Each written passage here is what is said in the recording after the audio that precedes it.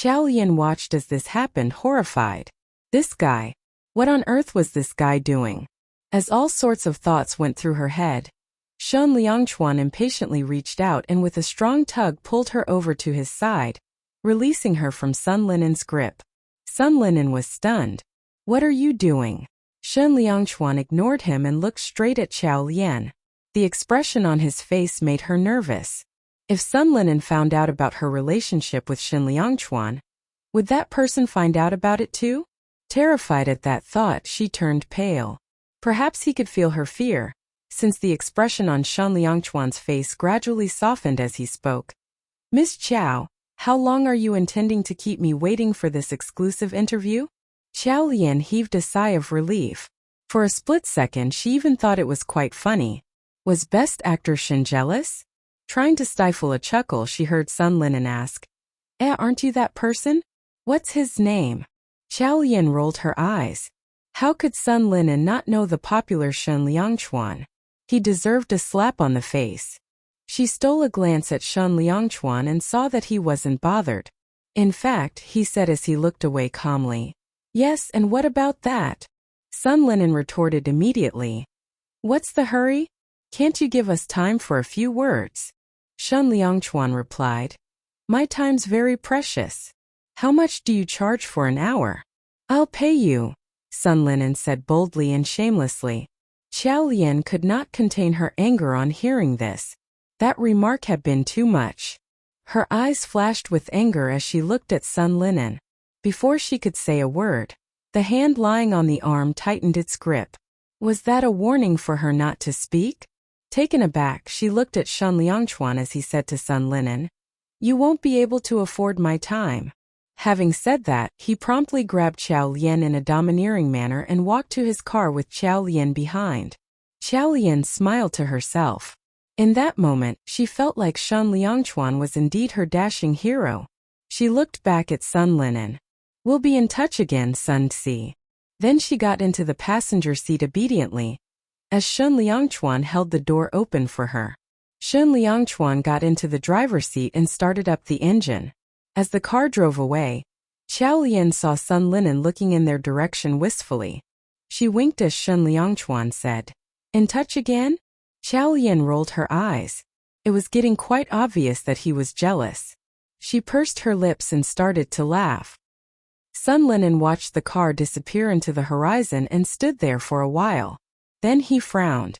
Since Xiao Lian was a reporter, there was nothing unusual about her interviewing Shen Liangchuan. However, the way Shen Liangchuan had aggressively pulled Xiao Lian to his side caused Sun Linen to worry for Xiao Lian's safety. He quickly turned around and got into his car. He started up the engine and drove in the direction of Shen Liangchuan's car. That's right, he had to look out for Xiao Lian. That celebrity better not act rashly. Shortly after, his cell phone rang. It was Purple Fairy. Mr. Sun, where are you? After all, buying a villa in Beijing would cost a few tens of millions. Hence Sun Linen had been adamant about viewing the property before buying it. However, now there was no time for these trivial things. Just go ahead and make the purchase. I have to attend to something, so I left. After saying that, he hung up the phone. When he looked up again, he was relieved to see that Shen Liangchuan's car was just in front. Xiao Lian sat in the car looking intently at Shen Liangchuan's profile. She said, the landlord. In touch again when exactly? She was abruptly interrupted by Shen Liangchuan. Unable to contain her amusement, she burst out laughing. Don't worry, I won't let him get too close to me. Why? Because I don't want to dash. Then Xiao Lian suddenly stopped short. Shen Liangchuan kept silent, waiting patiently to hear what it was that she wanted to say. Xiao Lian pursed her lips trying to find an excuse. But seeing the look on Shen Liangchuan's face, she didn't want to lie. I don't really want to talk about the past. So she was hiding something after all. Shen Liangchuan's expression darkened. It wasn't surprising though. Going from being the little mistress in a wealthy family to being in dire straits, she had probably experienced considerable difficulties. If she didn't feel ready to talk about it, he wasn't going to push her. Shen Liangchuan looked ahead and changed the topic. Don't worry about the villa. Let the players continue their training. I'll talk to the landlord to get it back. Qiao Lian nodded. Although it would probably come at great expense, it was better than having to move. She looked out the window and realized they were heading to the suburbs. She immediately asked, "Where are we going?" Shen Liangchuan gave her a quick glance. "You haven't eaten." So was he taking her out for lunch? She was pleasantly surprised. Suddenly, she noticed the car plate of the vehicle behind theirs. Her surprise turned into shock as she realized that Sun Linen was trailing them. She frowned. Shen Liangchuan, who was used to avoiding paparazzi all the time, was extremely sensitive to this as well. As he noticed the car behind them, he honked. Sun Linen must have gathered that he had been busted. Hence he sped up until his car drew level with Shen Liangchuan's. Qiao Lian wound down her window and saw Sun Linen's face looking back at her. She deeply frowned at him. "Sun Si, what are you doing?" Sun Linen shouted. "Where are you going?" "Looking for somewhere to have a meal." Qiao Lian replied. "Me too." Sun Linen shot back. Qiao Lian went along with it helplessly. Was this really a coincidence? Shen Liangchuan then spoke. "You mean you're heading for Pinchuan restaurant too?" Sun Linen's eyes lit up and replied immediately. "That's right. I haven't had Sichuan food for a long time, so I thought of going there." Shen Liangchuan looked away as he said, "Then we're going different ways. You'll need to get off the expressway at the next exit." Sun Linen looked flabbergasted. "So why did you use the word too?" But then again, who was Sun Linen? Sun Linen immediately changed his tone. "I just remembered I have had a bad stomach these days and should stay away from spicy food. I'll join you guys for lunch." Shen Liangchuan replied. "We're going for Chongqing food. It's spicy too." Sun Linen persisted. "I still feel like having spicy food." Thoroughly annoyed, Shen Liangchuan decided to stop talking. He had never met anyone so shameless. Qiao Lian tightly pressed together her lips. "Sun Si, we really do have some business to discuss." Sun Linen nodded. "I know. I won't interrupt you guys. You have your lunch and I'll have mine." Qiao Lian couldn't do much, simply nod. The two cars pulled up at the private restaurant one after the other. It was a classy venue that admitted only VIP card holders. Shen Liangchuan tossed his car keys over to the valet and led Qiao Lian into the restaurant. Sun Linen followed in their direction after parking the car, striding to catch up from behind. However, he was stopped by the security. I'm with them. Let me in." "Qiao Lian, tell them." Qiao Lian wanted to speak up, but Shen Liangchuan continued walking ahead and kept silent. Qiao Lian helplessly followed him. As the two of them entered their private room and were about to shut the door behind them, Sun Linen ran up to them. Qiao Lian was stunned. "How did you get in?" "I happened to run into a new friend I made in Beijing, and he agreed to be my guarantor, so I managed to get a prepaid VIP card." Qiao Lian was flabbergasted. Did the term wealthy idiots refer to people like him? She pursed her lips as Sun Linen walked into their private room casually. He headed straight away to the sofa. "Please go ahead and discuss your business. I'd like to hear it too. I've always been curious about what goes on in an interview." Qiao Lian was speechless. Shen Liangchuan continued to look at Sun Linen in silence. The three of them, each occupying a sofa, sat there looking at each other. For a moment no one spoke. Sun Linen said with a puzzled expression, "Aren't you going to start?" Shen Liangchuan said coldly, "I'm not used to having another person listen to my private affairs." Qiao Lian looked at Sun Linen. "Sun Si, why don't you leave us alone for a while?" Sun Linen immediately picked up his personal bag, took out his music player and put on earplugs. "This way I can't hear you. Please continue." Qiao Lian was almost exasperated. Shen Liangchuan continued to look at Sun Linen in silence. What would they do now? Did they really have to stage an interview? Qiao Lian winced. She coughed once and cast a glance at Shen Liangchuan. He was expressionless for now, but the frostiness was beginning to show. The private room door swung open and the waiters came in, bearing the dishes they had ordered. Sun Linen was listening to very loud music, so he spoke just as loud. He picked up a chunk of pork ribs and shoved it into Xiao Lian's bowl. Xiao Lian, these are your favorite sweet and sour pork ribs. Xiao Lian was shocked. She didn't have to look up to notice Shen Liangchuan's burning gaze. She coughed once and pushed the piece of pork rib to the side. I have stopped eating pork ribs recently. Sun Linen removed his earphones. Oh? What do you like to eat then? Actually, there's nothing I like to eat. You can't do that. No wonder you're so skinny. 8 years ago you still had a chubby childlike face. And you had chubby feet too. You. Xiao Lian could not help but shift her gaze to Shen Liangchuan, as Sun Linen spilled these details. She saw that by now Shen Liangchuan was silently boiling. Xiao Lian was on the verge of getting on her knees and pleading Sun Linen to stop.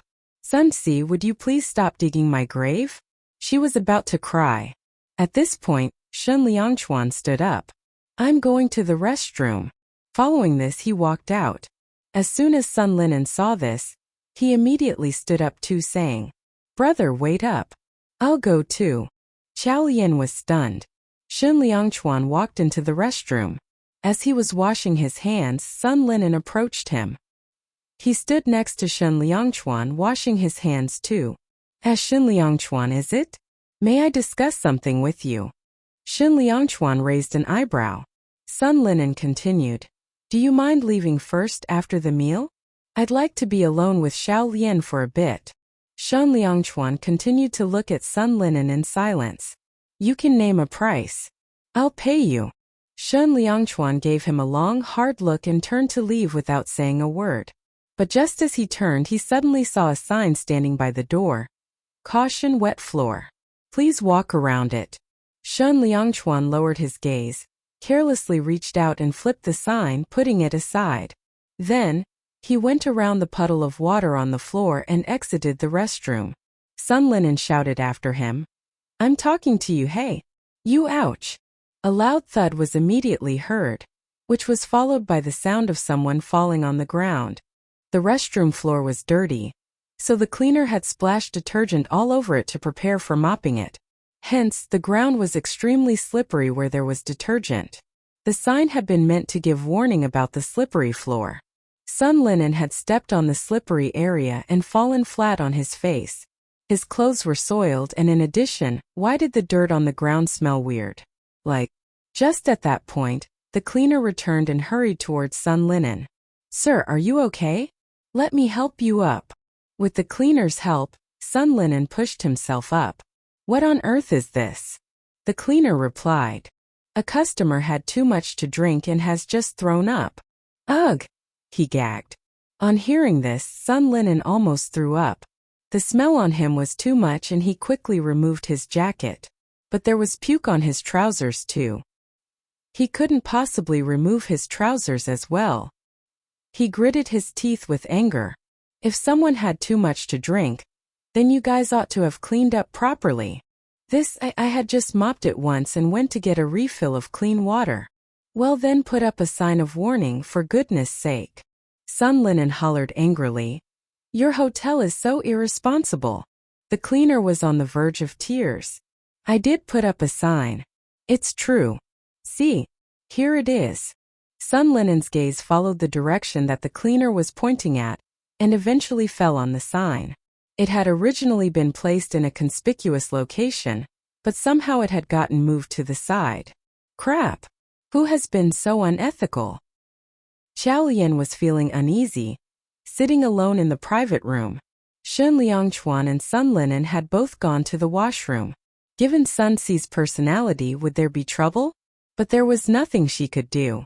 She couldn't possibly walk into the male washroom. As she was considering her options, the private room's door was swung open and Shen Liangchuan walked in. Xiao Lian quickly studied his expression in search of any signs of anger. The verdict was, he looked calm. There was no sign of gloom at all. So had anything happened while the two men had gone to the washroom? She looked in the direction of the doorway awkwardly. No Sun Linen. Unable to wait any longer, she asked, Where's Sun Linen? He was behind me. Xiao Lian nodded as Shen Liangchuan continued. But I think he might not be coming back in. Right after these words, his cell phone rang. He took a look at the phone screen and raised an eyebrow. After picking up, he put the call on speaker and placed the cell phone on the table. Xiao Lian. It was Sun Linen's voice on the other end. Xiao Lian was surprised. Yes. I suddenly remembered that I need to attend to an urgent matter, so I'll have to leave first. But we've agreed to meet up again tomorrow. What? Xiao Lian was stupefied and lifted her gaze to glance at the calm and collected Shen Liangchuan. For some reason she felt a little anxious. Are you okay? No problem. What could have possibly gone wrong? I'm perfectly fine. I'll leave now and look for you at the news agency tomorrow. Bye. After he said these words, he hung up. Xiao Lian thought. What exactly had happened? What could have happened? Thought Shen Liangchuan. How would he dare appear before her in soiled clothes? Of course he didn't say anything out loud. He looked at the feast laying before them. Then, picking up a piece of sweet and sour pork and placing it on Xiao Lian's bowl, he told her, Here, have more. Xiao Lian was still stumped. Xiao Lian understood that Sun Si was troublesome to deal with. But how on earth had Shen Liangchuan managed to shake him off? Xiao Lian wanted to ask Shen Liangchuan about it, but seeing that he did not intend to speak much about it, she held back the questions. She lowered her head and ate quietly. After they had eaten, Shen Liangchuan stood up and looked at the time. It was already 3 in the afternoon. Are you returning to work? He asked Xiao Lian. No, she answered. It would take an hour to get to the office, and by that time, there would be only another hour of work before it was time to go home. She stood up and followed Shen Liangchuan to the car. As he drove off, she asked, Are we going home now? No, not going home. Shen Liangchuan continued. Let's go watch a movie. Xiao Lian was stunned to hear that. Watch a movie. In her memory, she couldn't recall a time when she had gone out for a movie date. Suddenly, a few memories from 8 years ago came rushing back. Actually, it had been quite common to date back then in senior high school. She had been considerably popular in school and had received love letters from a number of admirers. She recalled the time she had been in the middle of a game with Zichuan, and her cell phone had started ringing. The call was from a boy who had been trying to ask her on a date. Xiao Lian, would you like to go for a movie with me this Saturday? She couldn't remember who this boy was, but at that time she had been curious. She had only been to the movies with family but not friends. She thought for a moment and replied, Let me think about it and give you an answer tomorrow. What time were you planning on going? 12 noon. After she hung up, Zichuan's voice went through her headphones. Who was that asking you out for a movie? A boy, of course, she teased him. You're not allowed to go. Why? We have a competition match tomorrow. But the competition starts at 6 in the evening. I'll be done at the movies by 4 in the afternoon, Xiao Lian replied. Don't we need to warm up? Xiao Lian retorted. Do we need 4 hours to warm up? Zichuan's tone was icy. In his awkward adolescent breaking voice he said, You're not allowed to go. Xiao Lian paused and suddenly laughed. Zichuan, are you jealous? There was a silence on the other end of the line. After a while he answered, Yes, you're not allowed to go to the movies with other boys. But I've never been to the movies with friends. I'll take you to the movies in the future. I'll take you to the movies in the future. But there was no future for them. Her heart sank as she thought about this. Her emotions were in downward spiral, and so did her expression as she looked out of the window. She suddenly turned around and looked at Shen Liangchuan. Have you ever been to the movies with other people? Shen Liangchuan glanced at her briefly and looked away in silence. Yes, I've been.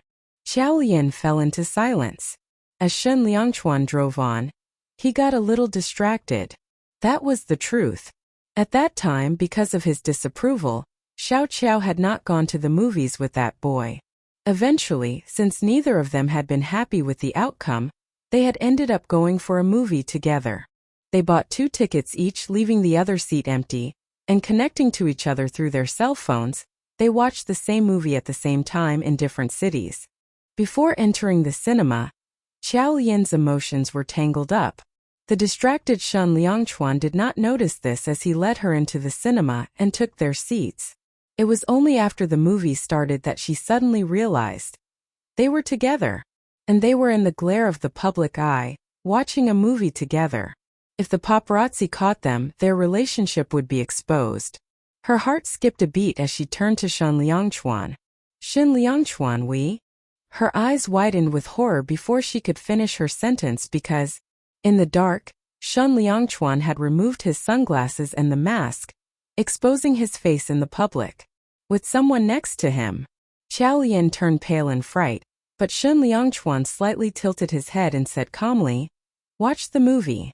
What freaking movie? Qiao Lian was screaming inside. She felt like she was about to get a heart attack. She surveyed all the people around them from the corner of her eyes, using her sharp senses as a reporter to check if anyone had spotted them. They were watching a romantic movie, but she was on the edge of her seat, and it felt more like an action thriller. Her body was tense, and then she felt something pressing around her waist. Her muscles stiffened. Shen Liangchuan wrapped his arm around her waist. He spoke calmly. "Don't be nervous, everything's okay." His voice was deep and steady, making her feel safe and secure. She turned towards him in astonishment and looked at his profile silhouetted against the light of the movie screen, making him seem neither close nor distant. It had a dreamlike effect. There was a very familiar feeling about the person sitting next to her. But this strange familiarity made her want to laugh too. He was Shen Liangchuan after all, her husband and her idol. How would she not be familiar with him? It was just that. There was something else about him which she had not yet been able to figure out. But that feeling was fleeting and went away as quickly as it came. This romantic movie that Shen Liangchuan had picked was a real tearjerker. Qiao Lian couldn't stop crying.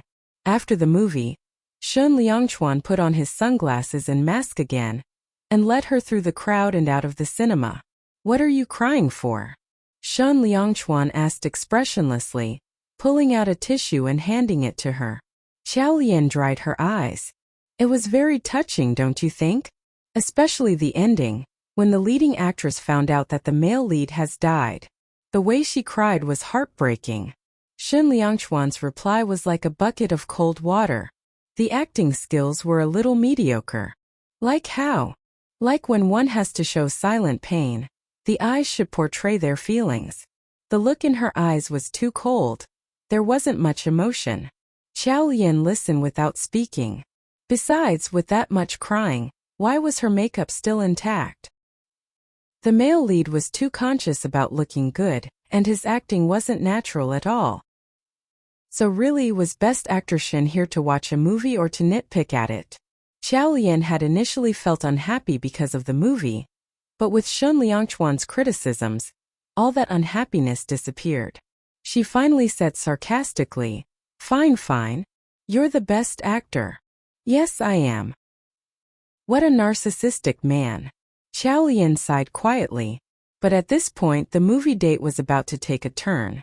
As the two were bantering, a girl appeared from of the crowd and grabbed Shen Liangchuan's arm, exclaiming excitedly, You're Shen Liangchuan, aren't you?" She was so loud that everyone around heard her. All the moviegoers were streaming out of the cinema and into the passageway that led outside. When they heard the girl's excited screams, they halted and turned around to look. Just like that, Qiao Lian and Shen Liangchuan were both surrounded. Qiao Lian's heart started pounding. Just a moment ago, he had gone unnoticed even without his sunglasses and mask. But now, someone had identified him even when his face was covered up? Honestly, his loyal fans knew him well. As these thoughts ran through her mind, the girl shrieked again. "You're your best actor, Shen, aren't you?" Now, even more people were turning around to look at the commotion. Some even took out their cell phone cameras and were getting ready to take pictures. In a flash, Shen Liangchuan suddenly pointed into the distance at a man with sunglasses. "Fanjia, hurry up and come over here."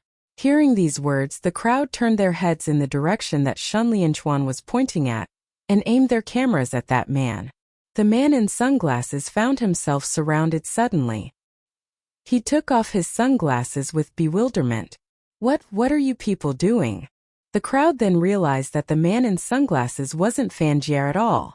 Then, they started squeezing each other and turned around again, to find that Shan Liangchuan was no longer where he had been standing. Xiao Lian and Shan Liangchuan managed to run out of the passageway, squeezing through the crowd, and soon arrived at the car park. They got into their car and quickly drove away. Xiao Lian's heart was still pounding furiously and wouldn't calm down. She took a deep breath as the last few minutes flashed across her mind. It was still terrifying. She looked at Shan Liangchuan anxiously. "Do you think someone took a picture then?" Shan Liangchuan's expression darkened. "I don't think so. It had been his own carelessness. In the beginning, when they sat at the cinema, he had been quite sure that no one would recognize him. But after the movie, seeing that she was so upset, he couldn't help but attempt to comfort her. It was probably his voice that had given him away." He glanced at Xiao Lian. "Don't worry." Xiao Lian took a deep breath and nodded. Through the whole journey home, Xiao Lian kept checking Weibo anxiously, keeping a lookout for his name on the headlines. Indeed, the news of Shan Liangchuan going to the movies had quickly made its way up to the trending topics list. There were pictures taken by people who had been quick enough, but these were blurry and one wouldn't be able to recognize the faces. Xiao Lian kept watch on Weibo all night long, unable to sleep. In all probability, no one had managed to take a photo of her too. The following day at the news agency, the members of Team 1 were in high spirits and making a big, dramatic show of it. Xiao Lian raised an eyebrow as Shi Nianyao scurried up to her and secretively ushered her into the office. Someone on the internet announced that he has managed to snap a frontal shot of Best Actor Shun and Mrs. Shun. Team 1 has gotten in touch with this person and has now sent one of their people to purchase the picture. Xiao Lian paused and immediately frowned. Shi Nianyao asked, "Did you go watch a movie? That is so romantic. And bold. You actually ventured outside to a public place. What if they really come back a picture of you? Are you prepared to admit the marriage? What does Best Actor Shin think?" As she said these words, the Team 1 member who had gone to make the purchase had just returned to the office, all triumphant. He loudly announced, "I have the picture here." Xiao Lian's heart started pounding wildly again.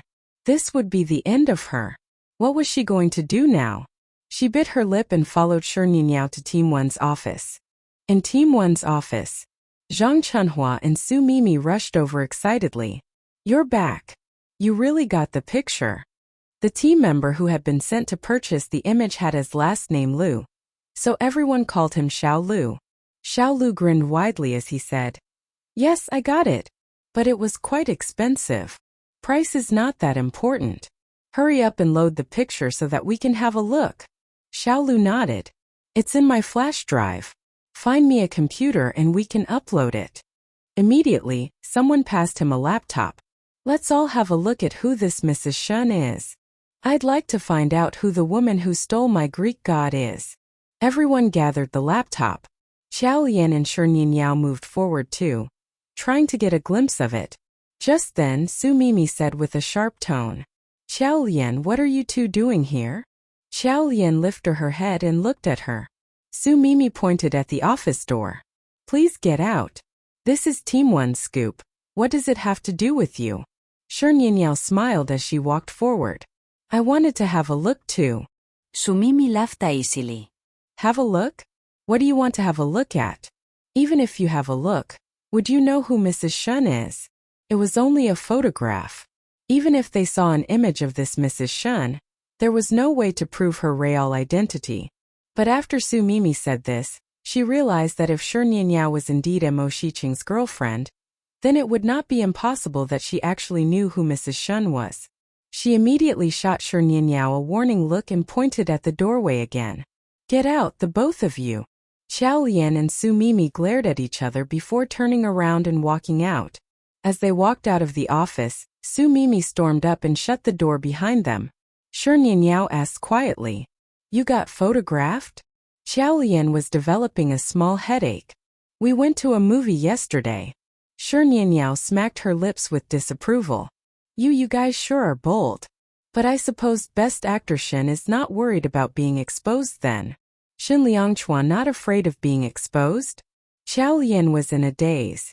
The scene of their wedding day suddenly appeared in her mind. He had said he didn't want their relationship to be public. But at the time they hadn't been in such a harmonious relationship. What about now? Qiao Lian clenched her fists. Suddenly she felt nervous. After some thought, she walked back to her office and picked up her cell phone to make a call to Shin Liangchuan. It seems like someone has managed to take a frontal shot of Mrs. Shen. What do we do now? Shin Liangchuan paused. I don't think that's possible. Yesterday when they got caught, he had quickly taken off his baseball cap and put it on Qiao Lian's head. And when they had entered the cinema, he had been careful about staying in the CCTV's blind spot. It was unlikely that someone could have taken a picture. Team 1 has managed to purchase an image, Qiao Lian said in a low voice. Her tone was full of unrest and discomfort. What if we get discovered? She paced the office anxiously, and it was easy to tell from her voice that she was in emotional turmoil. What do we say if the picture gets published? That we were just meeting for an interview? But why would we go to a cinema? This is unconvincing. As she panicked, the voice at the other end of the line called out to her. Qiao Lian. His voice was extremely steady, and it was like an anchor amidst a storm. She heard him say, "We'll announce it." Announce it? Qiao Lian widened her eyes with horror at his suggestion. Then, she suddenly heard a commotion coming from Team 1's office. Obviously, they had uploaded the image and seen Mrs. Shan's face. Qiao Lian's hand holding the cell phone froze. She quickly turned around and walked out of the office. Standing in the corridor, she heard cries of alarm coming from Team 1's office. Cries of alarm? Qiao Lian heaved a deep sigh of relief. If the woman in the picture had been her, the response from Team 1 would have been way different. Team 1's immediate reaction implied that it wasn't her in the picture. However, now that she had an answer, she suddenly realized that Shin Liangchuan was still on the line waiting for her response. He had set to announce it. Did that also mean that their agreement to get a divorce after she had given birth to a child would no longer be effective? Although the two of them had reconciled after fighting over the birth control pills matter, Qiao Lian felt as though there was a sword suspended over her wounded heart. That sword came in the form of this very contract. And now he had finally relented. Somewhere in her heart, she was deeply moved. However, we can't do that now. I have my own difficulties. I don't know if you understand me. She said those words with heavy feelings of guilt, also fearing that Shin Liangchuan would get angry at her. After a pause, he said, "Yes, I understand." She was stunned by his reaction. Slowly, she broke into a smile. It was only a phone call, but their brief conversation had made her feel like they had drawn closer to each other. And she felt something beginning to stir in her heart. She took in a deep breath and immediately laughed. "Thank you. We're husband and wife, there's no need for formalities," Shin Liangchuan said calmly. "Team 1 has started to write the article. I believe it will be published soon." Shen Yinyao's words interrupted the silent awkwardness between the couple. Qiao Lian snapped out of her dazed state and said in an embarrassed manner, "I'll have to get back to work now." "Okay, bye." After hanging up the phone, her face was burning. Shen Yinyao looked at Qiao Lian curiously. "Chief Editor Lian, Best Actor Shen is really something. It was only a call and he has managed to get you blushing so brightly." Qiao Lian. She gave Shen Yinyao's forehead a light push. "Okay, go keep an eye on them. Once the article is out, inform me immediately." Shen Yinyao nodded. "No problem. You can continue blushing while I help you keep an eye on them." Qiao Lian. She put her hands on the sides of her face. Indeed, it was heated up. Team 1 moved quickly to get the article out as soon as possible. As Qiao Lian was staring into blank space, Shen Yinyao spoke excitedly. "The report is out, come quick." "Who on earth is this?" The moment she heard this, Qiao Lian quickly navigated to the news agency's website. The moment she entered the website, the photo was the first thing she saw. The picture seemed to have been taken at the entrance of a hotel. In the picture, Shin Liangchuan was with a girl and they were just walking up to the steps. The girl had lost her balance and nearly fallen. Shun Liangqua had placed his hand on her arm to help steady her. Even in the static photograph, his classy elegance and poise was evident in the way he had turned around to provide support for the woman in the photograph. It was a pleasure to the eyes. And the woman in the picture looked apologetic and a little nervous. She came across as a shy and introverted, yet an outstanding individual. It was Song Yuanxi. Xiao Lian's pupils shrank. When had Shen Liangchuan taken Song Yuanxi to a hotel? Just as she was pondering this, Shen Liangchuan's call came in. Xiao Lian picked up the line and he started to explain in his usual calm manner. I was taking Yuanxi to see the film director. I didn't expect we would be photographed. So was he explaining because he had seen the news report? The members of Team 1 were exhilarated. Of course, the news report didn't cover all the details. They had only written that the suspected Mrs. Shun had made an appearance. They did not even mention Shen Liangchuan's name. As reporters, they had done this to protect themselves. Should there be any errors in the article, it would leave them room to evade full responsibility. Hence Shen Liangchuan took a passive approach to this matter. Because if he attempted to post any message on Weibo clarifying that Song Yuanxi wasn't Mrs. Shun, then he would be making a mountain out of a molehill. And on top of that, it would embarrass Song Yuanxi, who was trying to make an entry into the entertainment industry. But if he just left it, ultimately, the ideal solution to this matter would probably be getting Song Yuanxi herself to register for a Weibo account, and then post a public message clarifying that she was Shen Liangchuan's sister. The necessary checks and approval by Weibo will take a day or two. So we'll have to wait until then before we can do anything. Shen Liangchuan added quietly, I'm sorry if it causes you any sort of grievance for now. Xiao Lian kept silent. Why would she have any grievances about it? Then she pursed her lips and laughed. So are you going to compensate me? What do you want? Xiao Lian's gaze roamed around the room as she contemplated what she wanted. Then he whispered into the phone. How about I pay with my body? Tui. Xiao Lian was stunned for a moment. Was Best Actor Shen joking? In the late afternoon, Shen Liangchuan came by to wait for her as she got out of work. Coincidentally, she and Su Mimi were sharing the same elevator going down the office building. Su Mimi asked full of sarcasm. Xiao Lian, now that Mrs. Shun's identity has come to light, I wonder how you feel as a third party? Xiao Lian said lightheartedly. How do you think I should feel? Su Mimi sneered. I pity you, looking at you trying to pretend things are fine. You must be very scared. That Mrs. Shen doesn't look like she comes from an ordinary family. Then she bent forward to close the distance between Xiao Lian and herself and said in a venomous whisper. You're dead meat. Xiao Lian raised an eyebrow. Su Mimi, I do have a piece of advice for you. You should worry about yourself more. If you continue poking your nose into others' business, your managing editor might just fly away. Su Mimi's expression changed when she heard this. What do you mean? What I just said. Literally. You. Ding. The elevator chimed and the door slid open. As Xiao Lian walked out of the elevator, she spotted Shen Liangchuan's car parked by the road. She walked briskly towards him and got into the car. When the passenger seat door was swung open, Su Mimi caught a glimpse of Shen Liangchuan in the driver's seat. At once, anger rose within her and she felt sorry for this Mrs. Shun. She narrowed her eyes and clenched her fists. Xiao Lian, let's see how long you can keep up your gloating. When Xiao Lian and Shen Liangchuan got back to the villa, they saw that Xia Yehua and Song Yuanxi were both there. Song Yuanxi's eyes and nose were red, apparently from crying. When Xia Yehua saw Xiao Lian and Shen Liangchuan enter, she was relieved and said helplessly, You're finally home, thank goodness. Please come and talk to Yuanxi. The child's been crying all afternoon. The she went on angrily. God knows which unethical new agency it was that reported on Yuanxi and Liangchuan. Yuanxi is an innocent victim. This is ridiculous.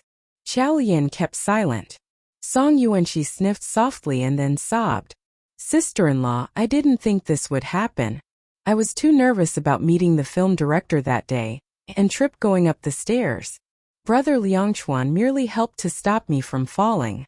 And these people are now making groundless accusations.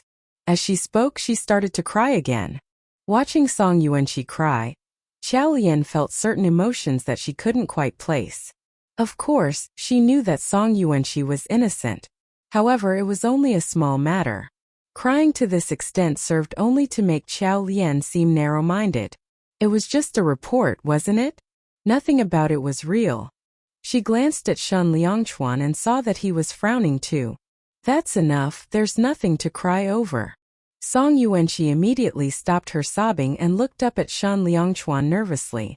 Shen Liangchuan continued, once your Weibo account has been approved in a few days, all that's needed is a clarification post. Song Yuanqi immediately nodded. He added, spend some time reading the script if you're free these couple of days. Although I recommended you to Director Wang, it's up to you to prove yourself. It's the same for any other vocation. There aren't many serious workers.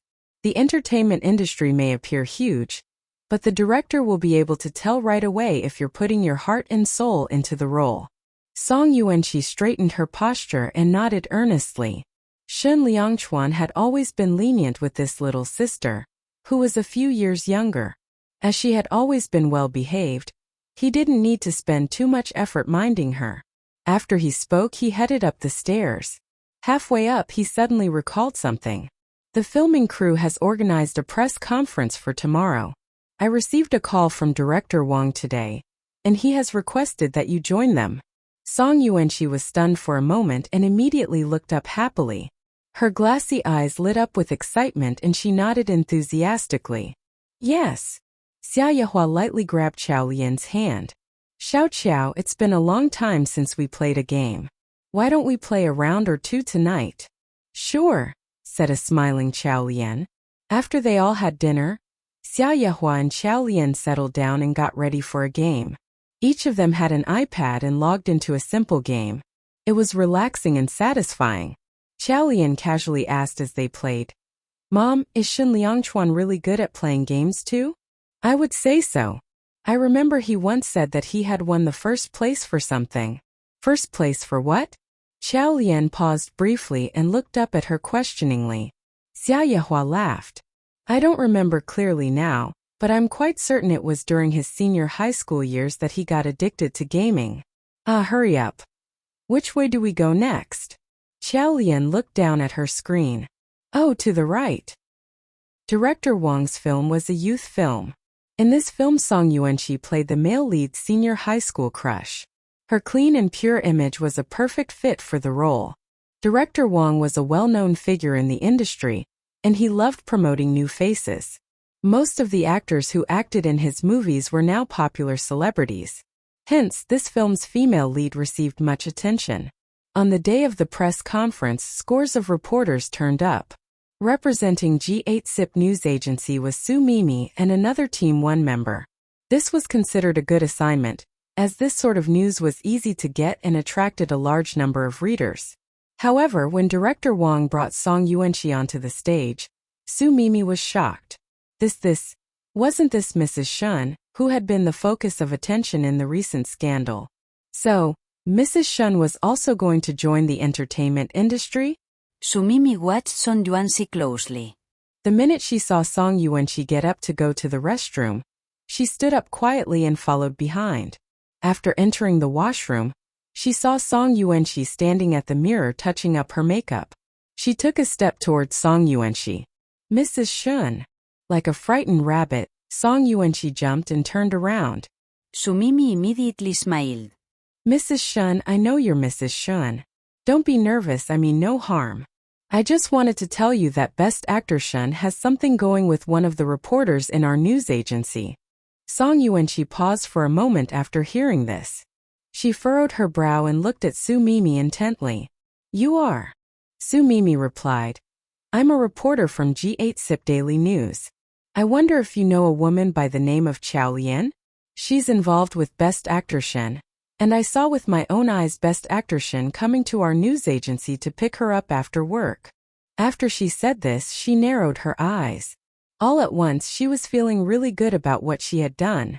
Ever since she had discovered that Xiao Lian and Best Actor Shen had something going on between them, She had had to guard this secret. But seeing Qiao Lian so nonchalant about the whole thing made her downright angry. Now she could finally get her revenge. Although Mrs. Shen looked delicate and weak, the fact that she had managed to marry Best Actor Shen meant that she was not a simple person. Now that his legal wife knew about the third party, Qiao Lian was way out of luck. She narrowed her eyes with glee and waited for a response from Song Yuanqi. However, a big disappointment awaited her, as Song Yuanqi frowned and said, "Sorry, I'm afraid you've got the wrong person." As she said this, she walked to the door. However, her nervous reaction caused Su Mimi to misunderstand. She followed her closely. "Mrs. Shen, our news agency has received a picture with both you and Best Actor Shen in it. The image was very clear and I recognize you." Song Yuanqi's body tensed up and she trembled very slightly. "You? Mrs. Shen, are you really so willing to allow a vixen to seduce your own husband?" "Mrs. Shen, you. I just said it, you've got the wrong person. I'm not Mrs. Shen." Song Yuanqi frowned and walked out of the room. Seeing how she had been reacting so far, Su Mimi could only step forward and fumbled around in her pocket looking for a name card. She shoved the name card into Song Yuanqi's hand. "Mrs. Shen, I know that no woman would be happy about having their own husband stolen by a vixen. If you wish to know the details, you know who to call." Su Mimi had done an interview for a news report and even seen the rumored Mrs. Shen. That put her in an extremely good mood. On returning to the news agency, she began to direct snide remarks at Qiao Lian again. "Some people are shameless enough to seduce married men. But nowadays third parties hardly have happy endings. Qiao Lian, don't you think so?" Qiao Lian was working on a few reports with Shen Yao. When she heard Su Mimi's words, she looked to the corridor and retorted with an equal amount of sarcasm. "Well, it seems like you, Su Mimi, are extremely familiar with third parties' endings." "You dash," cried the annoyed Su Mimi. "How shameless can you get?" Qiao Lian immediately smiled and covered her own face. "Please don't envy me. The only slight difference is that I have more collagen than you do." Su Mimi was so infuriated that she couldn't speak. She had never seen such a shameless person. She turned around and stormed away. Qiao Lian continued her discussion with Shen Yao. "There are 2 stories we need to chase down this afternoon. We'll split them and take one each. We'll write our reports separately, it'll be a lot quicker this way." Shen Yao nodded. Qiao Lian looked at the assignment she was holding and frowned. They couldn't work on the story around the identity of Mrs. Shen. Hence they had to take on an alternative story that was equally huge. She wondered if a story about Xing Entertainment's fresh-faced beauty Fan Lu would distract the attention from Mrs. Shen. Fan Lu was rumored to be a third party and a homewrecker. No matter what, it was a good possibility. Qiao Lian had the urge to give it a try. She recalled the previous contact she had had with Fan Lu. Before Fan Lu became famous, whenever she saw reporters, she would suck up to them. She felt superior after becoming famous and had developed a contempt for others. Recently, the fact that she was having an ambiguous relationship with a magnate had been leaked. However, she had denied this outrightly. In any case, they had received a tip that she would be attending an event with the magnate later today. Qiao Lian was very lucky to manage catching the rumored couple on camera. The slightly blurred image of their side profiles was good enough to prove their identities. She returned to the news agency on the same day to file the story before she finally left work. Shen Liangchuan was busy and wasn't able to pick her up today. She hailed a cab instead. As she arrived at the main door, the smell of dinner being cooked drifted out and the laughter of Xia Yehua and Song Yuanqi could be heard. Song Yuanqi and Xia Yehua shared a very close relationship and got along like mother and daughter. Xia Yehua was most protective over the frail-looking Song Yuanqi. Xia Yehua's eyes lit up as she saw Qiao Lian entering the house. "Xiao Qiao, you're back? Come have dinner, I've made you black chicken soup. This is especially good for the womb, you have to drink more. You need to eat well, drink well and not get too stressed at work, since you and Liangchuan are planning for a baby." Qiao Lian was grinning as she walked across the living room. But she suddenly stopped when Xia Yehua mentioned planning for a baby. Suddenly she was worried. The results of her recent medical examination came to her mind once again. She wouldn't be able to get pregnant in the short term, as she needed to purge the toxins from her body before she was physically fit to conceive. At least not for the next 6 months. She looked at Xiaoyehua. Mom, you. Xiaoyehua walked over to her, smiling, and held her hand. Come sit and have some soup before dinner. Seeing her enthusiasm, Qiao Lian nodded in agreement. Shen Liangchuan was home before Qiao Lian finished the soup. On seeing him, Xiaoyehua served him a large bowl of tonic soup, saying, You seem to have shed quite a few pounds again. What are you so busy with? Surely work's not more important than your health. You need to build up your health. No smoking and drinking while preparing for pregnancy, do you understand? Shen Liangchuan froze in the middle of removing his jacket and glanced at Qiao Lian, who was on the couch. He could sense her gloominess and discomfort, even though she was just sitting quietly and smiling along. He was sure it had something to do with the birth control pills. He cleared his throat. Mom, let's not discuss this now. We are still young, there's no hurry for children. Xiaoyehua sneered. What are you talking about? You're almost 26. There's a time for everything, and now is the perfect time for you two to have a baby. This way it will be easier for Xiao Qiao to recover from the pregnancy too. She went on. Thanks to Yunqi who reminded me today. You two have been married for 2 months, so any good news? She turned and looked at Qiao Lian. Your period? Qiao Lian lowered her head. Regular as usual. My period this month should come in a day or two. Xiaoyehua's eyes sparkled with hope. Which means there's a chance this month, yes? Qiao Lian threw a glance at Shen Liangchuan. I don't think it will happen that soon. How is that so? You two look perfectly healthy, there shouldn't be a problem. Xiaoyehua was about to continue when Song Yuanqi took a step forward and grabbed her shoulder. Song Yuanqi said, Auntie, please don't force brother Liangchuan and sister-in-law anymore. They have just gotten married, and also this kind of things depend on chance. Just as Xiaoyehua wanted to continue, Qiao Lian immediately looked at Shen Liangchuan and changed the subject. What have you been doing the whole day? Why are you back so late? Shen Liangchuan went with the flow. We will be entering the filming set soon. There was a gathering for the filming crew of Ambition today. Qiao Lian nodded. Okay, I understand now.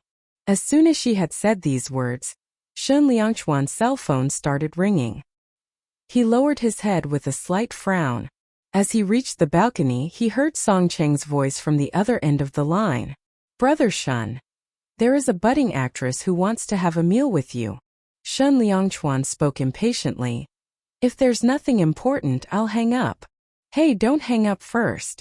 This actress is called Fan Lu. She will be the 3rd actress in Ambition. She said that she wants to consult with you something. Anything else? For the past years, there had been many who had wanted to seek guidance from him. Song Cheng wouldn't have been so blind as to introduce them to him directly. Song Cheng had to continue. She is from young Master Lu's. Shen Liangchuan frowned slightly. And then, young Master Lu was hoping that we could help her out, based on your friendship with him in the past. Shen Liangchuan gave a cold laughter and said, Okay, I understand. As soon as he finished speaking, he hung up the phone. He gazed ahead silently while standing at the balcony. Friendship in the past. This person who was being addressed by others as young Master Lu had indeed been his teammate in the past. Unfortunately, they hadn't kept much contact. Hence, this young Master Lu didn't have his direct number and could only contact Song Cheng instead. Shen Liangchuan lowered his gaze and returned to the villa. Xiaoyehua had already stopped broaching the subject of childbearing. She was chatting happily with Qiao Lian. However, he could tell that Qiao Lian was a little distracted. He sighed heavily. Although the issue with the birth control pills had passed a long time ago, but she still minded it, didn't she? After sending off Xiaoyehua, Qiao Lian went upstairs and Shen Liangchuan hugged her immediately. He was extraordinarily gentle tonight. His every move seemed to suggest some kind of apology in it. After the deed was done, Qiao Lian lay on his arm with her eyes closed and fell asleep gradually. But Shen Liangchuan's eyes were open as he looked at the woman in his arms. Her hair had gotten wet and there were a few strands stuck to her forehead. He gently stretched out his hand to push her hair away from her face.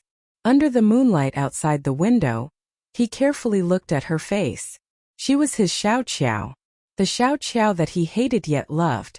It was probably because of the life that she had led these few years which had toughened up her character and made her different from what she had been like 8 years ago. As he thought of this, Shen Liangchuan suddenly smiled with satisfaction and lay quietly beside her.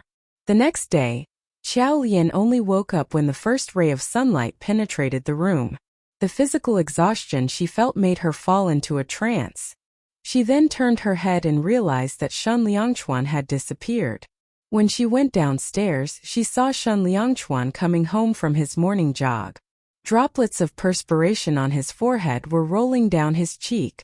He looked at Xiao Lian and said, "Wait for me for breakfast, I will go take a shower now." Xiao Lian nodded. Suddenly, her cell phone began to ring. She took a glance at the caller ID and saw that it was Lu Zhixing. The moment Xiao Lian answered the call, she heard Lu Zhixing yelling with anger. "Xiao Lian, do you still want to keep your job here? What is the matter with that article?" Xiao Lian was puzzled. "What's wrong? You are in deep trouble. Come to the news agency right now." As Xiao Lian rushed to the news agency, she still wondered what could have happened. How had she gotten in trouble? She frowned as she entered the managing editor's office. Someone threw a news report directly at her face. Xiao Lian dodged it and then she saw Lu Zhixing staring at her with exasperation. "You take a look now. What have you written?" Xiao Lian frowned and lowered her head. It was the article that she had published yesterday. The title was Actress F Suspected to be Mistress. The title was not wrong though. She raised her head in doubt once again and saw that Lu Zhixing was fuming. "You take a look at the content. Starting from the beginning to the end." With no other choice, Xiao Lian had to pick up the article and read it. As she was reading it, she suddenly widened her eyes. In disbelief, she stared intently at the name Fan Lu. Fan Lu. How could this be true? It looks as if you don't even know basic literacy and etiquette as a reporter. Since when do we include the real name of the person when we post negative articles? You are smearing the reputation of the other party. Are you aware of that? Although as a star, one would often be involved in scandals that get leaked, generally speaking, reporters would use the first letter of the star's surname to imply it, instead of using the real name. Even if there was direct evidence, it could also not be directly spelt out, as this would mean damaging the other's reputation. This was the basic etiquette rule that every reporter should know. So how could she have made such a blunder? They had to check the articles they wrote thoroughly after an interview with the other party before they could post it. Furthermore, if Fan Lu's name had only appeared once in the news report, she could probably justify it by saying that it was her mistake. But the whole article was filled with Fan Lu's name instead. She frowned and said, "This isn't." Before she could finish her words, Su Mimi's voice could be heard from the door. "Xiao Lian, what have you done? Do you actually know what the basic literacy and etiquette rules of a reporter are? Fan Lu's lawyer came knocking on our door. He wants us to withdraw the article, admit the mistake and apologize publicly. Furthermore, he asked us to pay 2 million as compensation for the damage caused. Do you know 2 million means? You are fully held accountable for this matter. What a terrible mistake you've made." Xiao Lian stared at Su Mimi, and then turned around to look at the managing editor. She suddenly asked, "Su Mimi, is it you who changed the name?" Only the managing editor had access to the password of the account that she had used to publish the article. Thus, if the news report had been tampered with, the only person who would have done could be Su Mimi. Su Mimi's pupils shrank immediately. This reaction gave Xiao Lian the certainty that it had been her who had done it. But instead she said, "Don't make malicious accusations carelessly. You are the one who made the blunder, and you still want to put the blame on others. What a joke. Say something, managing editor." Lu Zhixing nodded. "That's enough. The most important thing now is to salvage the situation. I've just contacted Fan Lu's manager. She said that they will be having dinner at Lustrous tonight, and they want you to apologize personally at their private room. If she is willing to forgive you and decline the 2 million compensation, then we shall put this matter aside. However, if she were to insist that you have to pay for the damages, then you will have to shoulder the responsibility yourself. The news agency will definitely not help you pay for the 2 million. When Xiaolian heard that Lu Zhixing was siding with Su Mimi, she got insanely furious. She clenched her fists and stood rooted to the spot. Meanwhile, in another side of the city, Shun Liangchuan received a phone call from young Master Lu. Brother Shun, see you at Lustrous tonight. I will introduce you to Fan Lu. I am not going. Xiaolian said that with a cold sneer while staring at Su Mimi. Su Mimi immediately flew into a rage. If you are not going, then who is going to fix the mess that you've created? You still have the guts to say you're not going. Xiaolian lowered her gaze without looking at Su Mimi. She stared at Lu Zhixing and said, Managing Editor Lu, I think you know very well what this whole matter is all about. If it had been my fault, I would have taken responsibility for it. But in this case, I will definitely not admit it and bear the responsibility for nothing. I have nothing to lose. If you both were to push it, the worst that could happen is that we go to courts. I am not afraid of either of you. Lu Zhixing frowned and replied, Xiaolian, you can't put it this way. You are the one who published the article, so you… Yes, I was the one who published it. But does the news agency assume no responsibility? All the articles that are going to be published have to first be proofread. So, managing editor, you should be the one that is held accountable for this whole episode. Lu Zhixing stood up immediately. You dash. When he saw Xiaolian's rude and unreasonable attitude, he calmed down and said, Then tell me, Xiaolian, what should we do regarding this matter? Seeing that he had given in and was not behaving like he had earlier on, Xiaolian then glanced at Su Mimi. I might go to tonight's dinner. Lu Zhixing was elated when he heard this. Xiaolian took a slight glance at Su Mimi and said coldly, But managing editor, I was thinking, isn't it time for you to get rid of the black sheep in the news agency? This time is about Fan Lu. What will be the next? This matter did make me look bad, but do you think that it comes without impact to the reputation and profit of the news agency? Plus, if it got worse, do you think that you will still be able to secure your position as a managing editor? Lu Zhixing's expression changed upon hearing these words. Xiaolian took a glance at Su Mimi, then turned around and headed out. As she stepped out, she heard Su Mimi rebuking angrily. Zhixing, did you see her attitude? It is indeed. Slap. Before she could finish her sentence, a slap on the face was heard. That sound was so loud and clear that even Xiaolian seemed to have felt the pain. And then came Lu Zhixing's reprimanding voice. You better shut up. Don't think I don't know what you have done. Zhixing, it was not me. You're wrong. You. Shut up and get out. Xiaolian had not gone far before she heard some movements behind her. As she turned around, she saw Su Mimi being pushed out of the room by Lu Zhixing.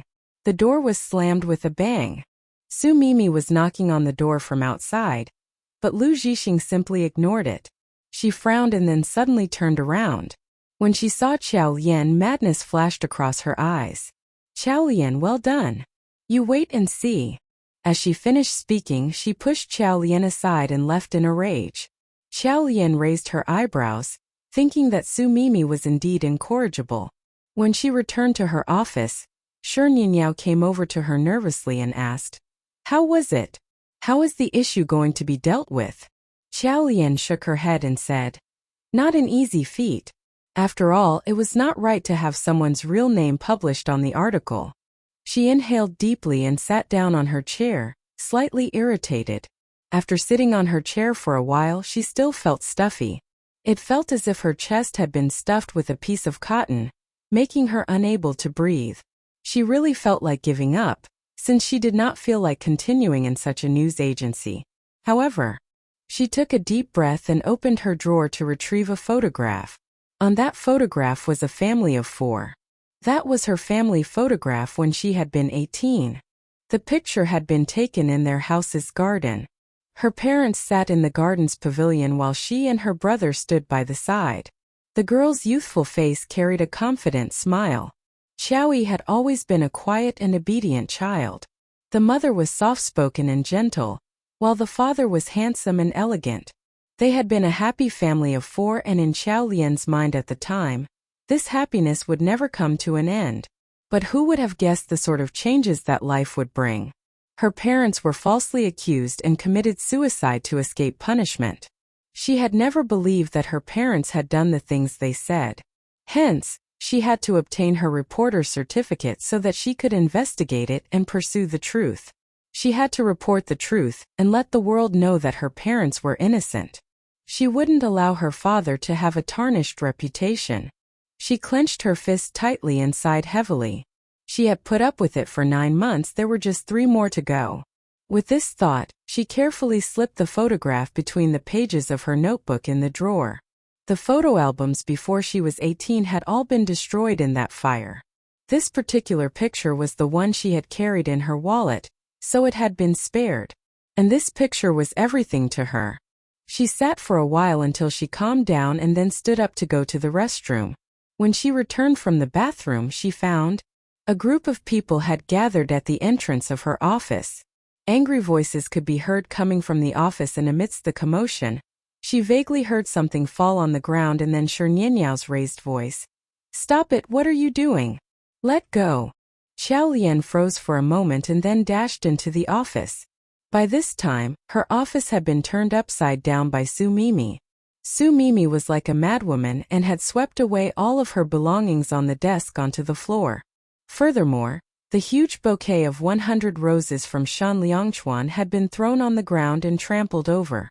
Even more infuriating, after doing all that, Su Mimi couldn't be appeased and continued venting. She went on and opened Xiao Lian's drawers, emptying all the content on the ground. The roses on the ground had become a trampled mess and the rose petals had been squashed into damp pulp. The notebook in her drawer had fallen on the ground, and it had been dyed scarlet by the pulp at once. Xiao Lian's pupils shrank as she spotted her family portrait falling on the ground. But then, Su Mimi inadvertently stepped on the picture. Suddenly, she felt something snap inside her head. Without another thought, she pushed through the crowd and charged into the room, mournfully shrieking, "Su! Mei! Mei!" Every word carried all the hatred and anger that she felt. Her voice was sharp and bore a certain foreign element, shocking and stunning everyone around them, including Su Mimi. She clenched her fists tightly and walked into the room one step at a time. After Lu Zhixing had slapped Su Mimi, she had gone back to talk to him and seek his forgiveness. However, Lu Zhixing was determined not to see her. Full of uncontainable fury, the next best thing she could do was find trouble with Xiao Lian. After the destructive rampage, she was a little calmer, but when she turned and saw the burning anger in Xiao Lian's eyes, she immediately panicked. She had never seen Xiao Lian this way. The rims of her eyes were blood red, and the darkness and hatred reflected in the windows of her soul were as though they came straight from the depths of hell, making one tremble with fear. Su Mimi gulped visibly. Xiao Lian slowly walked to the picture on the ground, bent over and picked it up from the pulp. The roses had already left their mark and soiled her precious memory. Xiao Lian stared at the picture and attempted to clean it with her sleeve. Soon the brim of her eyes were filled with hot tears, but she held her eyes wide open so that the tears would not fall. Twice, the rose pulp stain was lighter, but there was still a pink tint on the picture. She didn't dare use any force to rub off the tint, fearing that it would damage the print. She bit her lip with strength, staring intently at the picture, and then she slowly looked up at Su Mimi. Su Mimi was terrified and didn't dare utter a word. Even though her lips were quivering, she managed to stammer a few rude and unreasonable remarks, trying to hide her own guilt. What are you staring at? So what if I destroyed your belongings? What can you do to me?" In a flash, Xiao Lian's expression turned sharp and penetrating. Su Mimi wished to swallow the last few words she had said. She gulped again, and when she saw the picture Xiao Lian was holding, she sneered. "An old tattered photograph, is it even worth anything?" Xiao Lian's expression turned even uglier. Although she had not said a word, the office was icy cold. The members of Team 1 stood at the door, holding their breaths, not even daring to exhale. Xiao Lian had never been a softie, everyone knew that. Although the chief editor of Team 1 and Su Mimi had opposed her for a long time, they had not really been successful in derailing her and had even watched her climb, one step at a time, into the position of chief editor for Team 2. Hence now, Xiao Lian would surely not let Su Mimi go easily. So was she going to hit someone now? At this point they heard Xiao Lian speak. "Get out." Everyone was stunned for a moment. Su Mimi, on the other hand, suddenly heaved a sigh of relief. Xiao Lian's expression a moment ago had made her think for a moment that Xiao Lian would really hit her. Since Xiao Lian was only asking her to get out, it proved that Xiao Lian wouldn't dare do anything to her. She had destroyed Xiao Lian's office, but all Xiao Lian could do was to ask her to get out. Su Mimi snorted coldly. "Xiao Lian, this is reality. You can't do much without power and authority. With the managing editor behind me, what are you?" At this point, she even raised her hand and gave Xiao Lian a push before she walked out haughtily. Shen Yingyao glanced at Xiao Lian and then quickly told the crowd, back to work, back to work. What are you guys looking at?" The members of Team 1 immediately scattered like birds, although rumors and gossips had already begun to surface in the news agency. Shen Yingyao shut the office door behind them and turned around again. She found Xiao Lian standing there with great despair, looking at the photograph in her hands. She quickly walked over and saw that Xiao Lian's face was wet with tears. Taken aback, she called out, "Chief Editor Lian." Xiao Lian looked up with a firm and unwavering expression. "I will not let her go." Shen Yingyao nodded. "This person doesn't know her limits. We definitely can't let her go. Chief Editor Lian, tell me, what are you going to do?" When Xiao Lian had held back and refrained from hitting Su Mimi, Shen Yingyao knew at that very moment that this hatred was no small matter. Xiao Lian was a person who made a clear distinction between love and hatred. If she had made an immediate counterattack, it would mean evening the score, making it water under the bridge. The fact that she hadn't, well, Su Mimi was in deep trouble. Shen Yingyao rubbed her palms together, saying, "From my very first day of work here I've disliked her. Now let's show her what we've got. Chief Editor Lian, I'll help you." Of course, punishing Su Mimi wasn't just a casual matter. It required some preparation. In the afternoon, Xiao Lian received a call from Shen Liangchuan. "I'm downstairs." Xiao Lian paused for a moment. What? The cast and crew he was working with were getting ready for filming soon. Hence he had been quite busy lately. On the way to work in the morning, he had mentioned the possibility of working until late. So why was he there at this hour? Puzzled, she went downstairs and spotted his car parked by the road. She briskly walked over and stealthily got into the car. He asked, "Where's the picture?" Xiao Lian was taken aback. "What? Mo Shiqing called me. He said you cried." The corners of Xiao Lian's eyes were still a little red. When Shen Liangchuan said those words, she understood what had happened. Shen Yingyao must have told Mo Shiqing. But it had just happened and took him an hour to get from the meeting location to her office. Had he rushed over as soon as he had heard about it? Her heart was suddenly filled with a sweet warmness. She bit her lip and paused for a second before reaching into her wallet to take out the photograph, which she had left there. "I'll get someone to fix this for you." Xiao Lian nodded. Shen Liangchuan lowered his gaze to look at the image. The 18-year-old girl was so different from the person she was now. But the image of the 18-year-old Xiao Lian and the memory he had of her gradually became one, as he looked at the picture. Shen Liangchuan's expression was slowly becoming unfathomable. "These are my parents," Xiao Lian had the urge to confide. There were too many things that she wanted to get off her chest. "They died in a fire when I was 18. Shen Liangchuan frowned. "Xiao Yi's legs." "That's right. When Xiao Yi and I returned from school and saw our home on fire, I wanted to dash in to save my parents. Xiao Yi stopped me and he ran in instead, but his legs were crushed when the house fell apart." As she told her story, the horrific scene came back to her. A young 18-year-old girl whose heart had been broken by a failed online relationship and who had been cheated on. She had barely walked out of Zichuan's dark shadow over her life when the tragedy struck at home. From being a pampered little mistress, she became a nobody who had trouble even scavenging for a meal. At that point, she understood that love and emotions were nothing. Her hands and feet froze as these scenes from years ago flashed before her eyes. It felt like she had gone back in time, watching her father and mother perish in a sea of fire, watching her little brother's legs being crushed, watching and not knowing what she could have done, completely helpless.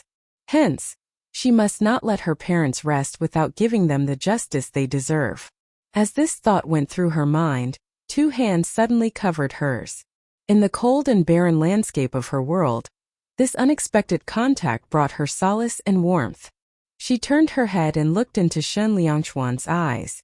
They were tender and mild as he tried to comfort her. Don't think about it anymore, it's all in the past now. On hearing this, Qiao Lian's eyes welled up with tears until they overflowed. She nodded.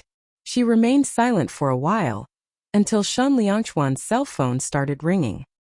He took a glance and decided not to take the call, putting the device aside. The vibration stopped and shortly after that it started again. Qiao Lian quickly said, "Please go take care of your work, I know you're busy." "I'll be fine." Shen Liangchuan studied her face for a moment. "Is there anything else you need help with?" Leaving all remaining formalities aside, she replied, "Actually, yes, there's something that you could help me with." "When?" "Right now. Maybe a lady would take time to plan her revenge, but I'm no lady and I want to teach her a lesson today." Afternoons at the news agency usually went by at a leisurely pace. Part of the staff would be out gathering news, while the others who had finished the tasks at hand would sit back and relax until the end of the work day. In Team 2's office, Shi Nianyao looked at Qiao Lian calmly and asked, "So how are you going to punish Sumimi? Quit being so secretive and let me in." Qiao Lian looked up and smiled. "If I tell you, are you going to go ahead and tell Mo Shiqing immediately?" Shi Nianyao immediately stuck her tongue out at Qiao Lian. "Well, you looked so devastated that it scared me. Since I joined the news agency and started working with you, this is the first time I've seen you cry. I know how important that photograph is to you. That's the only reason I told Mo Shiqing about it, with the hope that Best Actor Shin would come and cheer you up." Qiao Lian gave a cold humph and said, "Even then I can't tell you." "Why?" Qiao Lian smiled mysteriously. "Because that would spoil the fun." Shi Nianyao exclaimed, "Chief Editor Lian, you're being mischievous." Ignoring Shi Nianyao, Qiao Lian stared into the corridor outside the office. After a while, she saw Su Mimi walk out of the office in front of hers. Su Mimi then walked over to the managing editor's office and stood at the entrance.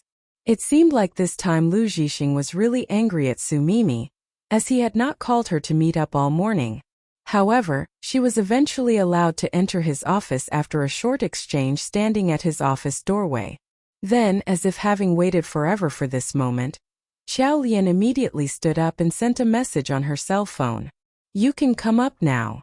After this, she sat back with her back straight and announced, "It's showtime, Nianyao." Puzzled, Nianyao quickly followed Qiao Lian's gaze and looked outside. About 5 minutes later, the elevator chimed and a plump, heavily made-up woman stormed out as the elevator doors parted. The reception lady hurriedly stood in her way and asked, "May I know who you're looking for, and do you have an appointment?" The woman frowned and replied impatiently, "I'm here to look for Lu Zhixing." "Managing Editor Lu? Do you have an appointment? If not, I'm afraid we can't let you in."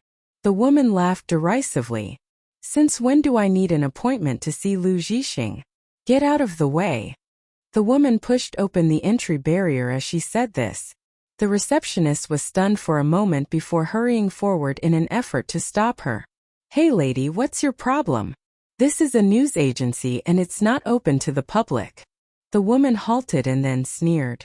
"The public? You're telling me I'm just anyone? Fine, let me tell you who I am. I'm Lu Zhixing's wife." On hearing this, the receptionist looked surprised. "What? Managing Editor Lu is married?" Seeing the worker's reaction, the woman quickly figured out that Lu Zhixing had never announced he was married. She gave a sarcastic smile and roughly shoved the receptionist. Get out of my way.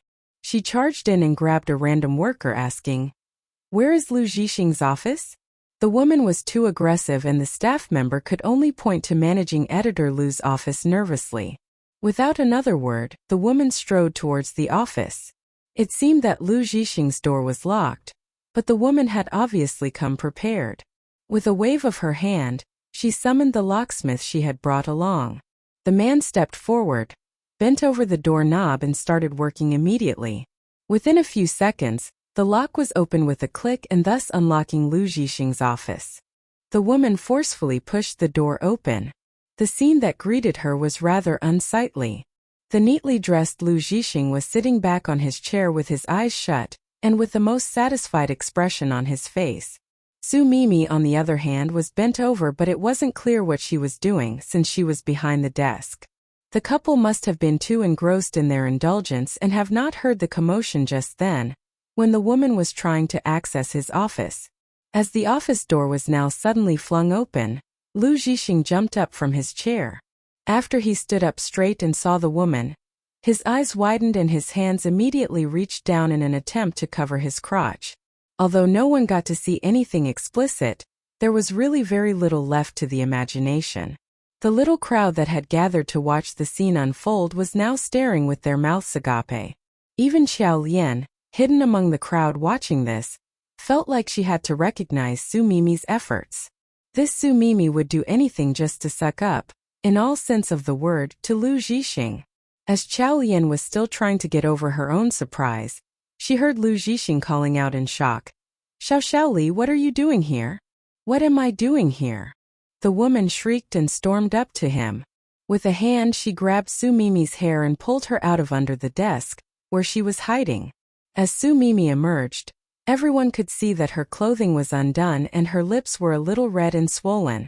It was very obvious what had been going on. The woman was livid and raised a hand to deliver a sharp, tight slap across Su Mimi's face. UW***re. Vixen.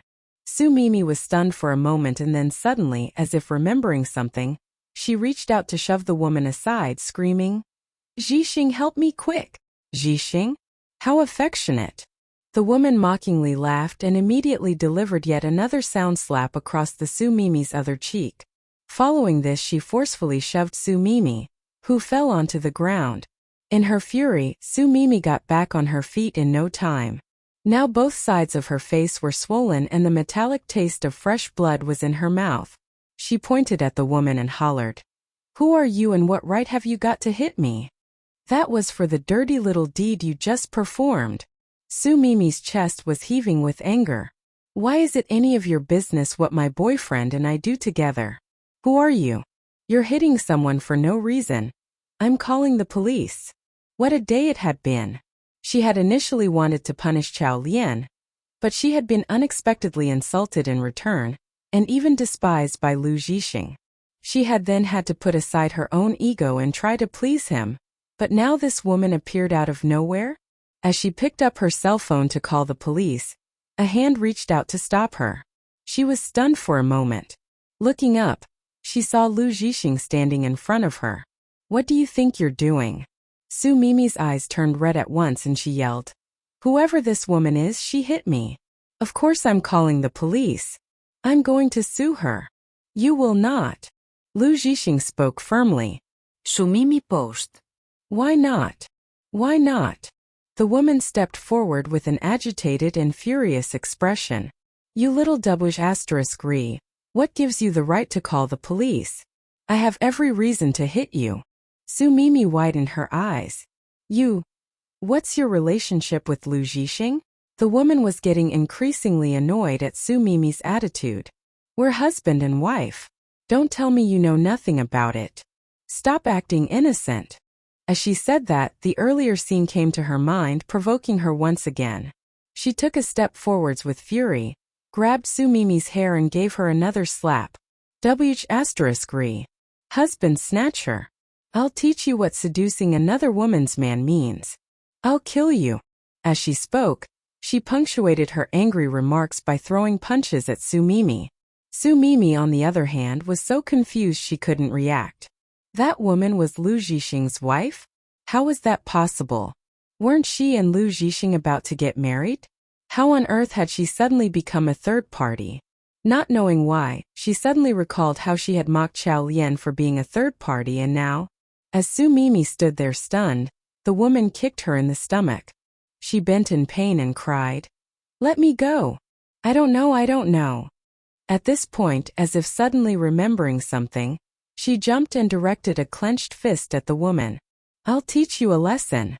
How dare you hit me?" However, before her punch could even land on the woman's face, Lu Zhixing had reached out to grab her hand. He warned her in a low voice, "Su Mimi, don't hit Xiaoli." With her hand now held by Lu Zhixing's grip, it gave the woman another opportunity to tightly slap her on the face. This one was a vicious slap indeed, for the woman had used her nails to scratch her skin, leaving angry scratch marks at the same time. Su Mimi had been beaten into a stupor by now. She lifted her leg to kick Lu Zhixing. After his crotch was kicked, he keeled over in pain and could not stand upright. He joined the woman in beating up Su Mimi with anger. No one in the crowd that had gathered dared to step forward and stop the brawl.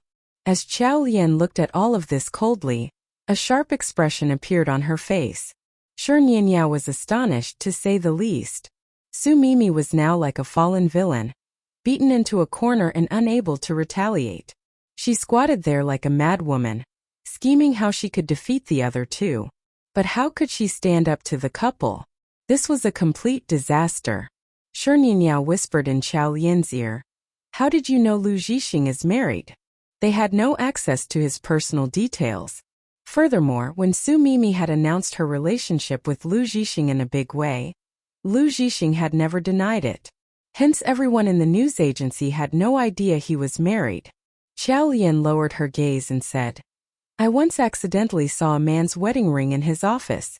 Then when Su Mimi was bragging that they were going to get married and showed off her ring, I noticed that the ring was different to the one I saw in his office. They weren't a pair. That was when I became suspicious.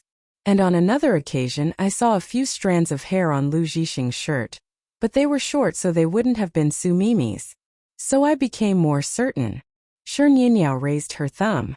"Brilliant." Quietly, without saying another word, Qiao Lian continued watching the scene in the room unfold. Looking at Su Mimi, she was sure that Su Mimi had been cheated on by Lu Zhixing.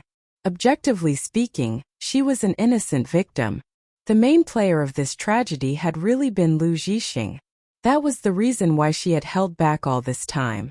She had even considered warning Su Mimi. But what Su Mimi had done to her today had crossed the boundaries. That was why she had asked for help from Shan Liangchuan to check Lu Zhixing's background. Lu Zhixing had worked at other news agencies previously, and Shan Liangchuan was well connected with various news agencies. It hadn't been at all difficult to get hold of Lu Zhixing's wife's number. What followed next goes without saying.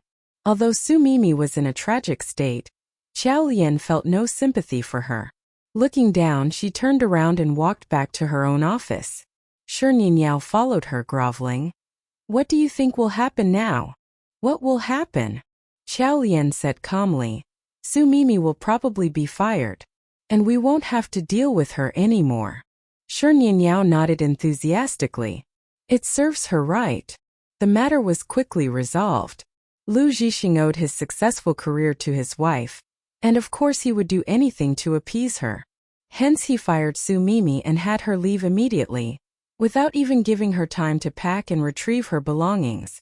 As to her threats of suing them, Lu Zhixing said arrogantly, "Go ahead and sue us.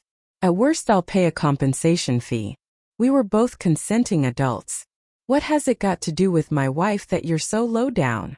Su Mimi was firmly escorted out of the office despite her violent objections, and even after being escorted out, she stood outside the agency shouting and yelling.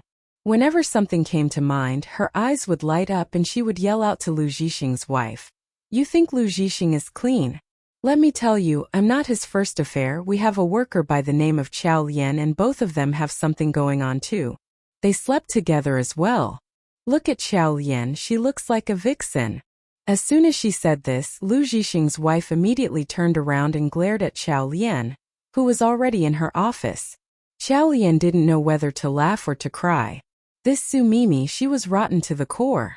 Qiao Lian stood up immediately. Su Mimi, are you mentally sick? Lu Zhixing quickly denied it. Honey, that's utter rubbish. Really, there's no one else. Only this one. And I admit my mistake, honey, please forgive me. His wife frowned and moved her gaze from one person to the other back and forth, not knowing who to believe. Su Mimi laughed scornfully. Look at her, which man wouldn't want her? It's her. She had an affair with Lu Zhixing. Qiao Lian threw her hands up in defeat. This was crazy. Shinianyao immediately spoke up. This is funny. You've admitted that our chief editor Lian Lian is pretty? If she indeed had an affair with the managing editor, would you have stood a chance against her? She's so pretty she could have any man she wants. At these words, Su Mimi was fuming. Any man she wants? Well, then it depends which man would have her. Her brother's a cripple, and she needs a lot of money for medical treatments. Who would want a woman like that? The managing editor once even wanted to lend her $2 million. Her face was swollen from the beating and was now hardly recognizable. But still she was trying to take Qiao Lian down with her. She pointed at the people of Team 1 and insisted, "Ask them if you don't believe me, they all know about it." Lu Zhixing's wife glared at all of them fiercely. Everyone looked down and no one uttered a word. Although she had been fired, her aunt was their chief editor. And even if her aunt wasn't around today, she would find out afterwards if they said anything. No one was going to put themselves in a bad position. Su Mimi, stop making frivolous accusations. Qiao Lian could no longer tolerate the unfounded accusations. You deny any relationship with the managing editor? Prove your innocence then. Prove that you've never slept with him. As soon as she said these words, a familiar male voice came from outside the doorway. I'm the evidence. Because it was so quiet, everyone heard very clearly what the voice had said. The crowd turned simultaneously to find the source of the voice, and they were greeted by the sight of a man wearing a resplendent white suit walking in. His graceful gait and elegant carriage gave clear hints that he didn't come from a modest family. Su Mimi's pupils shrank immediately. Everyone in the office looked astonished. Qiao Lian asked him, "Sun Linen, why are you here?" She didn't want to call him by his nickname in everyone's presence. Indeed, Sun Linen was there. He stepped forward and stood before her with an angry expression. If I hadn't come here, I wouldn't have known how you're suffering working in a place like this. He turned around, glared fiercely at the people around and then grabbed Qiao Lian's hand. I, Sun Linen, the heir of Suzhou's Sun Enterprise, am trying every day to get Qiao Lian to marry me. Do you think that she'd care about promotion, or your managing editor? Although Sun Linen might be unreliable at times and may even be quite clueless in many ways, he was good-looking and lavish. And when it came to big occasions, he had no problem holding his ground. Compared to him, it was clear that Lu Zhixing was a far cry below. Even Lu Zhixing's wife was at a loss for words at this point. Between Sun Linen and Lu Zhixing, only a blind person would go for the latter. Lu Zhixing's wife, beginning to understand the situation now, frowned and glowered at Su Mimi. You vixen! Wh***. You dare make groundless accusations even at this point. She was sure that this SL**T was aiming to bully Qiao Lian and then ruin Lu Zhixing's career at the news agency. Realizing this, the woman shouted as she dashed out of the office. SL**T. Don't you dare leave. I'll teach you a lesson. Su Mimi recalled the beating she had gotten and shrieked as she hurried to the elevator. Unfortunately, the elevator took too long. The woman managed to grab her and gave her yet another thorough beating. Back at the office, Shinianyao exclaimed excitedly. She's really shot her own foot this time. She laughed out loud. She's finally gone. From now on we'll be finally left in peace. Sun Linen looked at Shinianyao and smiled at her pleasingly. Then he turned to Qiao Lian. Qiao Lian, let's go for dinner. Qiao Lian looked at the time and replied, I can't. I have plans for tonight. She had an appointment with Fan Lu to meet at the glitter bar, so she didn't have time to have dinner with Sun Linen. Sun Linen immediately showed a hurt expression on his face. Xiao Lian, you didn't join me the other time and today you're not joining me either. He looked so dejected that Xiao Lian quickly shook her head and said, Sunsi, I really do have something planned today. We can have a meal next time. As she said this, she started packing her belongings and headed to the exit. Sun Linen followed behind her all the way downstairs, and he was about to say something when Xiao Lian halted and turned to face him. Sunsi, do you remember what I dislike most? Sun Linen stopped in his tracks. You dislike people following you. Xiao Lian nodded. That's right. So stop following me. I really do have business to attend tonight, is that okay? Sun Linen opened his mouth to say something, but he then saw that Xiao Lian had already dashed to the side of the road to hail an approaching cab. She got onto the cab without looking back. Sun Linen stood alone by the road, looking absolutely crushed. Her decisiveness made her seem as though she was determined to annihilate all the memories from her past. Sun Linen clenched his fists tightly and lowered his gaze with disappointment. He gave a bitter laugh. How could she be so cruel? Xiao Lian arrived at the glitter bar 10 minutes before 6 p.m., the meeting time. She walked in, provided the private room number Fan Lu had indicated and went upstairs.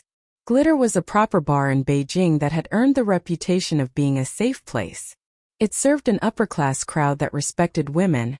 Hence Xiao Lian wasn't too worried about her own safety. As she walked out of the elevator and turned the corner, she suddenly bumped into a dark silhouette. She took a few steps back with surprise and frowned. Then she looked up.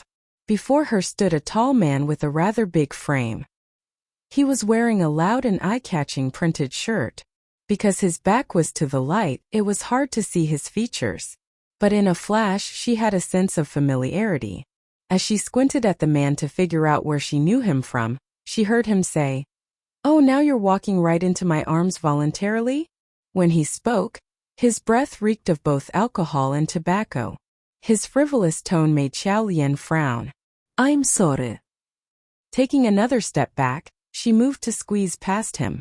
The man then raised his hand to block her path. "Oh, so you're playing hard to get?" Xiao Lian paused. The man lowered his head slightly. "You're quite a beauty." Xiao Lian tilted her head to the side and sized him up. But I'm not interested in you. I've seen all the tricks that you women have up your sleeves and I'm tired of them." How narcissistic, Xiao Lian thought. With his smug attitude, this guy was just asking for it. She smirked and replied, "Mister, don't worry. I don't think much of men who are narcissistic and arrogant." With these words, she stepped back and took her leave.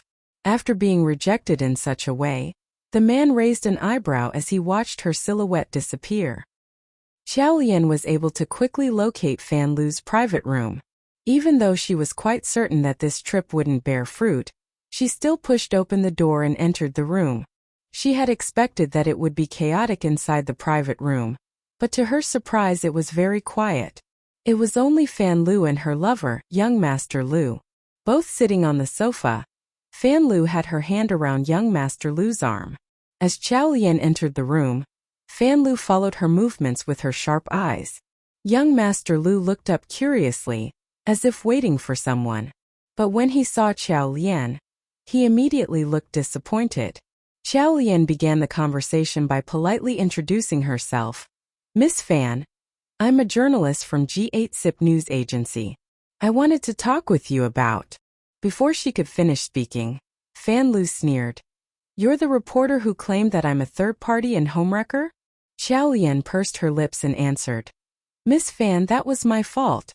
I will make a public apology for damaging your reputation through a news report."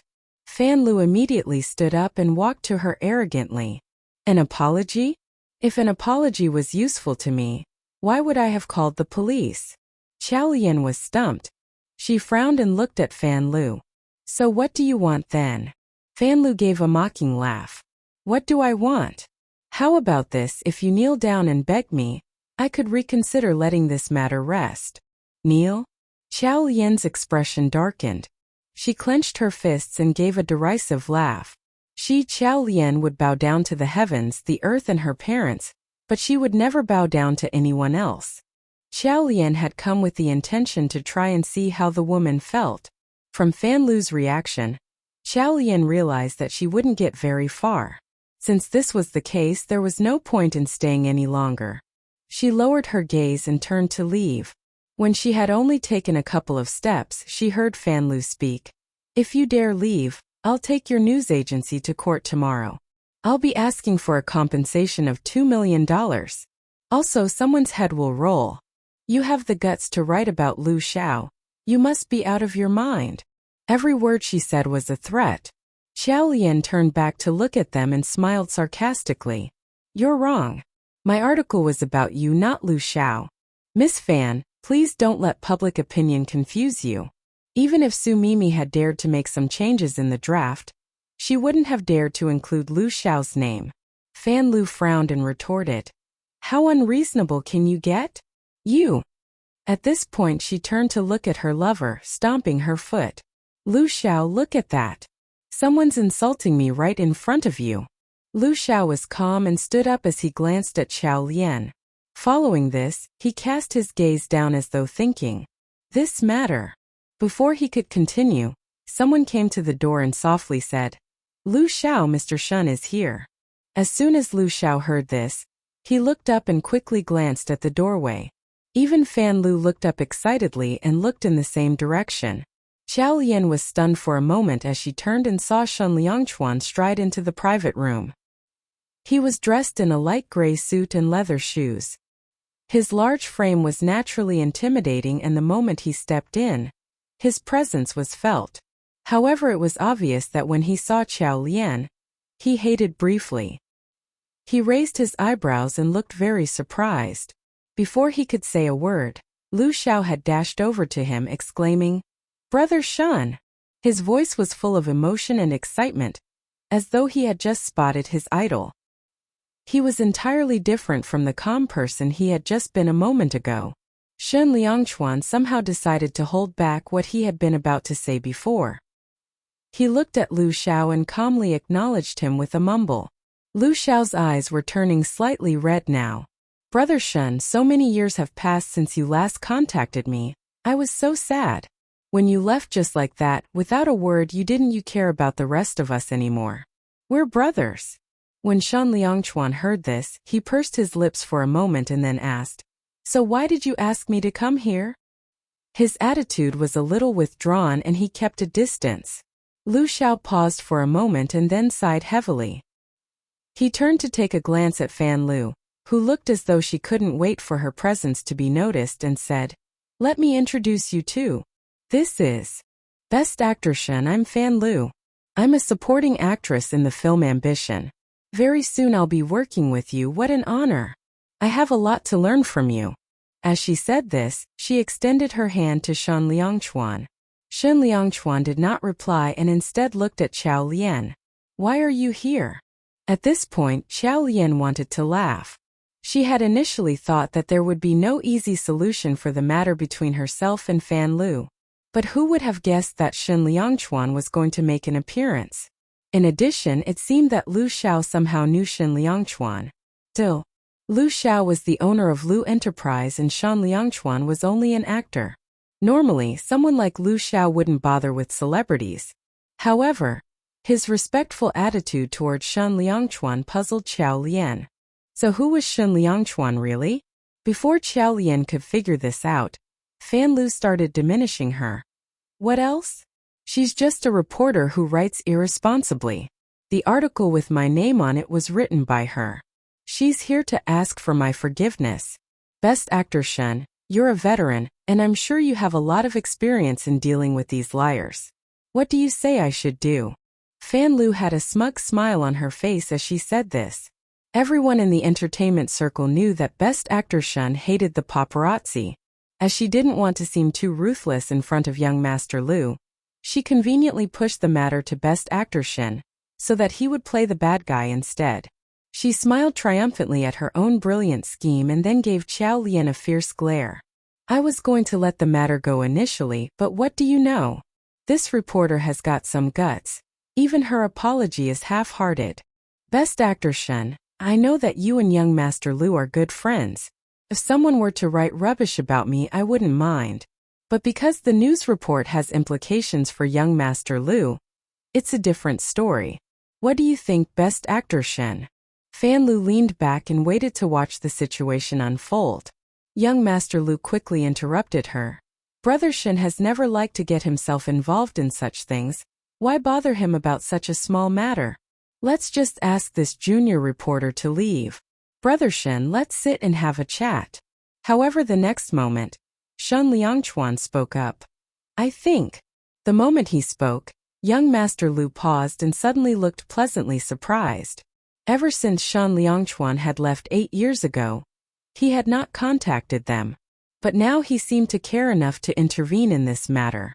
Fan Lu looked pleasantly surprised as well, completely expecting that Shen Liangchuan was going to give her some suggestions on how to best punish this reporter. However, he said instead, she didn't write anything untrue. As he said this, both Fan Lu and young Master Lu were stunned and exclaimed, What? Shen Liangchuan squinted and asked young Master Lu, You're not married? Failing to see the light, he replied, Of course I am. So she's not your lover? Young Master Lu was flabbergasted. Fan Lu remained silent. This whole situation felt a little wrong somehow. Fan Lu blinked and smiled forcefully. Best Actor Shen, you can't really put it that way, this is private. How could she put my name in the article? This has serious implications on my reputation. For this reason, I can't tolerate this matter. But I am a generous person, and if she kneels and bows to me to apologize, I'll let it go. What do you think? Shen Liangchuan frowned and a cold expression crossed his face. She wanted Qiao Lian to kneel and bow to her? In her dreams. Young Master Lu gulped awkwardly and took a step forward. Let's not talk about her. She's just a junior reporter. Brother Shen, did you come here alone? You didn't bring sister-in-law with you? How could you? You didn't even inform us when you got married, and so far, we haven't been introduced to sister-in-law. Young Master Lu said all of this in an attempt to change the topic. But after he had said this, Shen Liangchuan gave an icy and unexpected reply. You already know her. Young Master Lu was stunned for a moment.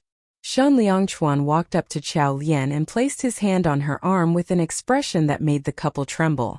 Allow me to introduce my wife, Qiao Lian. Then to Qiao Lian he said, Lu Ming. After this simple introduction was made, the room fell completely silent. The room was silent all of a sudden. Lu Ming and Fan Lu were both flabbergasted. They simultaneously turned to look at Qiao Lian.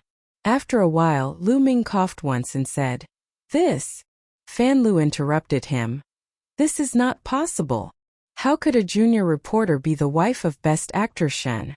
She must have misheard? She widened her eyes and gulped down, unable to accept the reality. But when she looked at the couple again, Shen Liangchuan was still standing there with his hand placed affectionately on Qiao Lian's arm. Fan Lu's gaze fell on Qiao Lian once more. Only now did she realize that although the junior reporter's clothes were ordinary, her features were delicate and well worth a few looks. She was as pretty as any other celebrity. Lu Ming confusedly looked at Qiao Lian, and then his gaze went back to Shen Liangchuan. Finally he said, Gosh, this has really been a big misunderstanding. Who would have thought we're family? As the saying goes, sometimes what we're looking for is right before us, isn't it so, sister-in-law? Seeing that Lu Ming had a sudden change of attitude, Qiao Lian felt satisfied. She glanced at Shen Liangchuan. From the start, she had known that Shen Liangchuan would be on her side, but she had not expected that he would announce their relationship to them. She couldn't help but smile at the wondrous feeling that from now on she would be protected. As for Fan Lu, she could only twitch her lips and quickly say, So it seems like it's all been a misunderstanding. Misunderstanding? Shen Liangchuan raised his eyebrows and glanced at Lu Ming. She is not your lover? Lu Ming kept silent. So really there's no misunderstanding. Lu Ming, you're still such a fearful man when handling important matters. Are you afraid to take up responsibility for your own acts? At his remark, Lu Ming's ears turned red.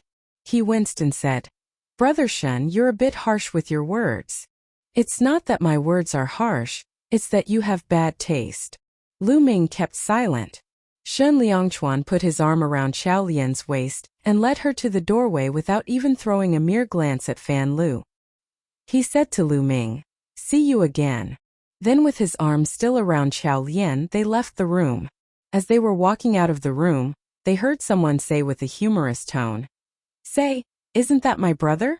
On hearing the somewhat familiar voice, Xiao Lian looked up and saw at once the man in the loud shirt who she had ran into earlier on. He was now standing right before of them. He slightly raised his eyebrow with a look of surprise. His remark was directed at Shen Liangchuan. On realizing this, Xiao Lian looked at Shen Liangchuan. At the same time she felt him halt and tense up. The lighting along the corridor was dim and Xiao Lian found herself looking straight at the bright colors on his shirt. Now that she was face to face with the man, her mind could finally register his features. Xiao Lian widened her eyes at once and stared at the man in disbelief. Then she turned and looked at Shen Liangchuan. No wonder she found the man with the loud shirt vaguely familiar. Now that she was looking at the both of them, she could see their resemblance. As these thoughts flashed through her mind, she noticed the man gave Shen Liangchuan a sinister look and then shifted his gaze to her. At once he put on a joyful expression, reached out his hand and grabbed Xiao Lian's arm, saying, "Brother, this woman is mine now." Xiao Lian was so fully focused on what the loud shirt guy was saying that she did not notice what he had done. Brother yet again. But this time it wasn't Brother Shen. It was just simply brother. So this man was. Shen Liangchuan's expression darkened and he frowned slightly. Before he could speak, Lu Ming excitedly called out behind them, "Hey Zihao, what a coincidence! What are you doing here?" As he said this, he casually removed the loud shirt guy's hand from Xiao Lian's arm. As soon as the guy heard Lu Ming's words, he raised an eyebrow and said unceremoniously, "Why? Now that he's a small celebrity you're sucking up to him? What do you get out of it? Good for nothing." Lu Ming turned to glance at Shen Liangchuan and saw that, apart from moving Xiao Lian away so that now he was standing in front of her protectively, there was no trace of anger in his expression. Lu Ming then laughed and said, "Zihao, come with me. I have something interesting to show you." The loud shirt guy raised an eyebrow and said instead, "Lu Ming, you used to buy my brother's lackey back then and I see that hasn't changed. What would you have that's so interesting? But on the other hand, I haven't seen my brother in what? 3 or 4 years. Ah." As he said this, he took a step forward as though he was extremely fond of his brother. However, Xiao Lian could sense a vicious undercurrent in his expression. "Brother, how's our mother?" "Our mother." Bingo! The man standing before them was indeed Shen Liangchuan's brother. On hearing this, Shen Liangchuan replied deliberately and slowly, "She's well." "Well." Shen Zihao rubbed his chin for a moment. "That's good then, I'll visit her someday." After he had said this, his gaze shifted back to Xiao Lian again. "Hey, let's talk about other things. Why, brother, are you interested in this girl too? She's quite a stunner." Then he raised his hand with the intention of touching Xiao Lian's face. However, Shen Liangchuan reached out to grip his hand before he could do that. Shen Zihao raised his eyebrow. "Why? It's only a girl. You're not letting me have her." Shen Liangchuan lowered his gaze and said with a hint of tolerance, "Stop fooling around." "Fooling around? Why is liking a girl considered fooling around? Only you can like her and I cannot? What sort of logic is that?" Shen Zihao chortled coldly and demanded, "Brother, this woman, are you letting me have her?" Shen Liangchuan scowled and replied, "Shen Z. How?" The warning in his tone was clear. Shen Zihao's eyes flashed and he stubbornly stuck out his chin. "What? 8 years ago you took mother away from me. And now I'm asking for a girl. That's a fair compensation." As he said these words, he ignored all reasoning and reached out once more to touch Xiao Lian. Xiao Lian was already behind Shen Liangchuan, but seeing Shen Zihao's behavior, she recoiled and took a step back. Before Shen Zihao's hand could make contact with Xiao Lian, Shen Liangchuan had grabbed him by his shirt collar. He gave Shen Zihao a forceful push that sent the man stumbling a few steps back before he could steady himself again. Shen Liangchuan sneered, It was you who didn't want to go with mother 8 years ago. Why do you even bring it up now? Shen Zihao mockingly laughed and ignored Shen Liangchuan. He looked straight at Chao Lian. Hey beautiful, do you know who I am? Without waiting for Chao Lian to speak, he continued. This man you're with is the big shame of the Shen family. He's worth nothing, just an actor. But I am the true heir of the Shen family. Oh, and do you know the Shen family? Everyone in Beijing knows us. When you speak of the Shen family, everyone will think of us. So who will be more beneficial to you? Surely it's obvious. Come on, make a choice. Is it going to be me or him? Shen Liangchuan's expression was dark and brooding now, like an impending storm. Chao Lian noticed this and reached out her hand to tug at his sleeve. Then she looked at Shen Zihao as though suddenly realizing something. Oh, it's young Master Shen. Immediately, Shen Zihao looked pompous. Well, it looks like you know our family. If that's the case, you should have no concerns, right? Then he stretched his hand out to Chao Lian. Come with me. Chao Lian blinked and then nodded, stretching her hand as well. Shen Zihao stuck his chin out haughtily. But as he thought he had succeeded, the hand that was supposed to grab his suddenly tightly gripped his arm. The next moment, the room spun in the blink of an eye. The next thing he knew, he had been thrown on the ground mercilessly. Chao Lian's skillful shoulder technique left everyone gaping with surprise. Following this, she dusted off her hands and looked down at the shocked Shen Zihao, saying, I had to teach you a lesson. You need to be more respectful towards your big brother's wife. After these words, she changed her tone completely and immediately. Like a needy little bird, she leaned against Shen Liangchuan and chirped, Let's go, honey. This dramatic scene stunned everyone into a stupor. As Shen Liangchuan's and Chao Lian's silhouettes disappeared into the far end of the corridor, Lu Ming turned to look at Shen Zihao, who had managed to sit up on the floor. Obviously, it had been a hard throw. He suddenly shuddered as he realized that Shen Liangchuan's wife had probably let him off easily earlier on. Since they left Glitter, Shen Liangchuan had had a gloomy expression on his face. Although most of the time he had been expressionless, but right now Chao Lian knew he was in a truly bad mood. Was it because of that Shen Zihao? Chao Lian opened her mouth to ask, but then eventually decided not to. She realized that she barely knew anything about Shen Liangchuan's life even though she had been married to him for some time. From the start, she had known that he didn't have an ordinary background, but she could never have imagined that he was from the Shen family. The Chao family had also owned a renowned family estate in Suzhou at the time. That was why she was familiar with all the great families and enterprises throughout the country. Among the countless corporations, the Shen family was one of the forerunners. The Shen family business was involved in many industries, including hotels, transportation, multimedia, entertainment, etc. One could say they were the leaders in the business world and anyone in the community would know them. She had had no idea that he had such a prominent background. She was still in a daze when she suddenly heard Shen Liangchuan say, When we get home, don't tell Mom we ran into Zihao. Chao Lian paused and immediately nodded. Okay. From the confrontation between Shen Zihao and Shen Liangchuan, she could tell that Shen Zihao was not on good terms with Shen Liangchuan and his mother. Shen Liangchuan was already unhappy. There was no point in upsetting Xia Yehua as well. And now, since Shen Liangchuan wasn't going to keep explaining, she decided not to probe. Just like how he had never probed into her own past. The two were silent all the way home. The minute they reached the house and got out of the car, they heard voices coming from the living room. Obviously, Xia Yehua was visiting again.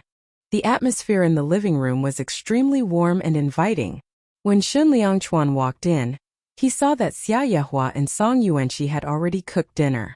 It was a sumptuous meal and it gave the house an air of joy and harmony. Perhaps Shen Liangchuan was in a bad mood, but he hid it quite well and it didn't show at all. As Chao Lian observed him, she felt a dull ache in her heart. He had obviously been unhappy on the way back, but now he had to act as though nothing had happened. After dinner, they entertained Xia Yehua for a short while before they saw her out and went back up to the master bedroom. The moment they shut the door behind them, Chao Lian immediately wrapped her arms around Shen Liangchuan's waist from behind. She could feel Shan Liangchuan hesitate for a moment, but immediately after, he held her tiny hands in his own big ones. The room was quiet. Xiao Lian did not speak and waited for him to say something. After a long time, Shan Liangchuan finally spoke. And he said very simply, "When my parents divorced, my mother was granted custody of me and he got Zihao." Xiao Lian assumed that by this he, Shan Liangchuan, was probably referring to his father. She could tell that Shan Liangchuan did not like his father. Xiao Lian immediately comforted him. Actually, it really doesn't matter. 20-year-olds can get quite rebellious. The separation of one's parents can indeed hurt the children. But when Shin Zihao grows up a little more, it'll be okay. He'll understand your mom. Shin Liangchuan sighed deeply and nodded. He had never been an expressive person, and certainly not used to confiding in someone else. But for some reason, Xiao Lian's awkward way of comforting him did make him feel a lot better. Shan Liangchuan turned around and suddenly extended his arms to embrace her tightly before letting her go. "I'm going to take a shower." By the time Shan Liangchuan came out from the shower, Xiao Lian was playing on her cell phone. When she saw that he was done showering, she immediately stood up to head into the bathroom. She left her cell phone on her bedside table without locking the screen. As Shan Liangchuan sat on the bed waiting for Xiao Lian to finish her shower, her cell phone started vibrating. Almost reflexively, Shan Liangchuan picked up her phone and saw that it was a message from her news agency group chat. He was about to put the cell phone back on the bedside table when he accidentally read a message that had come in. "Xiao Lian, your boyfriend was really dashing today." Shan Liangchuan paused. "Boyfriend?" After this he read, "That's right, I did a background search on Sun Linen. He's actually from the Sun family in Suzhou. He's the only son and heir to the family estate. Xiao Lian, when are you guys planning to get married?" When he read them all, Shan Liangchuan couldn't help but type a short reply to the group chat. After Xiao Lian came out of the shower, she saw Shan Liangchuan sitting calmly on the bed, and her cell phone was still on the bedside table. She wasn't sure if it was just her being overly sensitive, but she couldn't shake off the feeling that there was a dark, brooding vibe behind his nonchalance. Xiao Lian dried herself with the towel and blow-dried her hair, before finally putting on her pajamas and getting into bed. Shan Liangchuan looked at her twice with an unfathomable expression on his face, but said nothing. He then looked down and continued busily reading something on his cell phone. Not wanting to interrupt him, Xiao Lian picked up her cell phone. Immediately, she received a message from Shi Nianyao, Chief Editor Lian. "Quickly have a look at the WeChat group." Xiao Lian paused for a second before clicking on WeChat. She found the agency chat group and had a casual look through it. Then she realized that she had posted a message. Judging by the time the message had been sent, she had indeed been showering at that time. So how could she have sent that message? Moreover, what kind of message was that? There was a sentence displayed on the phone screen. "Xiao Lian, my wife is taking a shower." These words ignited the chat room. Everyone was busy commenting and asking who that person could be. Someone even asked, "Was that Sun Linen?" Xiao Lian winced and continued scrolling. Then she saw his reply. "Xiao Lian, I am Shan Liangchuan." Xiao Lian. The next message had come exactly 10 seconds after the first one, which had blasted away the group chat. Fortunately, the people in the group chat had thought that she was just infatuated with him. Everyone was mocking her for daydreaming. Xiao Lian then looked at Shan Liangchuan, who was unfazed and calmly seating beside her. His expression was very natural, as if that message had not been sent by him. For that, he looked totally adorable. Xiao Lian controlled her laughter and put her cell phone aside. Then she moved closer to Shan Liangchuan, stretched out her hand to shake his arm, blinked her big eyes and said, "Shan Liangchuan, were you the one who sent that message?" Shan Liangchuan calmly put his cell phone aside and raised his head slowly. "Weren't you in the shower just now?" "Xiao Lian. So I was just merely stating a fact." "Xiao Lian. This guy was always so stubborn." Xiao Lian stifled her urge to laugh and said, "Are you jealous?" Shan Liangchuan was slightly stunned by her words. He froze and then coughed once. You're true about that. Xiao Lian bursted out laughing, and then, while looking at Shen Liangchuan's cool gaze, she stopped smiling and said in a serious tone, You are indeed at the losing end when it comes to this. Shen Liangchuan raised an eyebrow. So do allow me to make it up to you. As she said these words, she suddenly raised her head and initiated a gentle kiss on Shen Liangchuan's lips. Then she lay down blushing. But she had just lain down when she felt the warmth of a heated body pressing against hers. Hey, you can't. Xiao Lian was intending to say something, but he covered her mouth. Next they French kissed for a long time. Shen Liangchuan felt like he had gone mad. The kiss that she had initiated seemed to have instantaneously ignited all the hormones in his blood, making him long for more. How could just a kiss be enough? Especially when he realized that the woman was cooperative.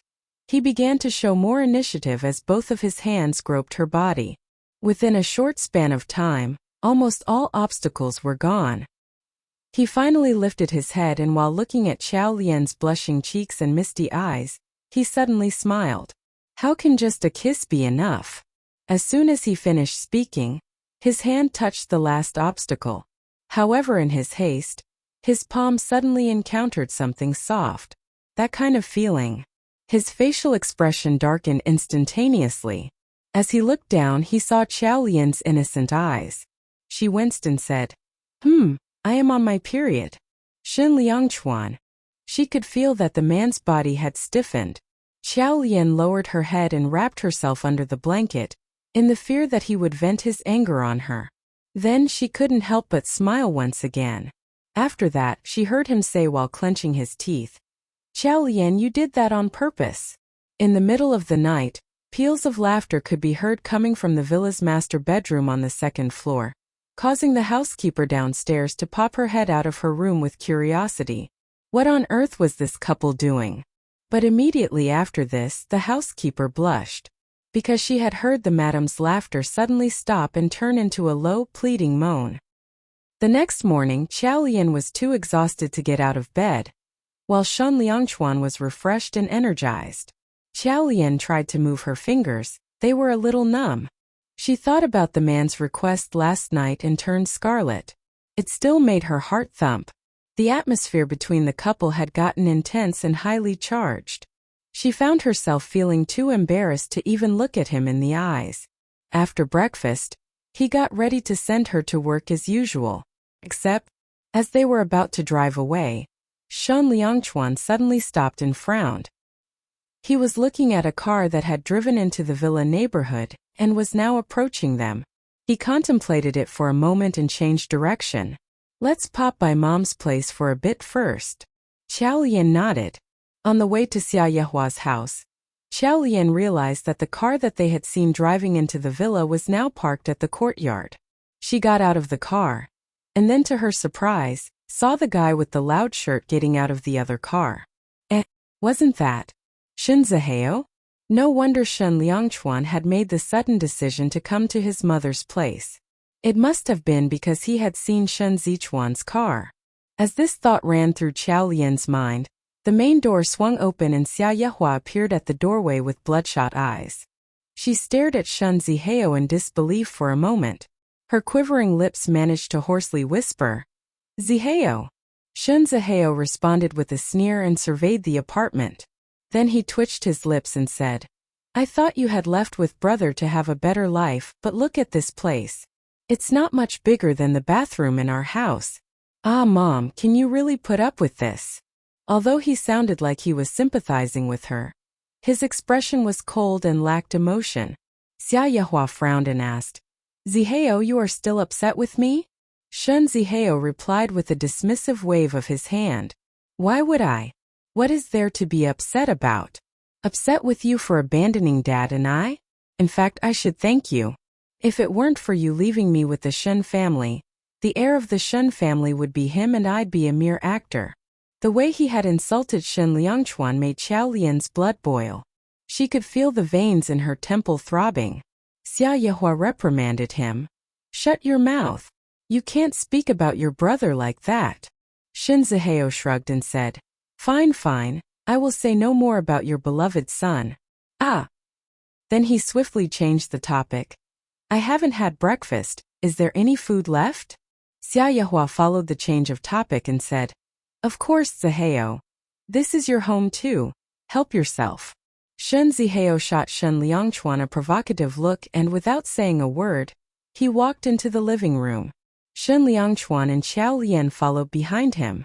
Xia Yehua hurriedly went into the kitchen and shortly after served him a bowl of yangchan noodles, which she had prepared. Zihao, as a child you used to like the yangchan noodles that I cooked. Come have some.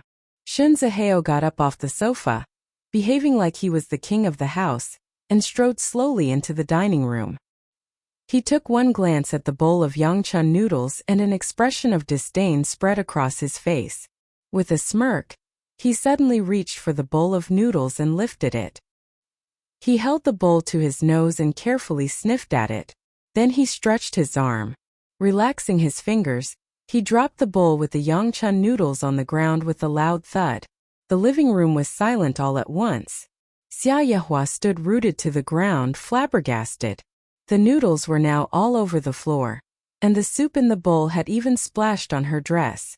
Yet she stood there as though she felt nothing, staring straight at Shen Zihao. Clasping his hands together, Shen Zihao's eyes took in more of the surroundings before he casually remarked, Oh, I forgot to mention that the food that I hate most now is yangchan noodles. Shen Liangchuan glowered and took a step forward. He was about to say something when Xia Yehua and Xiao Lian both grabbed his arm and held him back. Seeing the expression on Shen Liangchuan's face, Xiao Lian was very certain that he had run out of patience and was going to give the rascal a beating. Shen Zihao, on the other hand, acted as though he hadn't noticed Shen Liangchuan's reaction and instead turned around and sat on the dining chair. Glaring at him steadily, Xia Yehua paused for a moment before she asked in a calm and collected manner, What would you like to eat then? Anything is okay. With this, Xia Yehua went back to the kitchen and worked hard for another half an hour before she reappeared. This time with a Western-style breakfast and a traditional Chinese breakfast. Shen Zihao took a look at the two sets of breakfast and tapped his fingers on the tabletop a few times. During that whole time, no one spoke a single word. The atmosphere had become awkward and oppressive. Xiao Lian glanced first at Shen Zihao, then at Xia Yehua and finally at Shen Liangchuan. He was standing there silently and did not speak a word. It was obvious that Shen Zihao was still full of resentment about his mother having left him.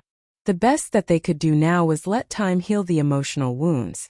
Song Yuanqi was also smart enough to just watch quietly, without drawing any attention to herself. Seeing that Shen Zihao ultimately did not pick up his chopsticks, Xia Yehua finally spoke. Zihao, is the food not to your taste? Shen Zihao raised an eyebrow and stood up. He sneered. Not really, it's just that I'm suddenly not hungry anymore. Xia Yehua immediately looked anxious. Even if you're not hungry, you should eat a little.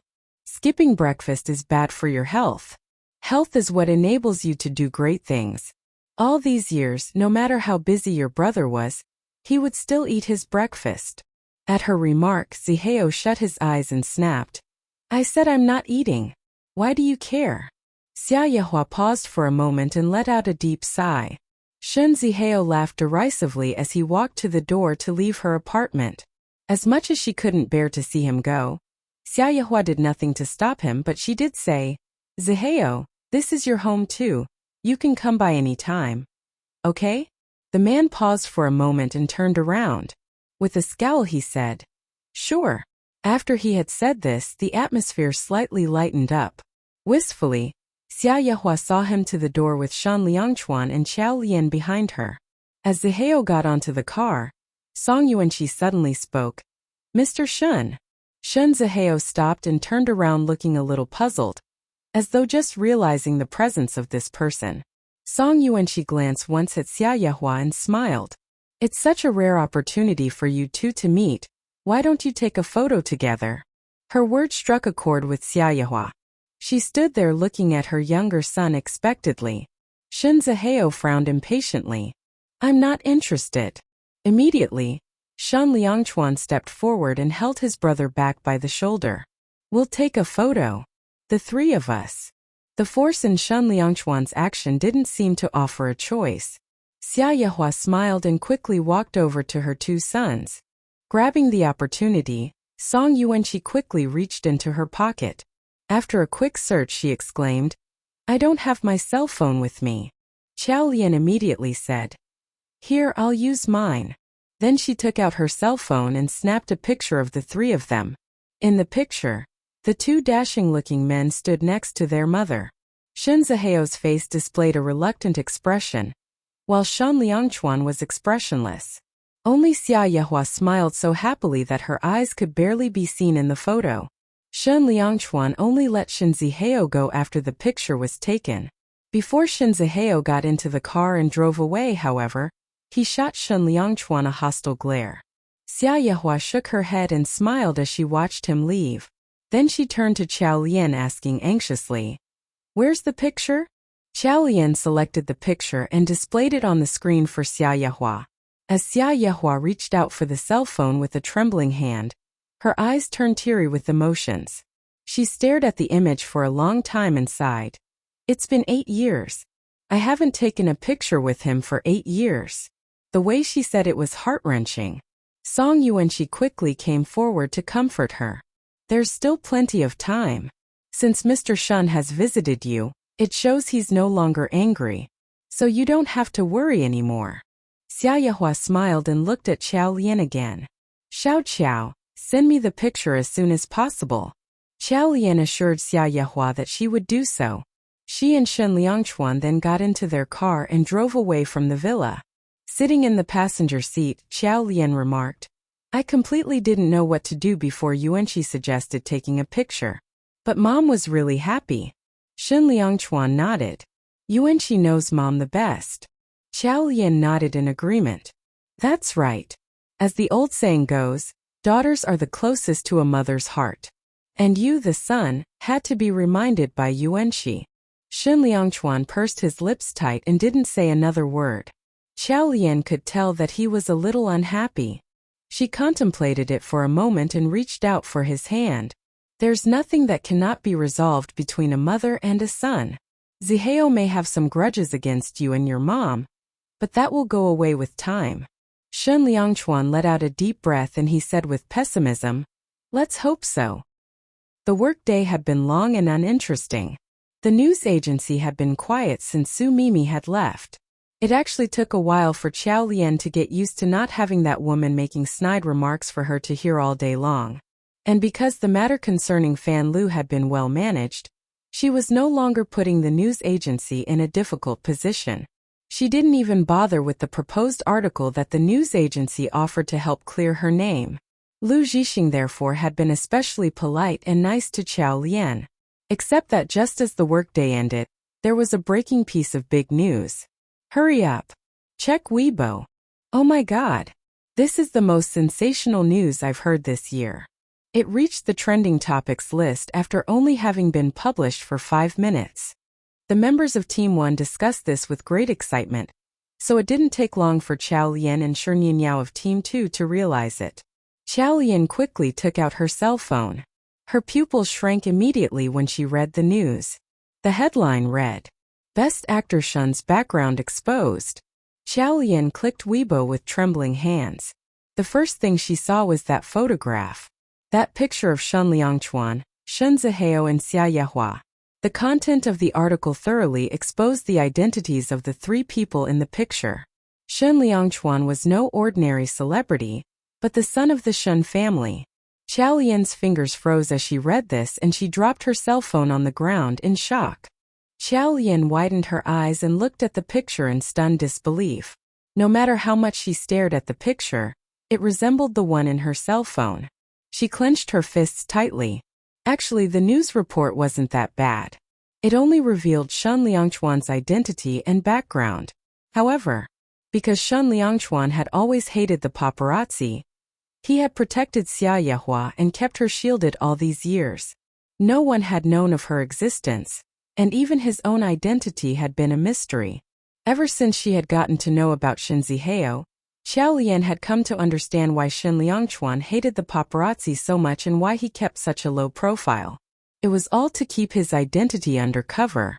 But now the news report had exposed it all. Furthermore, that picture accompanying the report had been taken with her very own cell phone. She bit her lip, suddenly realizing that she may have neglected something. Then she hit the side of her head, suddenly recalling the first day of her marriage to Shan Liangchuan. At the time, Shan Liangchuan had said that he didn't want the media to know about their relationship. However, the following day the news was all over the internet. She had tried to convince Shan Liangchuan of her innocence, but in the end, both she and Shan Liangchuan did not manage to find out who leaked the news. And now would she be one of the main suspects for Shan Liangchuan? Clenching her fists, she hesitated as she considered giving Shan Liangchuan a call. Their relationship now was quite different from when they had been newly married. If she was still Shan Liangchuan's main suspect when things went wrong, it would just show that he didn't trust her a bit. Thinking of this somewhat calmed her down. Team 1 had already been talking about it for a while. My God! The Shen family. Beijing's Shen family. Even if they aren't the nation's wealthiest, they are close. From the start I could already feel that among all the actors in the country, no one had the same air of elegance and sophistication that Best Actor Shen has. And no wonder. He's from one of the great families. According to the article, Best Actor Shen is the eldest son of the Shen family. Wouldn't that make him heir to the family's estate? Every statement made Qiao Lian more nervous. If the picture had been released to the media, wouldn't the Shen family members' contact information get released too? She roughly bit her lip. Eventually, she could no longer endure it. She picked up her cell phone and dialed Shen Liangchuan's number. However, she wasn't able to get through. It seemed like Shen Liangchuan had turned off his cell phone. Her heart sank. Unable to remain seated, she stood up at once and called Shininyao to inform her that she was leaving. Then she went downstairs to hail a cab and headed home. Indeed, throngs of reporters were milling around the villa's neighborhood. Yet the district affairs management was responsible and there was tight security, so none of them had been able to get into the district. Qiao Lian's cab drove straight into the villa district, and, as she got off the cab at Xia Yehua's apartment, she heard there was a heated argument inside. The cab had dropped her at a short distance from the villa. Quickening her steps, she approached the villa and entered the villa grounds. As she entered, she noticed a few limited edition luxury cars parked in the courtyard. If it weren't for the fact that Shen Liangchuan had bought a big villa, the area wouldn't have been able to accommodate all these cars. There were many cars, so how many people were in the house exactly? She pushed open the door and stepped into the house. The living room that normally felt spacious now seemed a little tight. More than 10 bodyguards in black stood by the side, making the people in the house feel rather coerced. Qiao Lian's footsteps halted as she subconsciously took a breath, preparing herself to confront whatever this situation was. At this point no one was speaking and it seemed like the guests had only just arrived, as the housekeeper had come in to serve drinks. She placed the glasses on the coffee table and, looking frightened, she hurriedly retreated back to her own room. As Qiao Lian surveyed the room, her gaze fell first on Xia Yehua. Xia Yehua sat on the sofa, looking proud and indifferent, while Song Yuanqi stood behind her like a frightened rabbit, staring fearfully at the people in the room. Although frightened, she was holding on tightly to Xia Yehua's hand, as though wanting to give Xia Yehua strength and support. This simple gesture was heartwarming, even for Qiao Lian, who was just looking. The Shen family had not brought Song Yuanqi up in vain. She was a very active member, reliable and dependable in a critical moment like this. Qiao Lian then turned her gaze towards those who had just appeared. There were 2 guests. One was Shen Zihao with his usual loud shirt, but this time his expression was cold and the smirk on his face was barely obvious. The other person was a middle-aged man.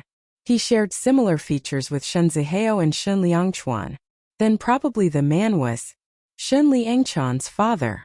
Although the man looked elegant and handsome, he was not breathtakingly dashing like his 2 sons. Obviously, the 2 men had gotten their striking looks mostly from Xia Yehua. The room was silent now, but Qiao Lian's presence caused the elder Mr. Shan and Shan Zihao to turn and fix their gaze on her. Qiao Lian stood still. She had attended much bigger events, and this was not the time to lose her composure.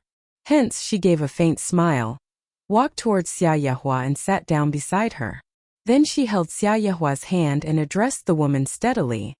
"Mom." Xia Yehua nodded and then looked at the two men before her. She frowned and gave an icy sneer. The elder Mr. Shun spoke. "This is?" His voice was deep and he sounded like a leader who was used to being in charge. Xia Yehua ignored him, but Shen Zihao immediately explained, "My brother's wife." Mr. Shen nodded and looked back at Xia Yehua with a cold laugh. Xia Yehua narrowed her eyes and said, "Well, Shen Xiu, what brings you here today?"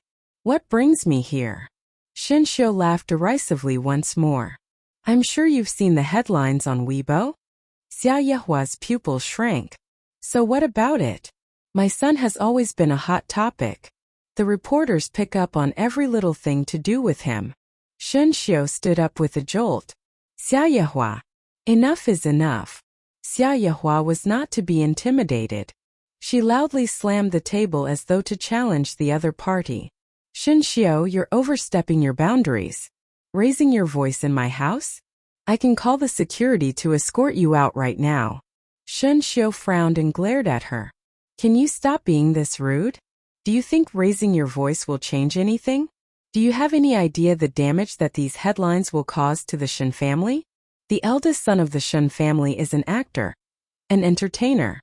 This is going to be gossip material and we, the Shen family, will become the laughingstock of the high society. This is the sort of son you've brought up. Ah, this is great.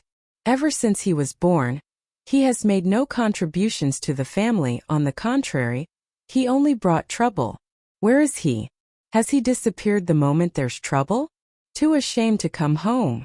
Shen Xiu's every word was like a stab to the heart.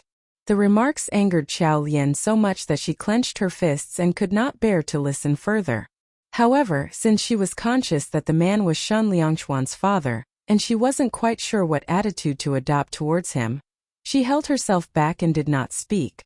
Xia Yehua laughed with great disdain. "You keep mentioning the Shen family. But have you forgotten when we divorced 8 years ago? Shen Lianchuan stopped being a part of the Shen family." "Huh. That's not what outsiders would think." As soon as Shen Xiu said this, a deep voice could be heard. "I'll make an announcement that I have no relations with you." Upon hearing these words, Shen Xiu could no longer hold his temper and got up from the sofa, looking angrily in the direction of the main door. Shen Liangchuan, wearing a black suit, walked into the living room with steady footsteps. With his back to the light, his tall and imposing frame stood erect, obscuring the light streaming into the living room. Now that he was home, Xiao Lian heaved a sigh of relief, as though she had found her anchor. And Xia Yehua, who had been tensed up until then, could now relax. But Shen Xiu obviously wasn't half as happy to see his firstborn. He suddenly looked agitated and said angrily, "Rebel! How dare you come back?" Shen Liangchuan walked up to them and calmly spoke. "This is my home. I can come back whenever I wish." Shen Xiu was livid. Shen Liangchuan lowered his gaze with little expression and said, "If there's nothing else, you may leave now." Shen Xiu drew in a deep breath. Dishonorable son. "How dare you talk to me this way? You have no respect for the elders." Shen Liangchuan lifted his gaze and looked at him. "My mother is right. When you two divorced 8 years ago, we were no longer father and son. I have no father. You dare to curse me. Think whatever you wish." Shen Liangchuan looked at the main door. "I will get the office to make an announcement clarifying that I am not related to the Shen family. People are not fools, they can see. The Shen Enterprises' reputation will be affected, and I will be a laughingstock. You. That is none of my business." Shen Liangchuan slowly shifted his gaze back to Shen Xiu and spoke with heavy sarcasm in his words. "Please leave, you're trespassing on private property." Shen Xiu was about to continue when Shen Liangchuan raised an eyebrow and interrupted him. "If this matter blows up, you can see there are many reporters around the neighborhood. Are you sure you want to get into trouble with me?" This seemed to immediately put out Shen Xiu's fury. He sneered vehemently and pointed at Shen Liangchuan. You'd better spin a good story for this. Otherwise, huh? After these words, Shen Xiu left with all his men following behind him. Shen Zihao followed his father. As he neared the main door, he turned to look at Xia Yehua. It was a look of sadness accompanied by coldness. I didn't expect you would take advantage of me in our first meeting after such a long time. That is right. You're an unscrupulous and scheming woman. Shen. Z. How? Shen Liangchuan hollered with fury. He was about to charge at his brother when Song Yuanqi suddenly called out shrilly, "Auntie!" They turned around to look and saw that Xia Yehua was pointing at Shen Zihao's departing silhouette with trembling hands and quivering lips. While she had held her ground arguing with Shen Xiu just a moment ago, her legs had given way after hearing Shen Zihao's remark. She had collapsed onto the ground. "Mom!" Shen Liangchuan called out as he rushed to her. Shen Zihao, however, only gave a glance back before he turned and walked away. Xia Yehua widened her eyes and focused her gaze ahead, beyond the main door. Following Shen Zihao's departure, her hands fell to the sides limp. She had dropped on the floor and passed out. After the commotion, Xia Yehua was now lying on a hospital bed in the VIP ward. The doctor addressed the family members. The patient fainted because she was too agitated. It's nothing serious. However, we did find her blood pressure a little high. For someone with this condition, it's best to keep her emotions in check. Otherwise it could put her at risk. Shen Liangchuan and Qiao Lian both nodded to show they understood. After seeing the doctor out, they turned to look at Xia Yehua, who was lying on the hospital bed. Shen Liangchuan lowered his gaze. Song Yuanqi was by the bedside tending to her. Shen Liangchuan walked out of the ward and Qiao Lian followed him. She watched as he walked to the balcony nearby and took out his cell phone. He turned it on. At this point she realized that since the incident had happened, his private cell phone line must have been flooded with calls. That was probably why he had turned it off. After he turned on his cell phone, he made a call to Song Cheng and instructed him to make the announcement. Then he continued, "This leak has to have come from someone in the household.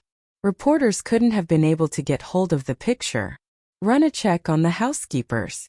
Qiao Lian was standing nearby and was touched when she overheard his words. He did not suspect her to be the cause of this mess. Nothing could make her happier. She lowered her gaze.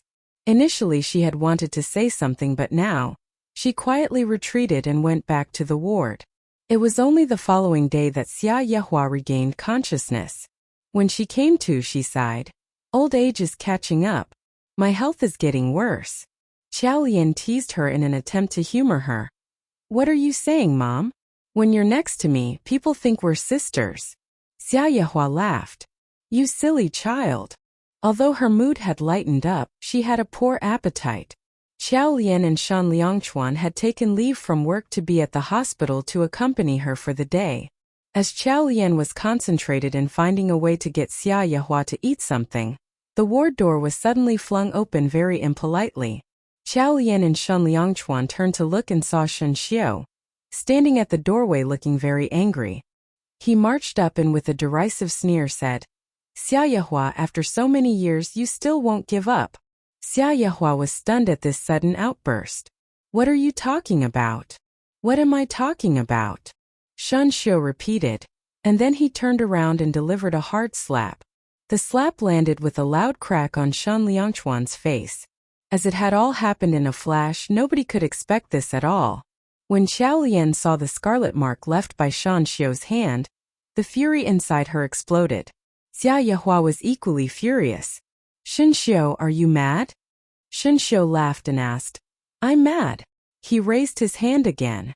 "Today I will beat him to death. This dishonorable son who only covets after the Shen family's assets." This time, Shen Liangchuan was prepared and took a step back to dodge the second slap. He said icily, "I have no interest in your family's wealth." "No interest? Then why did your wife sell the information to the reporter?" Shen Xiu raised his finger to point at Qiao Lian. "I made someone investigate. The person who posted the report said it was Qiao Lian who sold them the information." When he said this, All eyes in the room simultaneously focused on Qiao Lian. Qiao Lian's posture tensed up as she looked at Shan Xiao in disbelief. Ever since the photograph had been published in the article, she had had a bad feeling about it. It was the same sort of instinct that animals had when sensing danger. The suspense she had felt all this time finally culminated in this kind of situation. The worst had happened, and she had ultimately become the scapegoat. At least now she didn't have to deal with that dreaded feeling of suspense anymore. She then turned to look at Xia Yehua lying on the hospital bed. Frowning, Xia Yehua glanced at Qiao Lian briefly, and then her expression turned to anger as she shifted her glance to Shan Xiao. She did not look as though she believed Shan Xiao's accusations. Qiao Lian heaved a sigh of relief and glanced at Shan Liangchuan again. His reaction was direct and straight to the point. Looking up, he said immediately, "It's not possible." Shan Xiao laughed derisively. "So far you're still in denial? This is a joke. Did you think that if you revealed publicly your identity as a member of the Shen family, you'd be accepted back in the family and inherit part of the Shen family's assets? Keep dreaming. The both of you will not inherit a single cent of the family's wealth." His vicious words fell harshly. Even Qiao Lian was angered by these callous remarks, not to mention Shan Liangchuan. Her own father had never directed a harsh remark at her in all her life. She did not understand how a father could ever say such things to his own child. She could only marvel at this man. Clenching her fists with anger, she was about to speak, but Shan Liangchuan beat her to it. "Mr. Shen, if you continue creating trouble here, I'll have to call the police." Shan Xiao frowned on hearing this. "Xia Yehua, both you and Shan Liangchuan are just as bad. Even now, you're not going to admit it. We've done nothing wrong, what is there to admit?" Xia Yehua continued. "Shan Xiao, you have to be responsible for your own words. You've accused Qiao Lian for selling information. Where's your proof?" Shan Xiao lifted his hand and shook his finger at Xia Yehua. Fine, you just won't believe it until you see concrete evidence." The reporter who wrote the article confessed that someone with the surname Qiao sold them the photo. The reporter even sent a text message to this person. Qiao Lian was quick to clarify. "This is not possible." She took her cell phone out of her pocket. "Since yesterday I haven't received any dash." Before she could finish her sentence, her pupils suddenly shrank. She saw an unread message on her cell phone. It was obvious that the message had come in the night before.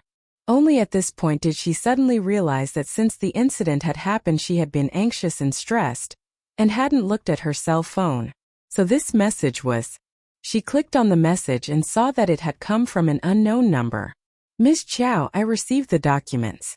I've transferred the money." Qiao Lian was speechless as she stared at her cell phone screen.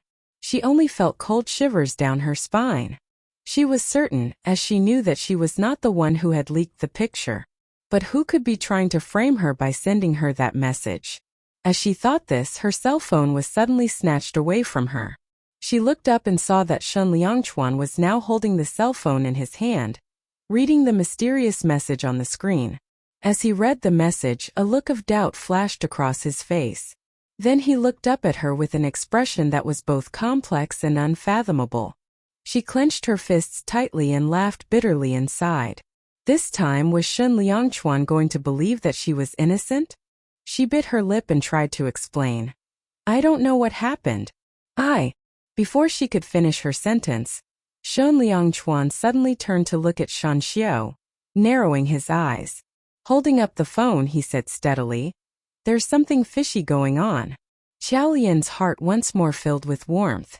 In all honesty, having the text message in her cell phone was probably good enough evidence to make her the prime suspect for most people, except those closest to her. And now, Shan Liangchuan was firmly and undoubtedly standing by her. Shan Xiao gave a sarcastic laugh. "I wanted to preserve the last bit of dignity for you and your mother, and not let things to get too ugly. But I didn't expect that even at this point you would refuse to admit it. Well then, just you wait, I'll prove it to you." He gave Xia Yehua a glare, then turned around in a huff and walked out. He slammed the door shut behind him as he left the room. Xia Yehua lay on the bed with her eyes shut. Her breathing was labored as she tried to suppress her own anger. Her blood pressure shot up and the doctor had to be called in. After putting her up on a drip, her condition normalized gradually. Xiaolian waited until after Xia Yehua had fallen asleep before she finally spoke to Shan Liangchuan. About the news report and the text message, I will investigate and find an explanation for you. Someone had made use of her to harm Shan Liangchuan and this was too much. She was determined to get to the bottom of this. At the very least she had to prove her own innocence. Seeing that she was resolute, Shan Liangchuan lowered his gaze and said, "Okay. I will be looking into this matter too." The person who had written the article was a well-known reporter in the industry, and also daily entertainment news agency's Gold Star Entertainment reporter. This reporter had been consistently producing a few huge sensational entertainment news stories every year. Hence it was easy to pin him down. Xiaolian decided that he was a good starting point for her investigation. Shen Xiu had claimed that this reporter had specifically referred to her as the person who had sold him the picture and the insider's information. What reason did he have to set her up? Although it may be quite useless to look for him, Xiaolian felt compelled to try anyway. However, when she arrived at his news agency, she was informed by the receptionist that he had taken leave. Xiaolian hadn't expected this, but this only made her even more certain that someone was deliberately creating trouble. Xiaolian wondered if the person behind this was purely targeting her, or if she was just out to destroy the relationship between Shan Liangchuan and Shan Xiu. The matter was becoming more puzzling. Xiaolian hung her head in despair as she returned to the villa. Since she had not gone to work and was home early, she decided to visit Xia Yehua at her apartment. Just as she opened the door and stepped into the apartment, she heard the housekeepers in a discussion. Did Madame really expose Sir's identity? Madame is a reporter, it's really hard to say. But why would Madame want to sell the information? Don't be stupid. If Mr. Shan's father hadn't said so, how would you have known that Madame was the one who had leaked the information? But it's surprising. Madame looks like such a good person on the surface. Who'd have imagined she could be so scheming? You certainly can't judge a book by its cover. That's right. Sir has been so good to Madame, what more does she want? How could she even do something like that? Sir will be so sad. This is too much. Xiaolian frowned as she listened to the conversation. When she was about to retreat, she suddenly heard Song Yuanqi's voice. "What are all of you doing?" One of the housekeepers answered. "Miss Song, do you think Madame was the one who leaked the information?" For some reason, Xiaolian halted. Song Yuanqi's presence in the household was normally very modest, and she would usually be rather quiet. But she shared an extremely close relationship with Xia Yehua. She remembered that when the incident had just happened, Shan Liangchuan had instructed Song Cheng to investigate the information leak. Every housekeeper had been investigated, but two people in the household had not been subject to this investigation. One was Shan Liangchuan himself, and the other was Song Yuanqi. It was obvious how much trust Shan Liangchuan had placed in Song Yuanqi. In fact, she was considered family to Shan Liangchuan and Xia Yehua. As these thoughts crossed her mind, she heard Song Yuanqi reply, "Brother Liangchuan will get to the bottom of this matter. You should not be gossiping about it. Hurry up and get back to work." This reply was neither a denial or a confirmation, and for some reason it made Xiaolian feel a tad uncomfortable. Neither Xia Yehua nor Shan Liangchuan had suspected her, but she could tell from Song Yuanqi's reaction that the latter was not entirely convinced. As she frowned, she heard the housekeeper Auntie Li say, "Madam, why are you out here?" Song Yuanqi jumped like a frightened rabbit and turned around. When she saw Xiaolian, she bit her lip and looked guiltily embarrassed. She tried to avoid Xiaolian's gaze at first. She looked as though she was trying to gather enough courage before finally walking towards Xiaolian. Xiaolian stepped into the room and smiled at Auntie Li, saying, "I just got here and was about to step in." Auntie Li nodded and got back to work. Although the housekeepers were suspicious of Xiaolian, they were well aware of what had happened to the two workers who had previously tried to harass her. Hence, they were wary of her and scurried away guiltily. Now only Xiao Lian and Song Yuanqi were left in the living room. Xiao Lian ignored her and headed upstairs. She had only taken a few steps when Song Yuanqi suddenly spoke. Sister-in-law. Xiao Lian stopped and turned around. Song Yuanqi clenched her fists tightly. She was visibly trembling. As though having gathered enough courage, she asked, "Was it you?" Xiao Lian was stunned and her pupils shrank immediately. Song Yuanqi took a deep breath before continuing. "There were only the few of us that day and the picture was taken with your cell phone. I'm not saying it was you. But you are a suspect and I. Before she could finish, Xiao Lian spoke steadily. "I wasn't the only person with the photo. After I took it, I sent it to Mom." Song Yuanqi paused. "Sister-in-law, what are you implying? It couldn't be Mom." "That wasn't what I meant," Xiao Lian said with a wave of her hand. "What I meant was that Mom has the picture in her cell phone too. And a few people were in contact with Mom who could have had access to the picture. You, for example." Song Yuanqi widened her eyes at once, and they very quickly turned red and glistening. "How could it possibly be me? I'd never do anything to harm Auntie or Brother Liangchuan. I didn't say it's you," Xiao Lian said slowly. "What I meant was that a photo alone won't tell you anything." Song Yuanqi bit her lip and clenched her fists. Eventually she took a deep breath, as though gathering all her courage again, and said, "Sister-in-law, there's something that I've always wanted to say." Xiao Lian looked at her steadily.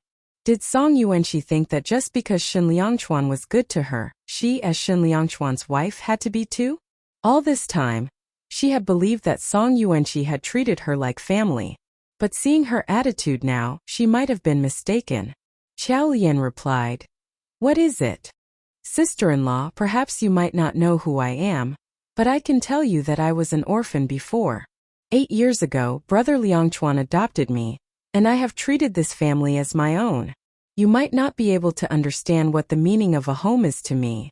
But to me, this is my home, and if there is someone who means to destroy this family of mine, I will not let them go, even if it means having to sacrifice myself." Song Yuanqi said these words with a trembling voice. Her gaze was firm and she looked as if she was a soldier heading for a battle. Anyone would be able to tell that she was afraid.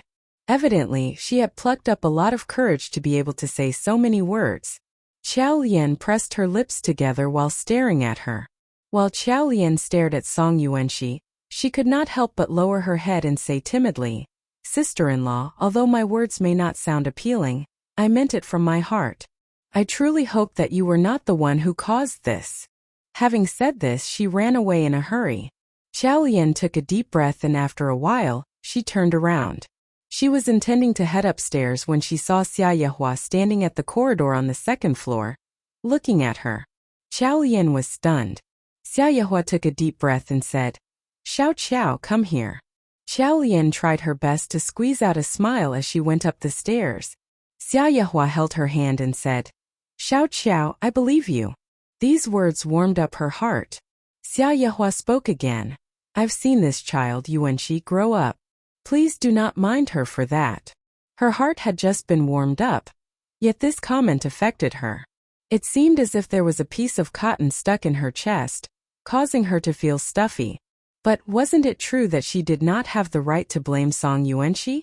Xiao Lian forced herself to squeeze out a smile. "Mom, rest assured, I will not blame her for it."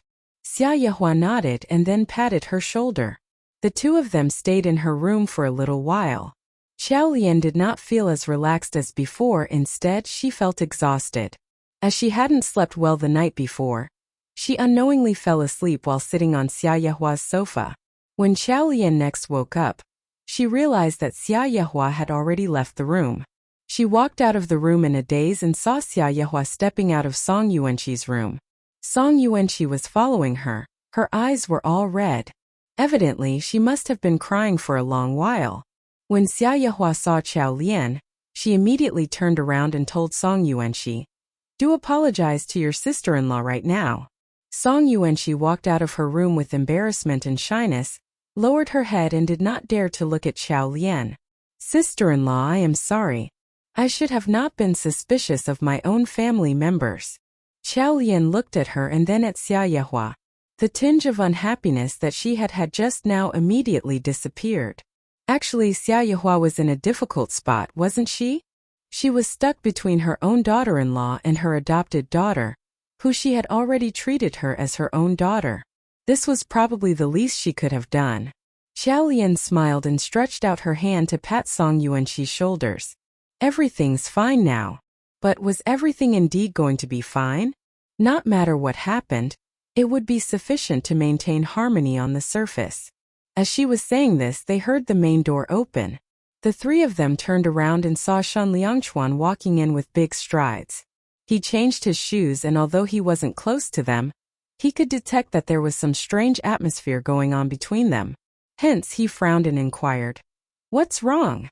As he said these words, Song Yuanxi immediately clenched her fists nervously. Song Yuanxi lowered her head, as though she was a child who had done something wrong. After a while, it was Xia Yehua who broke the awkward silence. "Nothing's wrong. Why are you back home so early today?" Shen Liangchuan studied their faces and replied, Because you are not well." Xia Yehua smiled immediately. "It seems like I should fall sick occasionally so that all of you will be around me. It would be good if I could have my children and grandchildren surrounding me." When she finished speaking, Shen Liangchuan's gaze drifted to Xiao Lian. Xia Yehua had changed the subject, so she turned to look at Xiao Lian. "Xiao, you don't have to worry about other issues right now. The most important thing for you to do now is to give me a grandchild as soon as possible." Xiao Lian pursed her lips. Although she felt slightly bitter, she still nodded her head obediently when she thought of Xia Yehua's condition. Then they had dinner together with Xia Yehua. Song Yuanxi behaved the same way as usual. She was as silent as the grave. After they had their dinner, Xiao Lian and Shen Liangchuan went home together. En route, Shen Liangchuan inquired, "What happened today?" What had happened? Xiao Lian looked at him. She really had the urge to complain about it. However, if she told him that Song Yuanxi was suspicious of her and had said those words, which side would he take? As she recalled Xia Yehua's attitude to her, Xiao Lian lowered her gaze. He would probably react the same way as Xia Yehua. Although he would know that Song Yuanxi was in the wrong, he would probably just give her a warning, as she was part of his family. Xiao Lian took a deep breath and shook her head. "Not much. Oh yes, by the way, what have you found out today?" Shen Liangchuan pursed his lips tightly when he saw that she was changing the subject. He then said, "At the moment, nothing." Xiao Lian nodded. The two of them both had plenty on their minds. When they reached the villa, Xiao Lian entered the master bedroom. She hadn't had much contact with Song Yuanxi, so obviously she couldn't expect her to believe her. But it still affected her. Shen Liangchuan saw that she was staring at her cell phone in a daze. He could tell that something was bothering her. As he recalled what had happened earlier on, he narrowed his eyes, turned around and picked up his phone. Then he walked out of the room and entered the study next to it. It was warm in the study. The study was a quiet room. He walked over to the balcony and dialed a number on his cell phone. "Auntie Lee, what happened to my wife over there today?" Auntie Lee, on the other end of the line, was slightly stunned. She had no option but relate the incident honestly. When it came to work, Auntie Lee was usually impartial. Even if it meant telling an incident, she would not take sides.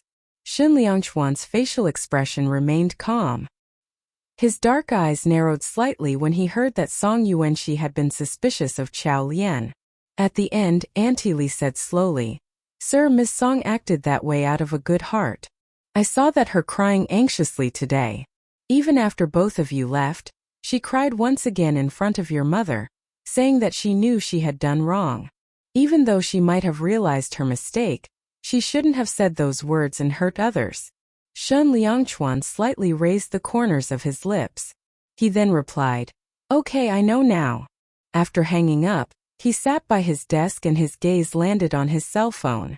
His fingers were laying on the armrest and he was randomly tapping them. After a while, he picked up his cell phone and gave a call to Song Cheng. "Song Yuanxi's filming crew will be starting to film very soon?"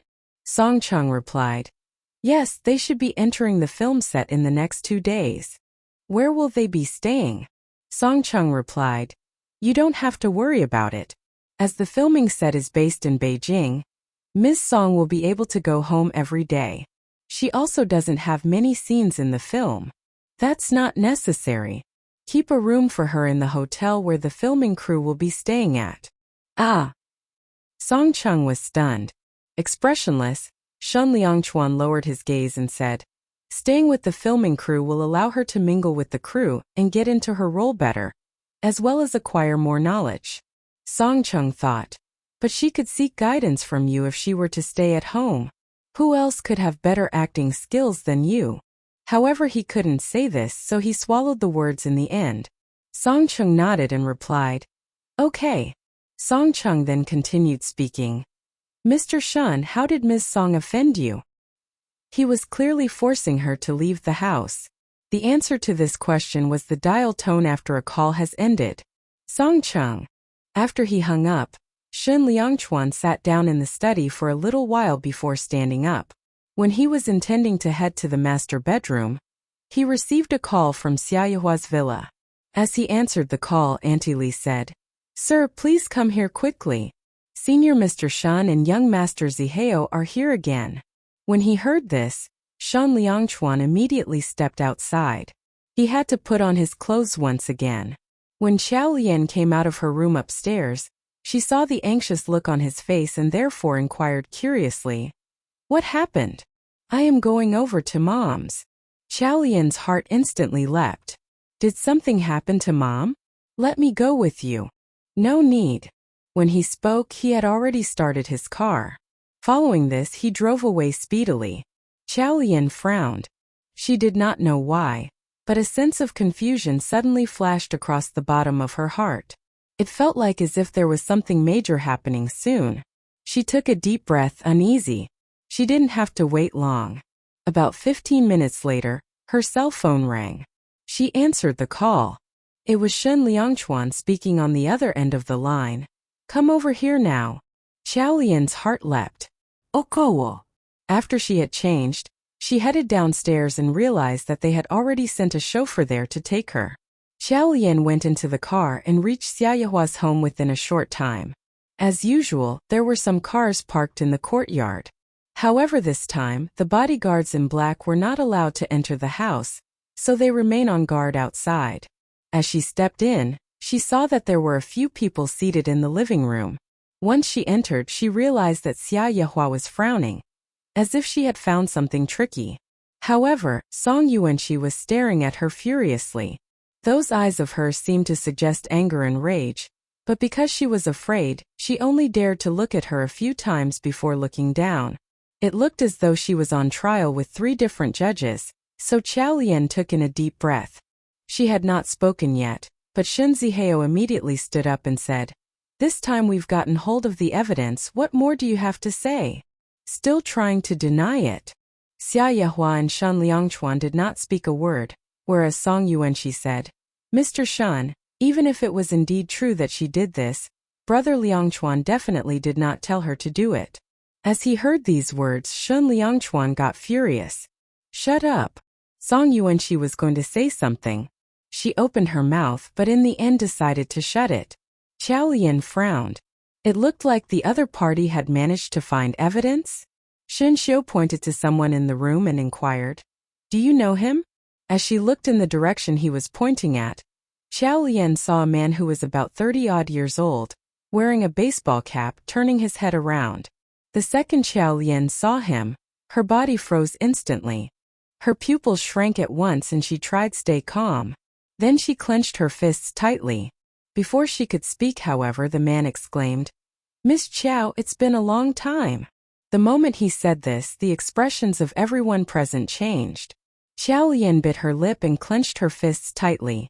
Shun Xiu said with a cold laugh, This is a reporter from Daily Entertainment News Agency, and also the person who bought the information from Xiao Lian. He waved his hand and threw something on the coffee table. This is the invoice from Xiao Lian. And in the last couple of days, a sum of $200,000 had been deposited into her bank account, together with the text message on her cell phone. Don't we already have enough proof of what she has done? What else do you want to say to that? Xia Yehua raised an eyebrow. Song Yuanqi glared at Xiao Lian angrily, as though she was going to charge at Xiao Lian and start a fight at any time. Xiao Lian, on the other hand, did not pay attention to anyone else in the room. Her whole attention was focused on this man wearing a baseball cap. The look in her eyes was dark and complex. With an icy chortle, Shan Xiu spoke. You went public with this to pressure our family, and then you will say you are part of the Shan family. Xia Yehua, how scheming can you be? What a waste though, you've made a mistake where I'm concerned. Did you think that I would take you back into the Shan family for the sake of looking good? Keep dreaming. Let me tell you this, there's no way I'll ever let you step back into the Shan family.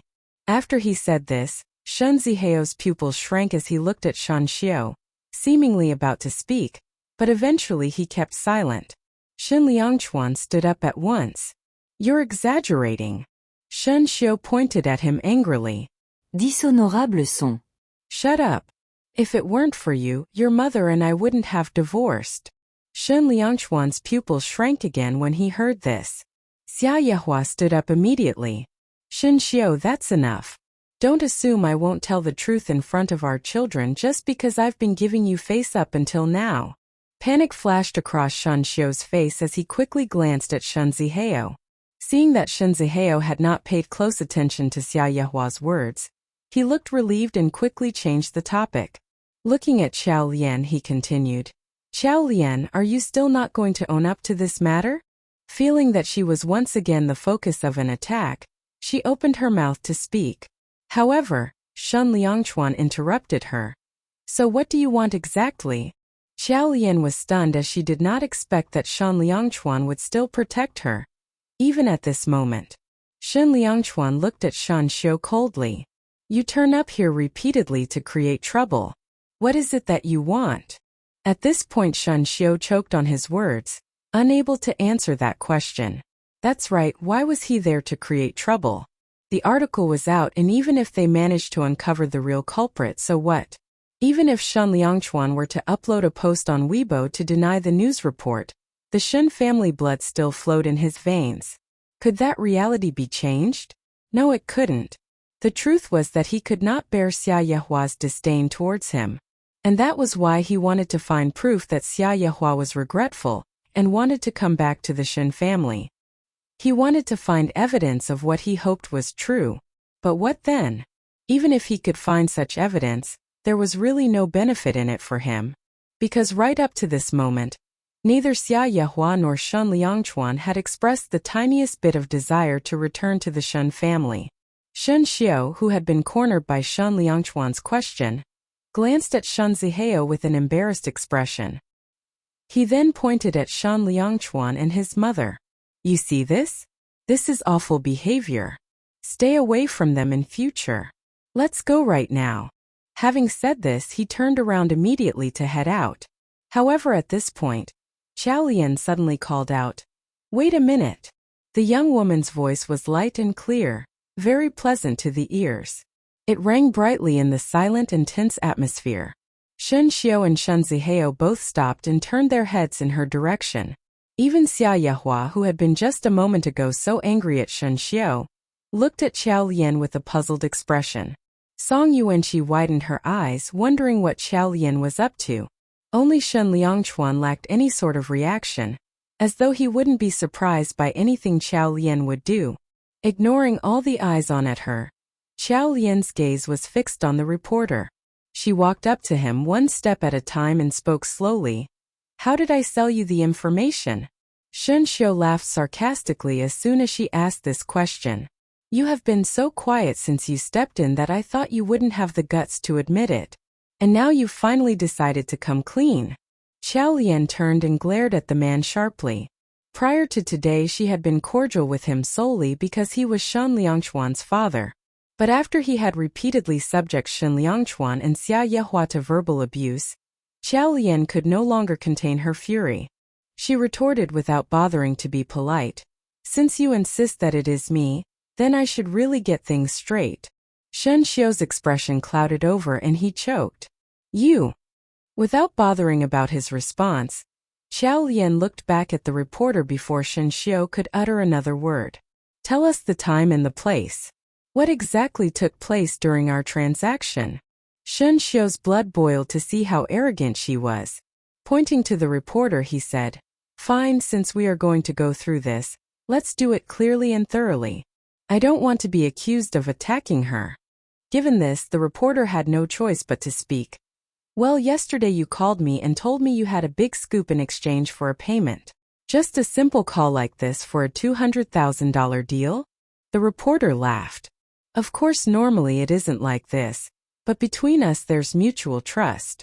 At these words, Shen Xiu laughed derisively. So it seems Miss Qiao is a veteran at selling insiders' information.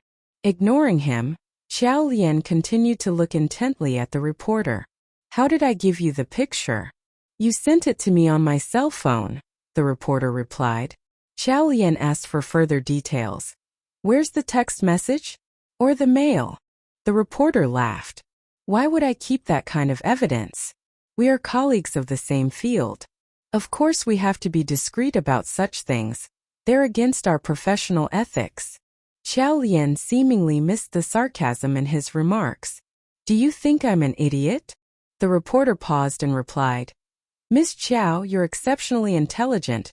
Otherwise you wouldn't have been able to get your hands on so much confidential information. Xiao Lian laughed coldly and looked at him, speaking clearly and deliberately. So you use such an underhanded way to insult my intelligence? The reporter widened his eyes, looking puzzled at her words, while Shen Xiu frowned and asked, What are you saying? Xiao Lian pointed at the bank receipt. Selling confidential information is against our professional ethics, and such discreet transactions would usually be made with cash, or in small and separate amounts using alternative accounts. But in this case, I openly had a large sum of 200,000 deposited into my account. In addition, I am a considerably well-known reporter in the industry. Why would I even risk doing something like that, given my personal abilities? So, Xiao Lian turned and looked menacingly at the reporter. You had better come clean and tell us who instructed you to set me up. She was imposing and forceful. She asked her questions quickly, not giving him too much time to think. Hence the reporter was inevitably quite stunned. Before he could say anything, Xia Yehua interrupted him. Pointing her finger at the reporter, she interrogated. Speak up. Who sent you to set Xiao Qiao up? How dare you set us up, USC*M? The reporter gulped nervously. He had no idea that the situation would turn out this way. He quickly looked at Xiao Lian and said, Miss Qiao, I wouldn't look at it this way. We've been long-time friends, of course we'd be straight to the point. There's no need to be too cautious in that way. Xiao Lian cast her gaze down and avoided the topic of long-time friends. She looked at Shen Xiu and said, So all of this so-called evidence doesn't amount to much. It is completely possible that someone's out to set me up. And if there is no direct and irrefutable evidence, then you cannot insist it was me. Shen Xiu smirked. I wonder why anybody would want to set you up, Miss Qiao? What have you done that makes you deserve to be attacked? Perhaps you're thinking too highly of yourself. Xiao Lian pursed her lips tight and did not say another word. She was also at a loss to know why anyone would target her. Her marriage with Shen Liangchuan had not been made public yet, so it wasn't likely they were targeting Shen Liangchuan through her. Before she could answer, Xia Yehua got all fired up. She stood up at once and said sarcastically, Shen Xiu, Lianchuan is not the slightest bit interested in the Shen family's assets. He's a celebrity in his own right and a well-known figure in the entertainment industry. He doesn't need to make use of his family background to get attention. And even if he had the intention of doing that, he'd have done it long ago. So the culprit has to be the person who benefits most from this matter. Shen Xiu was stunned. What do you mean? Xia Yehua narrowed her eyes. Now we have reached a point of complete mutual dislike. This is the result the culprit wants. So who would you say it is? Shen Xiu's expression froze and he sneered. Xia Yehua, I didn't think that after all these years you could be this shameless. You have hit a new low. After all the recent happenings, you ultimately try to put the blame on Mei Feng. Mei Feng. Xiao Lian paused and thought for a moment when she heard this name. Then she quickly figured out that he was probably referring to Shan Xiu's current wife. Xia Yehua gave a scornful laugh when she heard this. Waving her finger and pointing at the doorway, she angrily said, "Who cares about her? I want you to get out now. I feel sick just looking at you. Get lost." Shan Xiu sneered. "You're so angry because you're ashamed. Xia Yehua, I will get to the bottom of this matter." In a huff, he walked out of the house. Now Shen Zihao was left standing there alone. He had been quiet during the whole conversation. He stood up slowly and looked briefly at each person in the room. His gaze finally fell on Xia Yehua. Xia Yehua's lips moved as if she was about to say something. However, Shen Zihao laughed coldly before he strode out after his father. Xia Yehua widened her eyes and pursed her lips tightly. Although no words came as she stood there, everyone in the room knew how bad she was probably feeling at that moment. She stumbled backwards, so Xiao Lian immediately helped her steady. "Mom, you have to take care of your health." Xia Yehua laughed bitterly at these words. She felt as though she had aged 10 years in the last hour. Shen Liangchuan said as he looked at his mother, "Mom, don't worry, we'll thoroughly investigate this." With a wave of her hand, Xia Yehua said with a sigh, "What is there to investigate? Obviously Mei Feng is behind all of it." Xia Yehua looked a little confused as she said out of breath, "In the beginning, I thought that her intention was to sow seeds of discord between Shan Xiu and me. I scorned the idea, thinking that it wasn't as though our relationship would be any better without her interference. But now I understand. It's not my relationship with Shan Xiu, but my relationship with Zihao that she's out to destroy." She gave a bitter laugh as she said, "She wasn't able to give birth to a son of her own and took mine, and on top of this, Shen Zihao believed Mei Feng and not his own mother." As Xiao Lian looked at Xia Yehua, she deeply sympathized with the woman and understood the pain she was feeling. But still, she didn't really know well the Shen family's history, so it wasn't easy for her to comfort her mother-in-law. She looked at Shen Liangchuan helplessly. Shen Liangchuan did not glance back. He walked to his mother, who was standing unsteadily. He scooped her up in his arms and said, "Don't worry, Mom. I'll talk Zihao around." Xia Yehua's blood pressure had hit 160 again in that short time, and everyone in the villa was panicking. They called in the family doctor. He medicated her, but only after 2 hours did her blood pressure normalize. Song Yuanqi's eyes were red and teary as she looked at Xia Yehua, who had finally fallen asleep. They quietly stepped outside of the room. Xiao Lian started to speak. "I'll watch over her tonight." Before she could finish, Shen Liangchuan interrupted, "Let's go back to our villa." Xiao Lian paused. Song Yuanqi was slightly surprised and glanced at Xiao Lian briefly. Then she looked at Shen Liangchuan and said obediently, "I'll look after Auntie." She then saw the couple out. At the doorway, Song Yuanqi looked troubled. She lowered her gaze and fixed her gaze on her own feet. After a pause, as she rubbed the sole of her shoe against the ground, she looked up and said, "Sister-in-law, earlier on I'm sorry." Xiao Lian looked at her and thought about what happened. A flash of unhappiness crossed her eyes, but she glossed over it. Without another word, she got into the car. Song Yuanqi stood at the doorway. Her gaze followed the car as they drove away. There was an unfathomable and complex expression on her face. After a moment, she turned around, returned to the apartment and made her way upstairs. She pushed the bedroom door and entered the room. Then she sat next to Xia Yehua's bed and looked quietly at the sleeping woman. "You have to recover quickly, Auntie." It was only a few minutes' drive from Villa 18 to Villa 8. Xiao Lian frowned throughout the short journey, as she reflected on the situation's development so far, and how it had started. She bit her lip and turned to Shen Liangchuan. "I feel like there's someone betraying us. That's why the picture even got out. Perhaps there are too many housekeepers at home, and we should reduce the number. Just keep the few trustworthy ones." "What do you?" Screech. The car came to a screeching halt. Xiao Lian was stunned. She turned to glance at Shen Liangchuan and saw that he was extremely moody. He was looking at her with an unfathomable and distant expression on his face. Her heart thumped. For some reason, that look on his face made her feel as though he had put 1,000 miles between them. She didn't finish what she was saying and looked back steadily at him. Shen Liangchuan narrowed his eyes and paused before he continued with a firm tone. You know him. This puzzling remark took Xiao Lian by surprise and she paused for a second too. Then suddenly she realized who he was referring to. The reporter. She clenched her fists tightly. Xiao Lian looked startled at Shen Liangchuan and bit her lip. The look in his eyes was cold like the water of an icy river. She felt her chest tightening. After a short pause, she slowly let out a deep breath.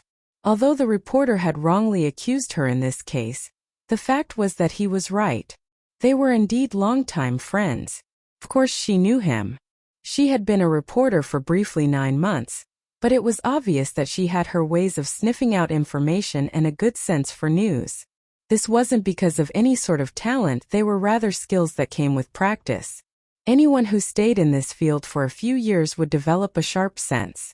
A few years ago, when she had escaped to the huge city of Beijing with her brother, she had to find means of survival. At the time, coincidentally, she had gotten to know this reporter.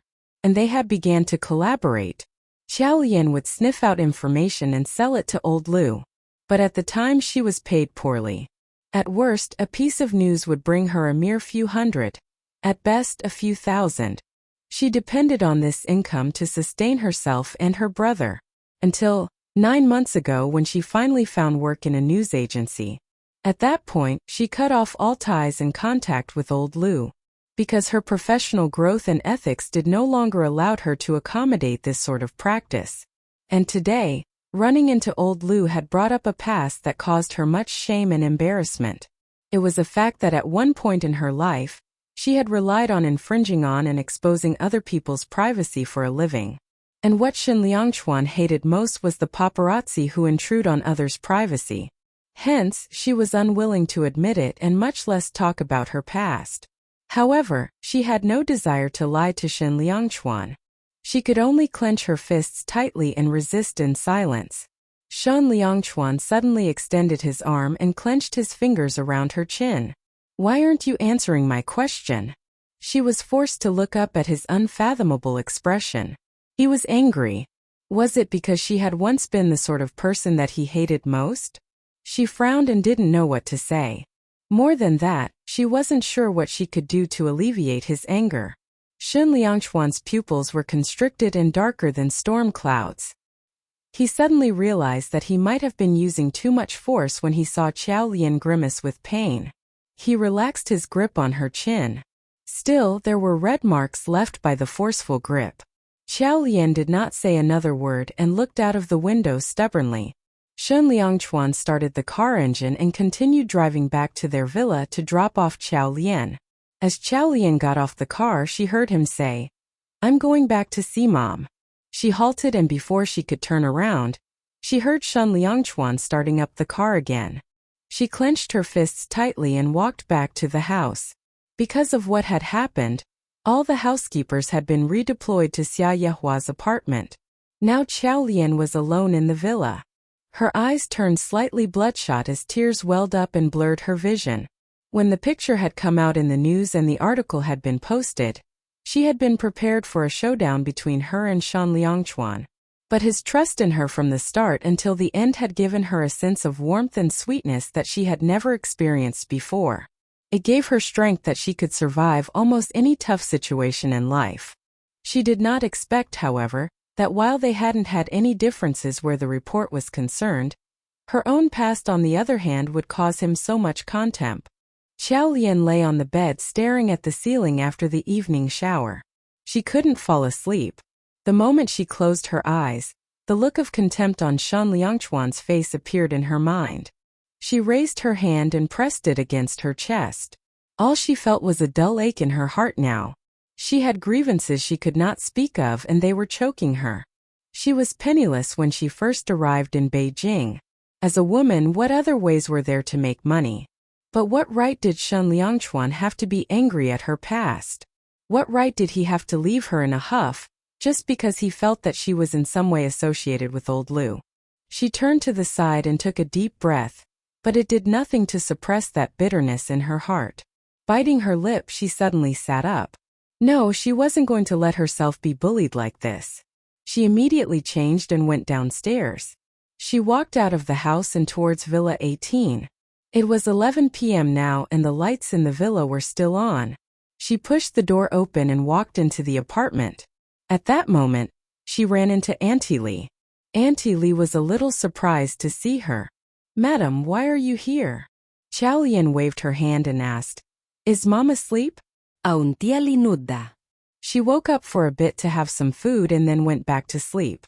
The doctor says that rest will bring her blood pressure down. Chow Lien glanced at the upper floor. So who's watching over Mom now? Miss Yuanqi. Madam is fine now, but Miss Yuanqi is still worried and insists on sleeping in Madam's room. She says that this way, Madam could be looked after in case something happened in the middle of the night. Auntie Lee sighed as she continued. Miss Yuanqi and Madam are like mother and daughter. The affection Madam gives her is not in vain. Chow Lien nodded and asked, "And what about Sir?" "He's in the study." Once she knew Shen Liangchuan's whereabouts, Chow Lien didn't speak much further. She informed the housekeeper, "I'll go up and see him." Aún tía Linuda. Chow Lien went up the stairs slowly and pushed the study door open. Shen Liangchuan was there, sitting behind the desk and staring into space. When he heard the door open, he looked up and their eyes met. Chow Lien bit her lip and entered the study, shutting the door behind her. Shen Liangchuan did not speak. Chow Lien stood before him and continued, "Shen Liangchuan, do you mind my past so much?" Shen Liangchuan lifted his gaze slowly until he was looking at her squarely in the face. Seeing that look in his eyes, her anger rose immediately. "I know you hate the paparazzi, but there are many people who earn a living doing this. Just because you happen to dislike the profession, doesn't mean it's not a profession. Shen Liangchuan, you cannot be biased against me." Shen Liangchuan interrupted her before she could finish. "The news report on Li Rui's affair years ago. It was you who sold the information to that reporter, wasn't it?" Chow Lien was stunned for a moment before she replied, "How did you know?" Shen Liangchuan stood up. His big and tall frame was towering over her. "When I first entered the entertainment industry 8 years ago, Li Rui patiently showed me the ropes. He was my mentor in a way." Chow Lien bit lip. She had no idea that he was so close to Li Rui. "But I did spot him being intimate with a girl. It wasn't a normal relationship and that's a fact." "A fact?" Shen Liangchuan laughed sarcastically. "And did you also know then that Li Rui and his wife had already secretly divorced by that time? He and his girlfriend got to know each other after his divorce. But because of your article, he was branded as an unfaithful husband and was forced to leave the entertainment industry for good. Chow Lien, do you still think that you have done nothing wrong?" "Li Hui. That matter took place about 4 years ago. Li Rui and his wife at the time were both actors. His wife back then was a newcomer in the show business and Li Rui fancied sweet young girls, so they got married. With his help, his ex-wife steadily climbed the ladder to fame. Eventually, their relationship deteriorated over time. At the time, Chow Lien had just started working in this field and had not yet developed a sharp sense for situations. She only took old Lu's word that Li Rui was having an affair. Li Rui was similar to Shen Liangchuan in that he deliberately kept a low profile, hence trying to get any information about him was not easy. However, at that time she had been desperate for money to pay her rent. So she gritted her teeth and, for 3 days straight, waited at the spot he was likely to appear at. She stayed awake for 3 whole days, only having bread and mineral water. Eventually she managed to snap that shot of Li Rui and his new lover. Happily, she handed the picture over to old Lu. Back then she had not felt that she was doing something wrong, because she had been reporting a fact. But now, she widened her eyes, stunned by Shen Liangchuan's words. Li Rui and his ex-wife had divorced by that time? She was speechless, feeling very much at a loss and helpless all at once. She bit her lip and stammered. How is that possible?" Shen Liangchuan looked away as he said, Li Rue and his wife parted in peace. Their relationship had fallen apart because they spent most of their time being apart from each other. They had filming commitments. Both of them were at the peak of their careers, so their divorce had never been publicly announced. You only saw that Li Rue had a new lover. But did you also know that at the same time his ex-wife had a boyfriend too? Xiao Lian's lips quivered slightly as she asked. But why did he not clarify the situation then? Shan Liangchuan replied with a gloomy expression. When the news broke, his ex-wife's popularity went up a notch as the public sympathized with her. And because he still felt guilty towards her, he decided not to clarify it and instead admitted to the affair. Xiao Lian was stunned by this new discovery.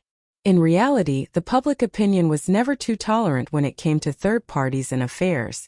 Hence, Li Rue's affair had ruined his entertainment career. At the time, he had been at the peak of his career.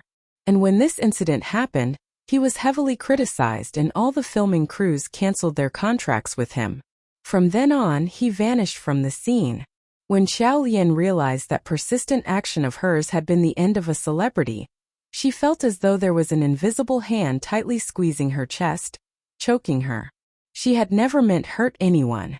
Her intention had just been to bring things out into the open for a fair debate, and for people to judge for themselves. Now she felt a mix of all sorts of emotions in her heart. Guilt, shame, remorse and sadness. They were pouring like water off a broken bottle. She looked up and took a quick glance at Shan Liangchuan. Realizing that she could no longer face him, she said, I understand. Then she quickly got up from her seat and walked out of the study, ashamed and embarrassed. She left the villa in a daze, walking into the night and breathing in the fresh air of the night until she slowly calmed down.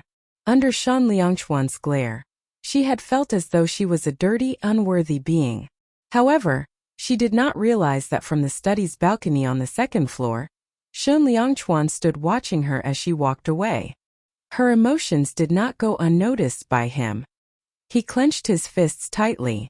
Years ago, when Xia Yehua left her marriage with nothing, and he entered the entertainment industry, everything had seemed glittery on the surface. But if it hadn't been for the fact that he had the Shen family's name to lean on, he wouldn't have had it that easy. There were all sorts of people in the entertainment industry and it was never easy to tell the real from the fake. At the time, Li Rue, as a veteran, saw that Shan Liangchuan was a versatile talent, so he privately took special care of him and helped him to very quickly make a name. To Shan Liangchuan, Li Rue was more of a father than Shen Xiu had ever been. For that reason, when the news report about Li Rue was published, Shan Liangchuan was livid and from then onwards, he hated the paparazzi. There had been one time he was being stalked by a reporter, and when he found out, Shan Liangchuan had initially wanted to let him go. However, when he found out that he was from Daily Entertainment, he used an excuse to beat the guy up to avenge the damage caused to Li Rue. But now, he had discovered that the article's informant had been none other than Xiao Lian. Put him in a dilemma. His own wife had turned out to be the paparazzi he had hated for so many years. It was a small world indeed. He clenched his fists tightly, not wanting to hate Xiao Lian, but the betrayal and guilt that he felt for Li Rue's sake. He hung his head with confusion, not knowing how he could fix this with her. However, seeing that she had wandered off into the dark by herself, he picked up his jacket and walked out after her. He followed her, frowning as he noted how distracted and lost she seemed on the way back to the villa. He stood in the shadows until he made sure that she was safely back at the villa. Then he paused and stared at the doorway for a moment.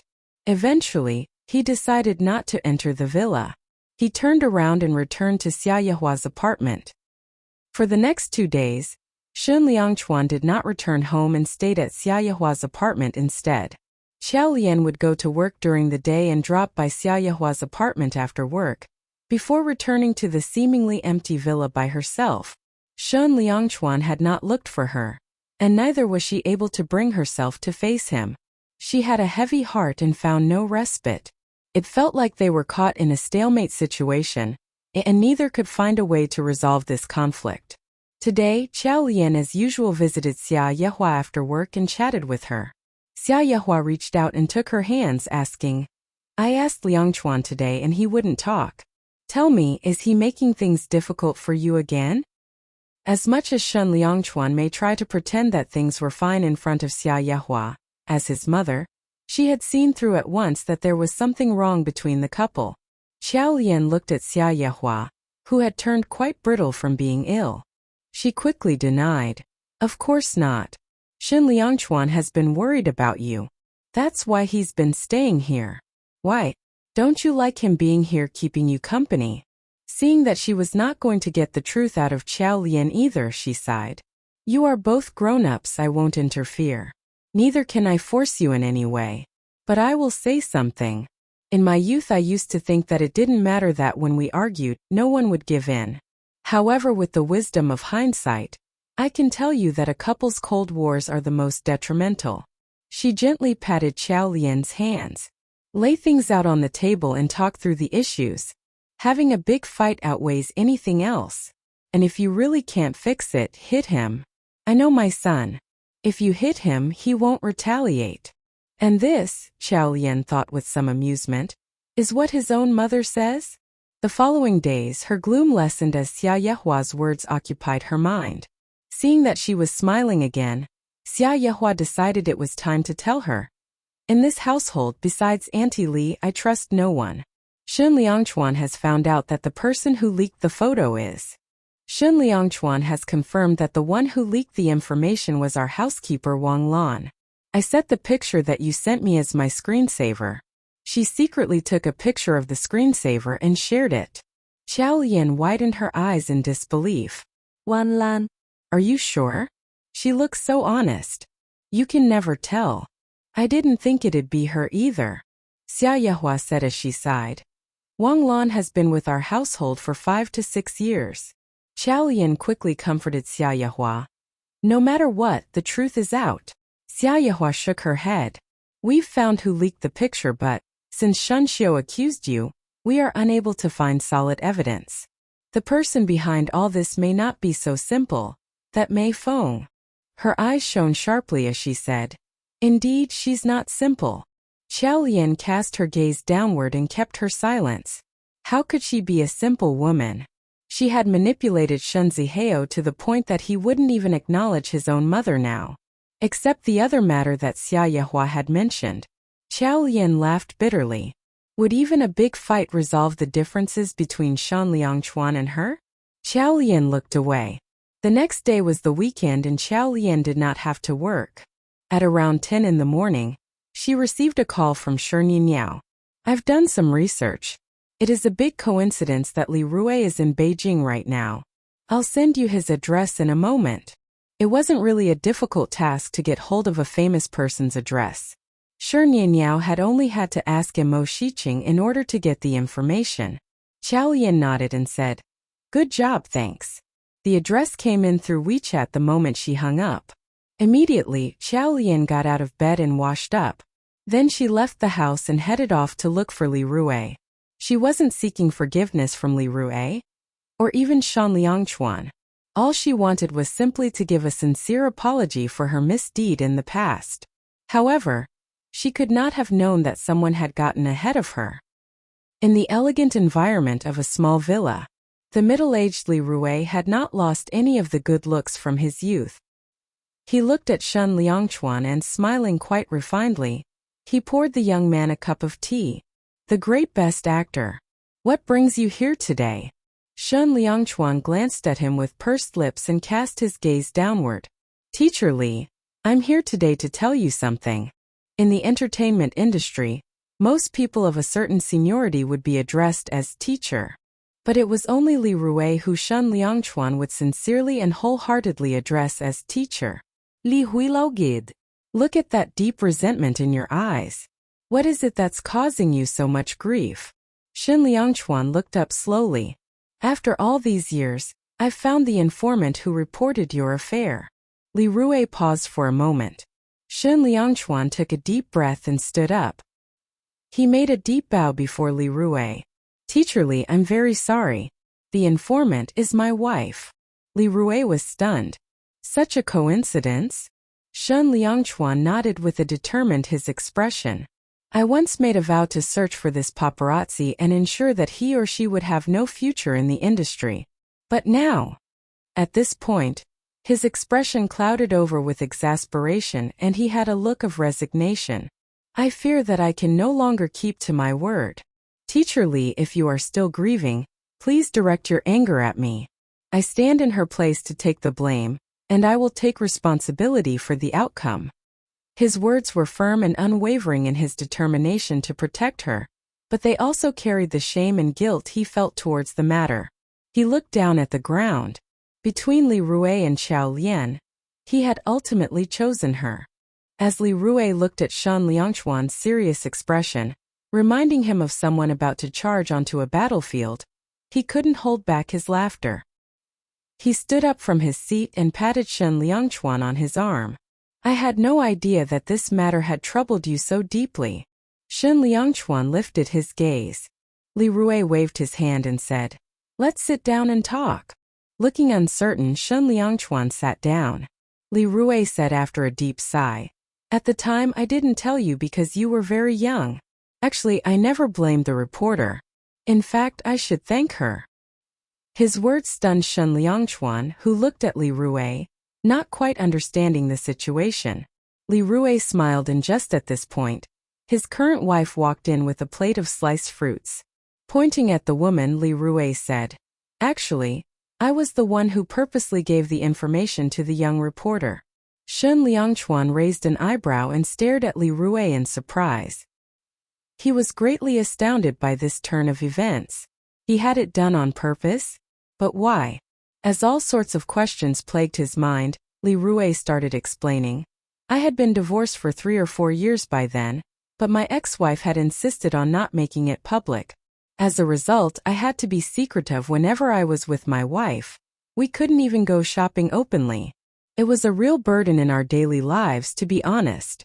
What's more, at the time my agency had disregarded my wishes and signed me up for a role in an idol drama.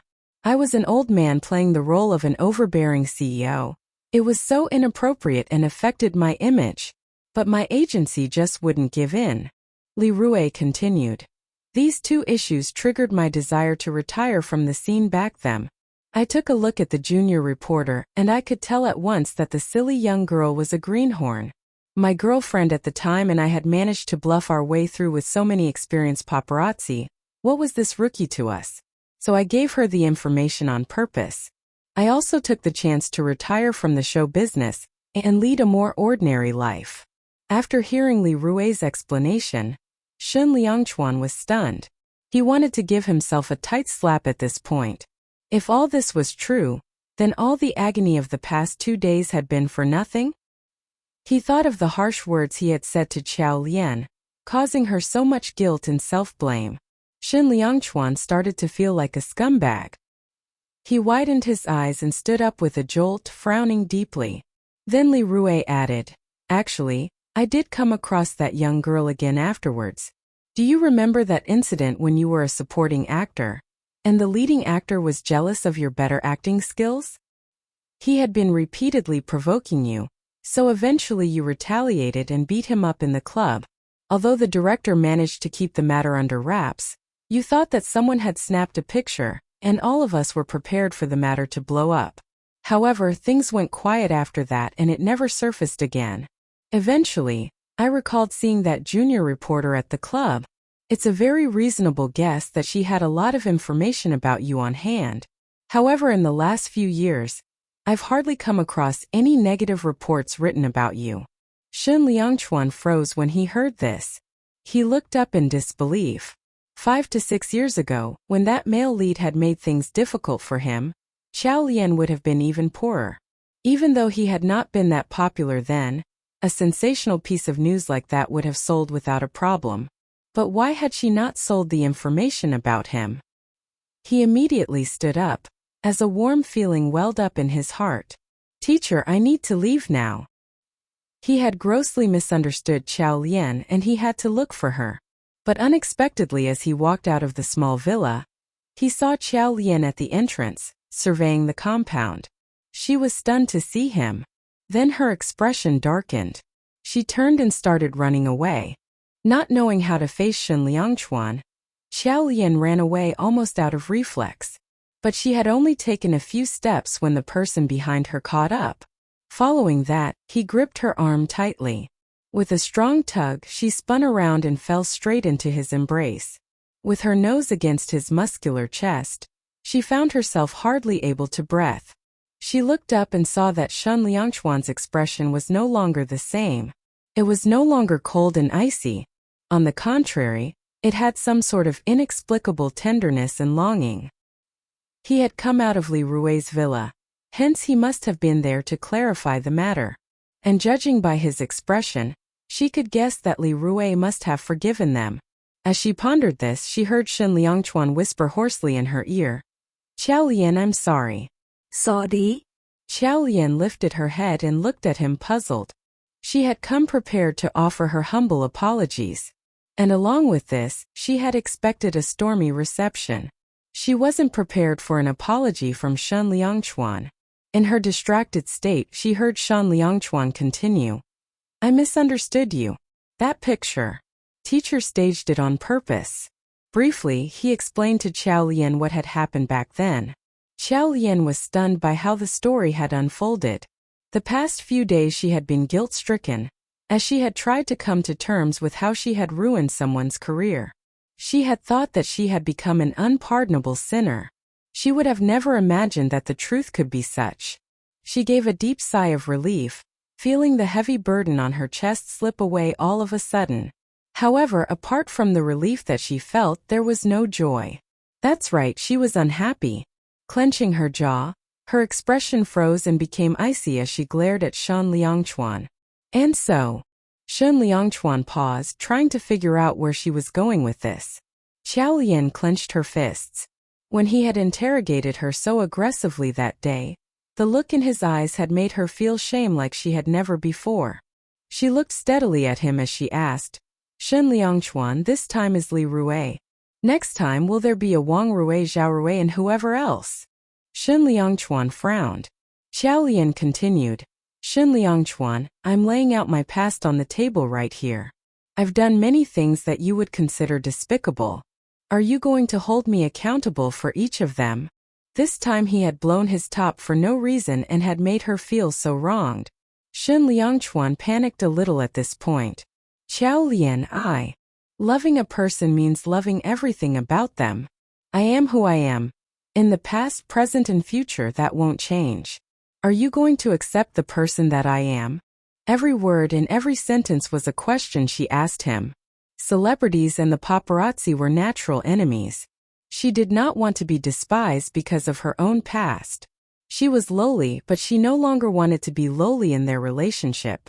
And certainly, she did not want to repeat what had happened over the last few days.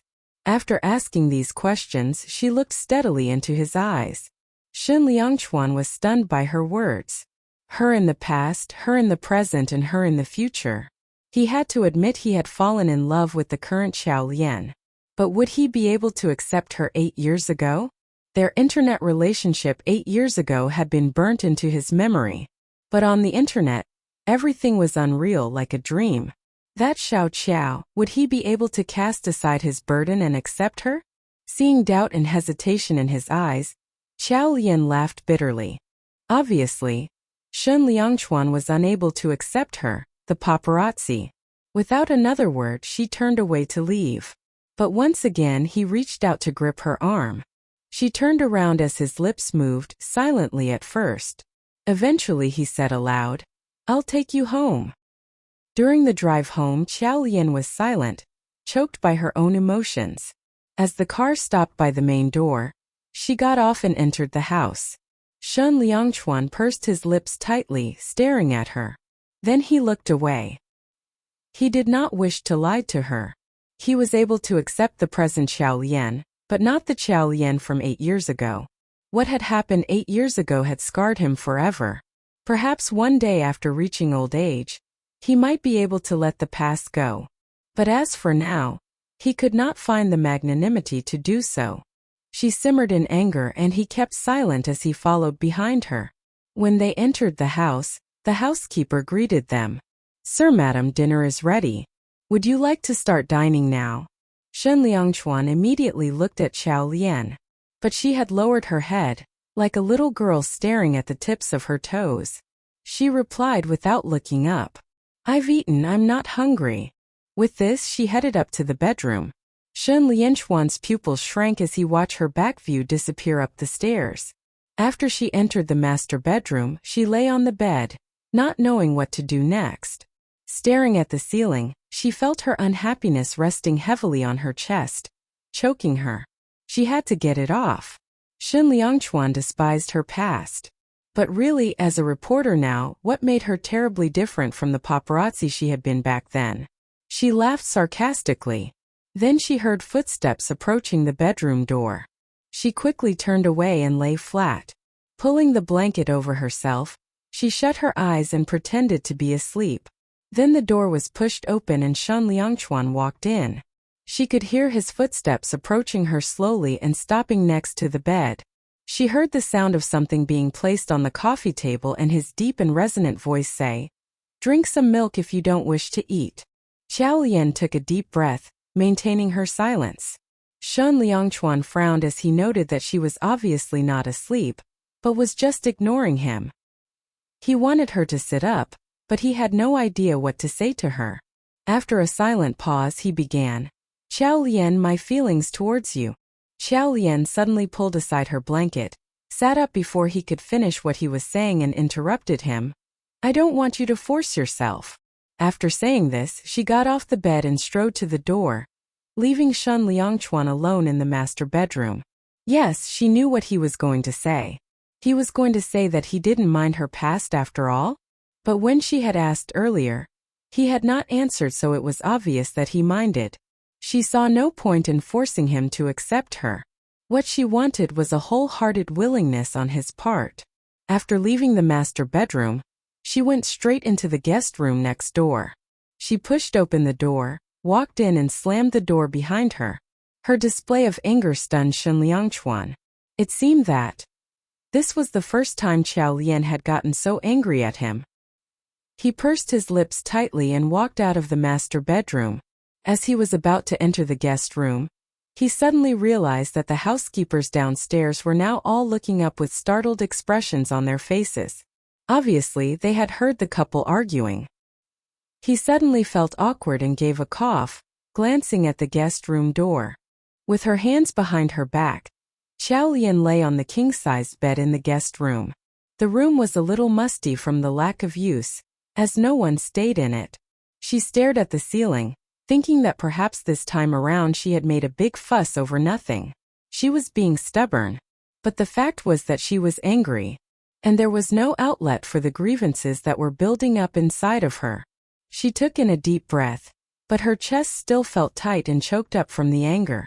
She picked up her cell phone and browsed around Weibo, but nothing was getting through to her. Then she logged out and played a lot match. Zombie Leader and the team were training every day. She could see their battle progress on the cell phone. Xiao Lian clicked on the match spectator mode and started to watch a competition.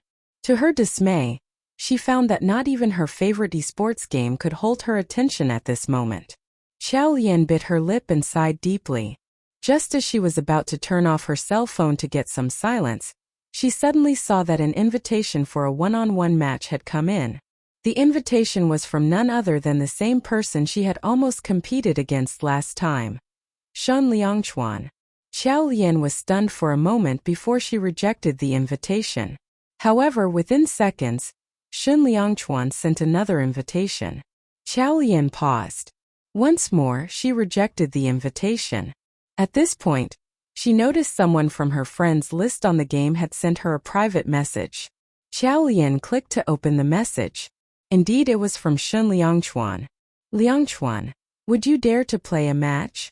Another short pause. Did he think she was 3 years old? He was prodding her with a challenge. Immediately, she pounded away on her cell phone in reply. "Fine, you're on.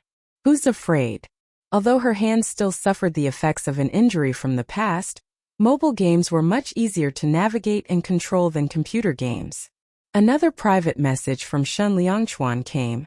"If I win, you come back to the master bedroom." "What?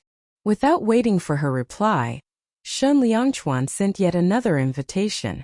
Xiao Lian's hand trembled as she pressed on the accept button. The confrontation began. Xiao Lian hesitated for a moment. She had not replied to his last message. What did he mean by her having to return to the master bedroom if he won the match? That was too much. Did this guy even know how to delight a girl? Still feeling very much frustrated and choked with anger, Xiao Lian focused all her energy on her cell phone. To defeat Shen Liangchuan, she chose the champion she was most familiar with, Xiao Qiao, a shaman. She had a strong attack though lacking HP, while Shen Liangchuan chose a tank champion. In general, tanks had plenty of HP but were weak in attack.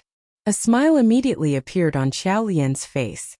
Was this guy stupid or something selecting a tank? Moreover, to fight against a shaman? The game started. Because there was only a single street, Xiao Lian charged ahead gleefully. When she saw Shen Liangchuan, she immediately cast a stun spell and then she started to hit him, one slash after another with the sword. Seeing his life points depleted bit by bit gave her immense satisfaction. It was as though she was hitting him in real life. Finally, her pent-up anger found an outlet. When the stun spell ended and the tank was about to move, Xiao Lian threw yet another stun spell and continued hitting the tank mercilessly. When the tank could finally move, it was almost out of HP. He activated the displacement skill and escaped. Xiao Lian had won the first confrontation. Elated, she charged ahead and continued hitting the tank. The tank returned with a full refuel of HP. She threw a stun spell and continued to slash his champion. Obviously, she could kill her opponent with her ultimate attack, but she did not. Slashing the tank like she was doing made her feel good. When the tank was running low on HP, it ran away again. This repeated a few times since Xiao Lian did not kill her opponent. As she lashed out at the tank over and over again, she felt better and better. Meanwhile, in the master bedroom, Shen Liangchuan held the cell phone in his hands, staring at the champion hitting him with all her might.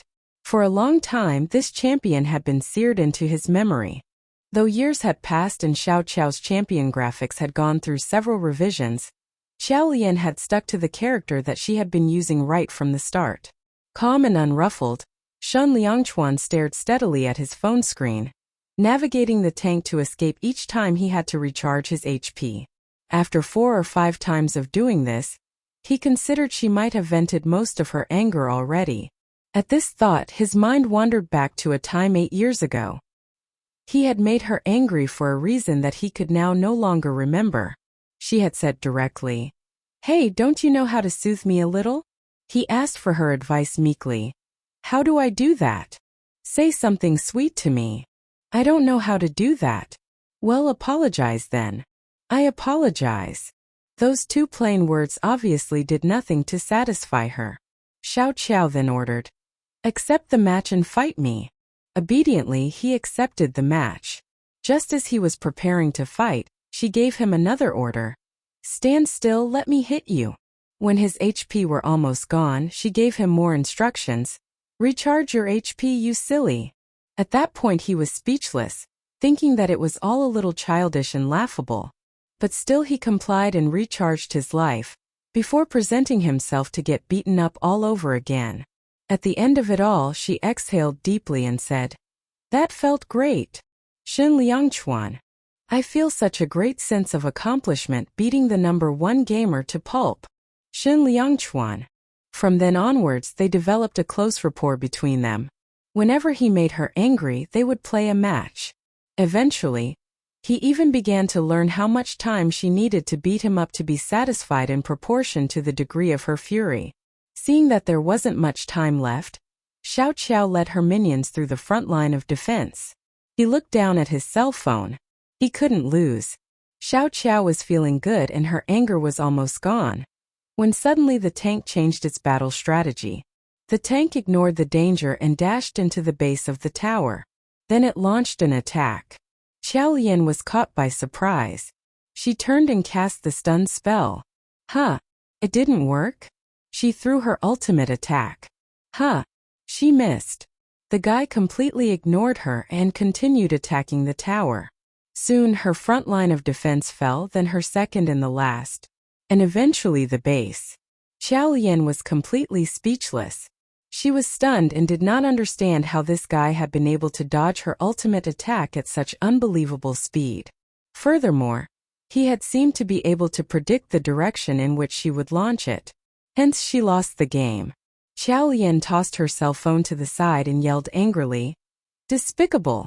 Come and hit me in person if you're so smart." After yelling, she stuck her head out of the doorway and looked around. However, it was all quiet. This guy. He was expecting her to return to the master bedroom? Keep dreaming. She lay back down on the bed in the guest room, stubbornly waiting for him to come and get her instead. But as she waited, she nodded off. When she woke up, the villa was silent, not a noise could be heard. Feeling uncertain, she got out of bed and went downstairs. The housekeeper informed her that Shen Liangchuan had gone out. Gone out? Did this guy not know that she was still furious? Just as Qiao Lian was getting worked up all over again, her cell phone suddenly rang. "Miss Qiao, please come over quickly. Something's happened to Brother Shen." Qiao Lian's heart sank immediately. What happened? Where are you all? I've sent the address to you through WeChat. Qiao Lian changed her clothes and dashed out of the house to hail a cab. The car drove off at a high speed towards their destination. Her heart was full of anxiety when she arrived, so she took no notice of her surroundings and quickly pushed open the restaurant's front door. What she saw next completely took her by surprise.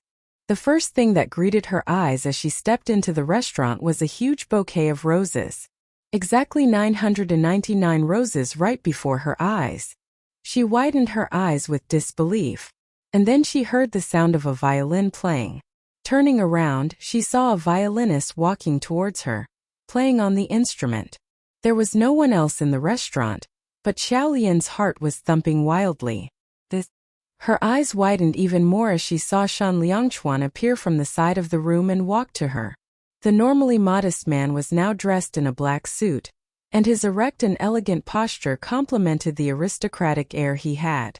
Although his handsomely sculpted face held no expression as always, his eyes gave away the anticipation he was feeling.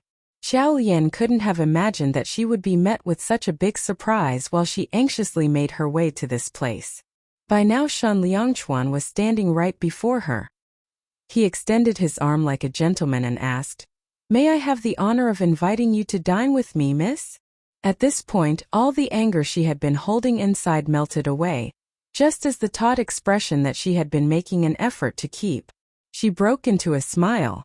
She knew in her heart that it was practically a miracle to have the stuffy Shen Liangchuan do such a romantic thing. She knew it wasn't easy for him. Looking into his eyes, she slowly extended her hand. The moment her pale and delicate hand held his own manly one, Shen Liangchuan heaved a big sigh of relief. He had been afraid that Qiao Lian would still be angry and ignore him. He led her to the upper floor of the restaurant. It was a gazebo. Right in the center of the gazebo was a single dining table, still in service. After he took her to her seat, he said, "This French restaurant has recently opened. The food is quite good. You should try it." Qiao Lian nodded silently.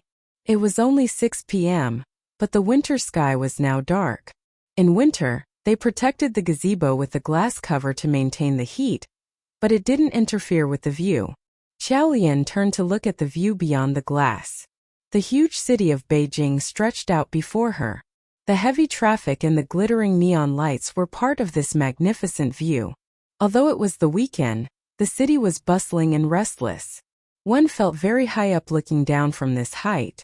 As Qiao Lian sat dazzled by the view, the food was served, pan-fried foie gras for two. When Qiao Lian was about to pick up her fork and knife, Shen Liangchuan suddenly spoke. "Hang on." Then he held up his plate before her. The food on it had been cut up into bite-sized pieces. Qiao Lian was stunned for a moment before she accepted his plate. Then he reached out for hers and took it. Looking down at the plate of sliced foie gras in her hands, her heart overflowed with warmth and sweetness. The fact was that Shen Liangchuan could bring a lot of warmth when he bothered to be attentive. She lowered her gaze, and as she ate, 1,000 thoughts flashed through her mind. Every now and then, she would look up and steal a glance at him. That matter between them should have been water under the bridge by now. But why was it that she still had a nagging feeling? Xiao Lian shook her head, tossing all unhappy thoughts aside. After all, she shouldn't be too unreasonable. The food was good indeed. After the last course, Shen Liangchuan made no indication of leaving. Xiao Lian looked up at him. Shen Liangchuan then turned to look through the glass covering of the gazebo. She followed the direction of his gaze. The only thing she saw was the dark skies. The smog was bad today and not a single star was visible. What was this guy looking at? In the midst of this short pause, something swung before her eyes and then a glittering necklace appeared before her eyes. It was a delicately thin necklace strung with a single star-shaped sapphire pendant. Catching the candlelight in the gazebo, it looked exceptionally bright and sparkling. Xiao Lian's eyes lit up at once. She turned immediate to Shen Liangchuan, who was watching her intently. He asked, "Isn't it pretty?" Xiao Lian nodded and exclaimed, "It's beautiful." She extended her hand. "Is that for me?" As someone who had grown up in the Chow family, the sight of precious gems and jewels was nothing new to her. But this star-shaped sapphire was so pretty she could hardly take her eyes off it. Most women love gemstones, so her face broke into a smile immediately. And then, as she reached out for the necklace swung out of her reach and Shen Liangchuan pulled back his hand holding the jewel. He said as Xiao Lian looked at him with surprise, "It's just for you to look." Liar. The smile on her face disappeared at once. This guy. He was doing it on purpose. Angrily, she glared at him with her widened eyes, brighter than the sapphire stone.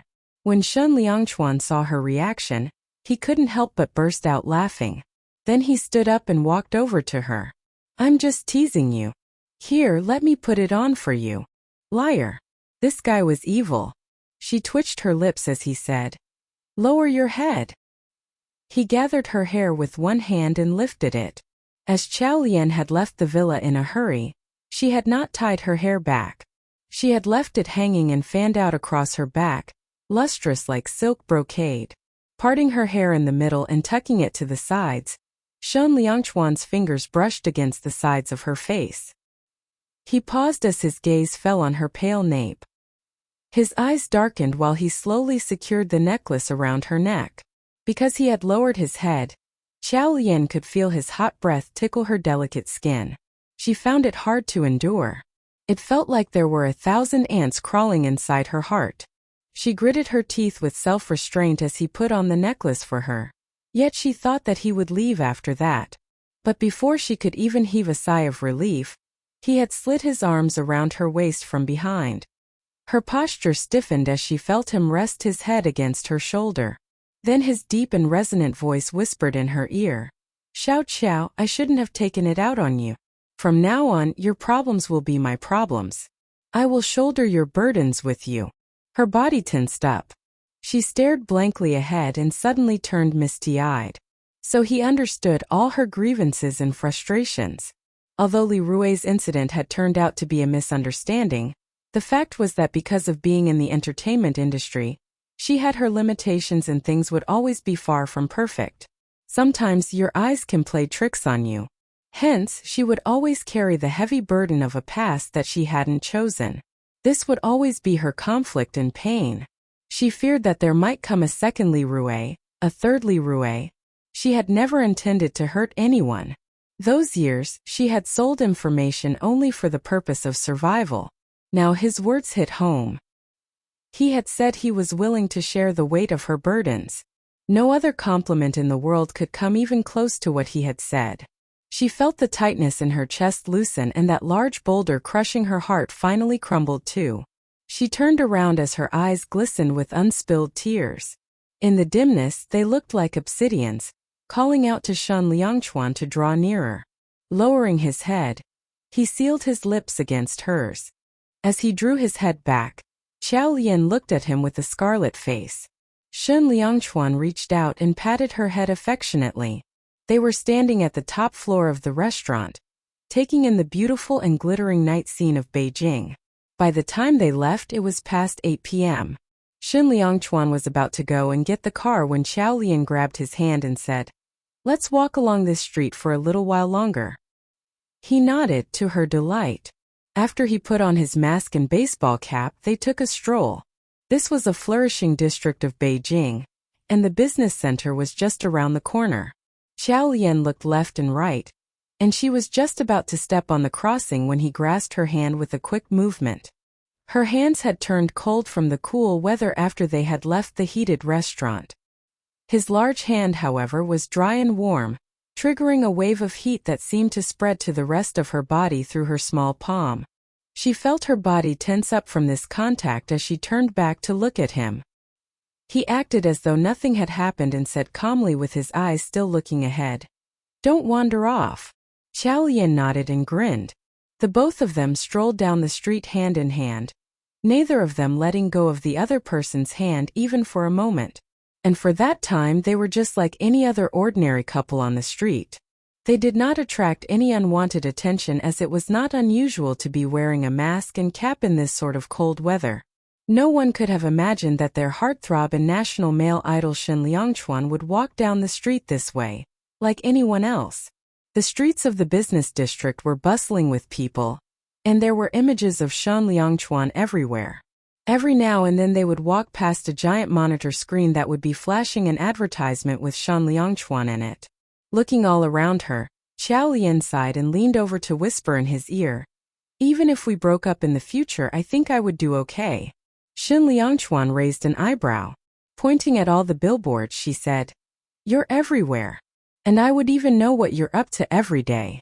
Shen Liangchuan replied coldly, "You're thinking of breaking up with me?" Xiao Lian shrugged and immediately said, "I'm just saying, you're not allowed to say that." She grinned. "Fine, I won't say it anymore." What an overbearing guy. As they continued strolling around, they arrived at a shop that sold ornaments. Xiao Lian suddenly stopped and glanced at the shop. Then, pulling Shen Liangchuan behind her, she entered the shop. The shop was rather quiet as it was dinner time. The two workers were watching a movie on the computer as the couple stepped in.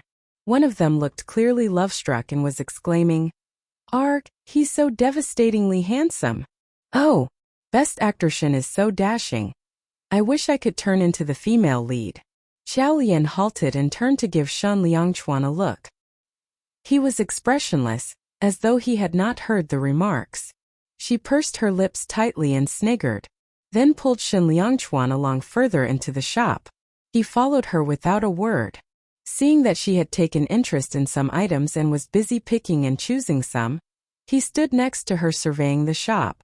After a short while, he saw her look up holding a sword-shaped ornament. She held it up to show Shen Liangchuan. "Do you think it's pretty?" This section of the shop was full of mini replicas of the weapons used by the lot champions. There were fans, swords, and daggers, and the one Xiao Lian was holding was the weapon of the tank champion that Shen Liangchuan had selected in the game that they had played earlier on. Shen Liangchuan glanced at her and remarked, "This is not suitable for a girl." Xiao Lian retorted, "Of course, but I was going to get this for you." Shen Liangchuan looked surprised. "For me?" Xiao Lian nodded. "Yes. You gave me a necklace, so I want to give you something too. Even though they don't match in terms of monetary value, it's still a gift from my heart." His gaze softened as he pursed his lips and looked at her. However, Xiao Lian was now busy with the dilemma as to which ornament to select. She looked from one to the other asking, "What type do you like?" Xiao Lian could not tell from their match whether Shen Liangchuan was a good player. During the match, his champion had spent most of the time dodging her attacks, hence she had no way of knowing which character he liked. Not taking his eyes off her, he suddenly reached out and from the shelf, he took a mini replica of a short dagger. That was... Xiao Lian's pupils suddenly shrank as she heard Shen Liangchuan said, "This is the one I want." Xiao Lian stared steadily at the dagger replica. She slowly lowered her gaze, as though trying to hide the wave of emotions that was washing through her. This dagger was the champion Zhou Yu's weapon in lot. Zhou Yu was an assassin warrior. While Xiao Qiao was the champion used by Qiao Lian back then, Zichuan's favorite champion had been Zhou Yu. And now Shun Liangchuan had chosen Zhou Yu's dagger. Xiao Lian immediately shook her head, in an attempt to shake off the memories from the past. Zichuan was history, she shouldn't think of him anymore. It would be unfair to Shun Liangchuan. If she expected Shun Liangchuan to love her wholeheartedly, then how could she give in return anything less? With great efforts to push aside those thoughts from the past, Xiao Lian settled for the dagger, saying, "Sure. I'll pay now." Shun Liangchuan nodded. The two workers were still watching the movie when the couple came up to the checkout counter. "I'll take this," Xiao Lian called out as she held out the item to the service staff. One of them quickly walked over with a smile. She scanned the item and said, 188. Xiao Lian took out her purse. As she drew out her money, she asked casually, "You like Best Actor Shun too?" The cashier immediately cupped her cheeks with her hands. "Yes. I really like him. He's so dashing. And his acting skills are superb. I have so many posters of him at home. If only I could meet him someday. Even if it's just to exchange a sentence. No, even just to walk by him." Xiao Lian threw a sidelong glance at Shun Liangchuan and slid a bill across the countertop. "I'm sure your dream will come true." Returning the change to Xiao Lian, the service staff grinned and said, "Hope your words bring me luck. Please come again." On the journey home, Xiao Lian couldn't stop smiling. The car drove along and very quickly, they left behind the bustling district and came to the villa district. On entering the villa district, they went to see Xia Yehua at her apartment before returning to their villa. Normally, they would use the main road to access the apartment, but today there was a car parked along the main road, blocking it. Hence, Shun Liangchuan had to make a detour to access the property from the back. The car drove along a well-lit curved road. As Xiao Lian glanced out of the window, she suddenly caught sight of two figures in a corner not too far off. One of the figures handed something over to the other, and the latter quickly stuffed the item into his bag. Although there was some distance between the car and the people, Xiao Lian, who was no stranger to dealing with money, could tell right away that the item was a wad of banknotes. The person handing the wad of banknotes. How was it that there was an uncanny resemblance to Song Yuanxi? And as for the other figure, Xiao Lian's pupils immediately shrank as she recognized the figure. It was housekeeper Wang Lan. "Stop the car!" A long shrill screech. Following Xiao Lian's loud exclamation, Shun Liangchuan brought the car to a quick halt. He was driving along at considerable speed because the villa roads were quite empty at this time of the day. Even if he had reacted sooner, they would have shot past the two figures.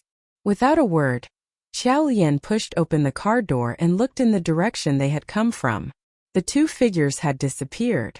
There was no one in sight. Had it been her imagination? Although it had just been a glance, the image was very clear in her memory. As a reporter, she was naturally sharp and sensitive to her surroundings. Hence, she moved quickly in the direction. Shun Liangchuan quickly got out of the car and followed after her. "What's going on?" Xiao Lian pointed in the direction of the scene she had just seen. "I just saw two people right here, did you see them?" Shun Liangchuan frowned. "No, I didn't." No? Xiao Lian bit her lip.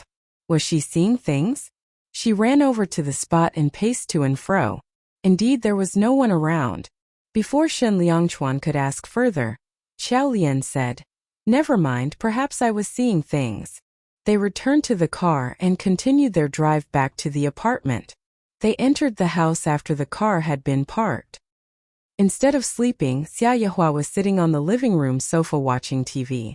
Seeing the couple walk in, she sensed that they had resolved their differences, even though they hadn't spoken a word. Immediately, Xia Yehua smiled. "So you two have made up?" They glanced at each other and he, stone-faced, walked over to Xia Yehua. "Made up?" Obviously this guy wasn't going to admit to anything. Xia Yehua pointed at him and said with a twitch of her lips, "Xiao Qiao is such a mild-tempered person, so if the both of you got into a fight, I'm quite certain it's because you're making life difficult for her. I'll teach you a good lesson the next time I hear about a fight." Shun Liangchuan looked at her with helpless frustration. "Mom!" Ignoring him and turning to Xiao Lian with a big grin, Xia Yehua told her, Xiao Qiao, if he ever dares to make you feel bad again, you make sure you tell me about it. Qiao Lian immediately walked over to Xia Yehua and held her mother-in-law's arm affectionately. I will. Having said that, she looked at Shun Liangchuan and raised an eyebrow smugly, saying, Shun Liangchuan, did you hear that? From now on you can't make me feel bad. Shun Liangchuan knew he was defeated. His deflated expression put Qiao Lian in an exceptionally good mood. She looked up at the upper floor and asked, Mom, where's Song Yuanqi? Xia Yehua replied, She's gone out. Qiao Lian frowned and probed further. Out jogging. Xia Yehua nodded. Yes, she's gone jogging. Recalling the scene that she saw earlier on, she asked again. It's late, she shouldn't be out jogging alone. Xia Yehua casually said. She's done this for years. She goes jogging for half an hour every day at this time. She only stopped for a few days because I was sick. At this point, she glanced up at the clock on the wall. She should be back any time now. The moment she said this, they heard the sound of the front door opening. Turning around, they saw Song Yuanqi enter the living room. Although it was winter, the track suit kept her warm and her face was red, perspiring from the run. On seeing Qiao Lian and Shun Liangchuan as she entered the house, she stopped and greeted them, Brother Liangchuan's sister-in-law. Then she walked in and said, I'm going upstairs to wash up. Qiao Lian stared at her intently as she walked up the stairs. Everything looked normal. Shun Liangchuan then stood up and headed to the washroom, leaving Qiao Lian and Xia Yehua in the living room. At this point, Qiao Lian could not help but ask the question that had been on her mind for some time. Mom, what's the relation between Yuanqi and our family? After having been married to Shun Liangchuan a few months now, Qiao Lian still couldn't quite figure out who exactly Song Yuanqi was and where she came from. All she knew was that Song Yuanqi had a special place in the Shun family. Xia Yehua sighed on hearing Qiao Lian's question. She's an orphan. Shun Liangchuan brought her home 8 years ago. I found out then that everyone in her family had perished and she was all alone. But, Xia Yehua frowned and continued, I have no idea why he brought her home. All he did was put her in my custody and care. As you know, I have 2 sons and no daughters. And Yuanqi was a very well-behaved girl. I liked her immediately. But to be honest, I still do not know her background and identity. Qiao Lian listened without interrupting. It was reasonable to trust a person that you had gotten along with for 8 years. But who exactly was Song Yuanqi to Shun Liangchuan that he would ask Xia Yehua so solemnly to take care of her? Just as she frowned, puzzling over this matter, Shun Liangchuan walked out of the washroom. He drew out a tissue to dry his hands and announced, It's late, we should get going. Glancing at him, Qiao Lian nodded. At the same time, Song Yuanqi, who had just showered, came downstairs. She wore a set of conservative-looking pajamas and was towel-drying her hair. To Shun Liangchuan and Qiao Lian she said, Brother Liangchuan, drive carefully. It appeared she had gone downstairs to see them out. Qiao Lian did not speak, but nodded in response to Song Yuanqi's words. Shun Liangchuan turned around suddenly, as though remembering something. You're joining the crew for the first time tomorrow? I'll get Song Cheng to drive you. Once you've joined the crew, don't travel back and forth anymore. It's a waste of time and also, you'll pick up acting techniques when you stay with the crew. On hearing this, Song Yuanqi stopped in the midst of drying her hair and looked up with widened eyes. At once, her eyes reddened and she looked down. Although appearing reluctant, she gave her word. Okay. Then she turned to look at Xia Yehua. Auntie's health is still not in the best condition.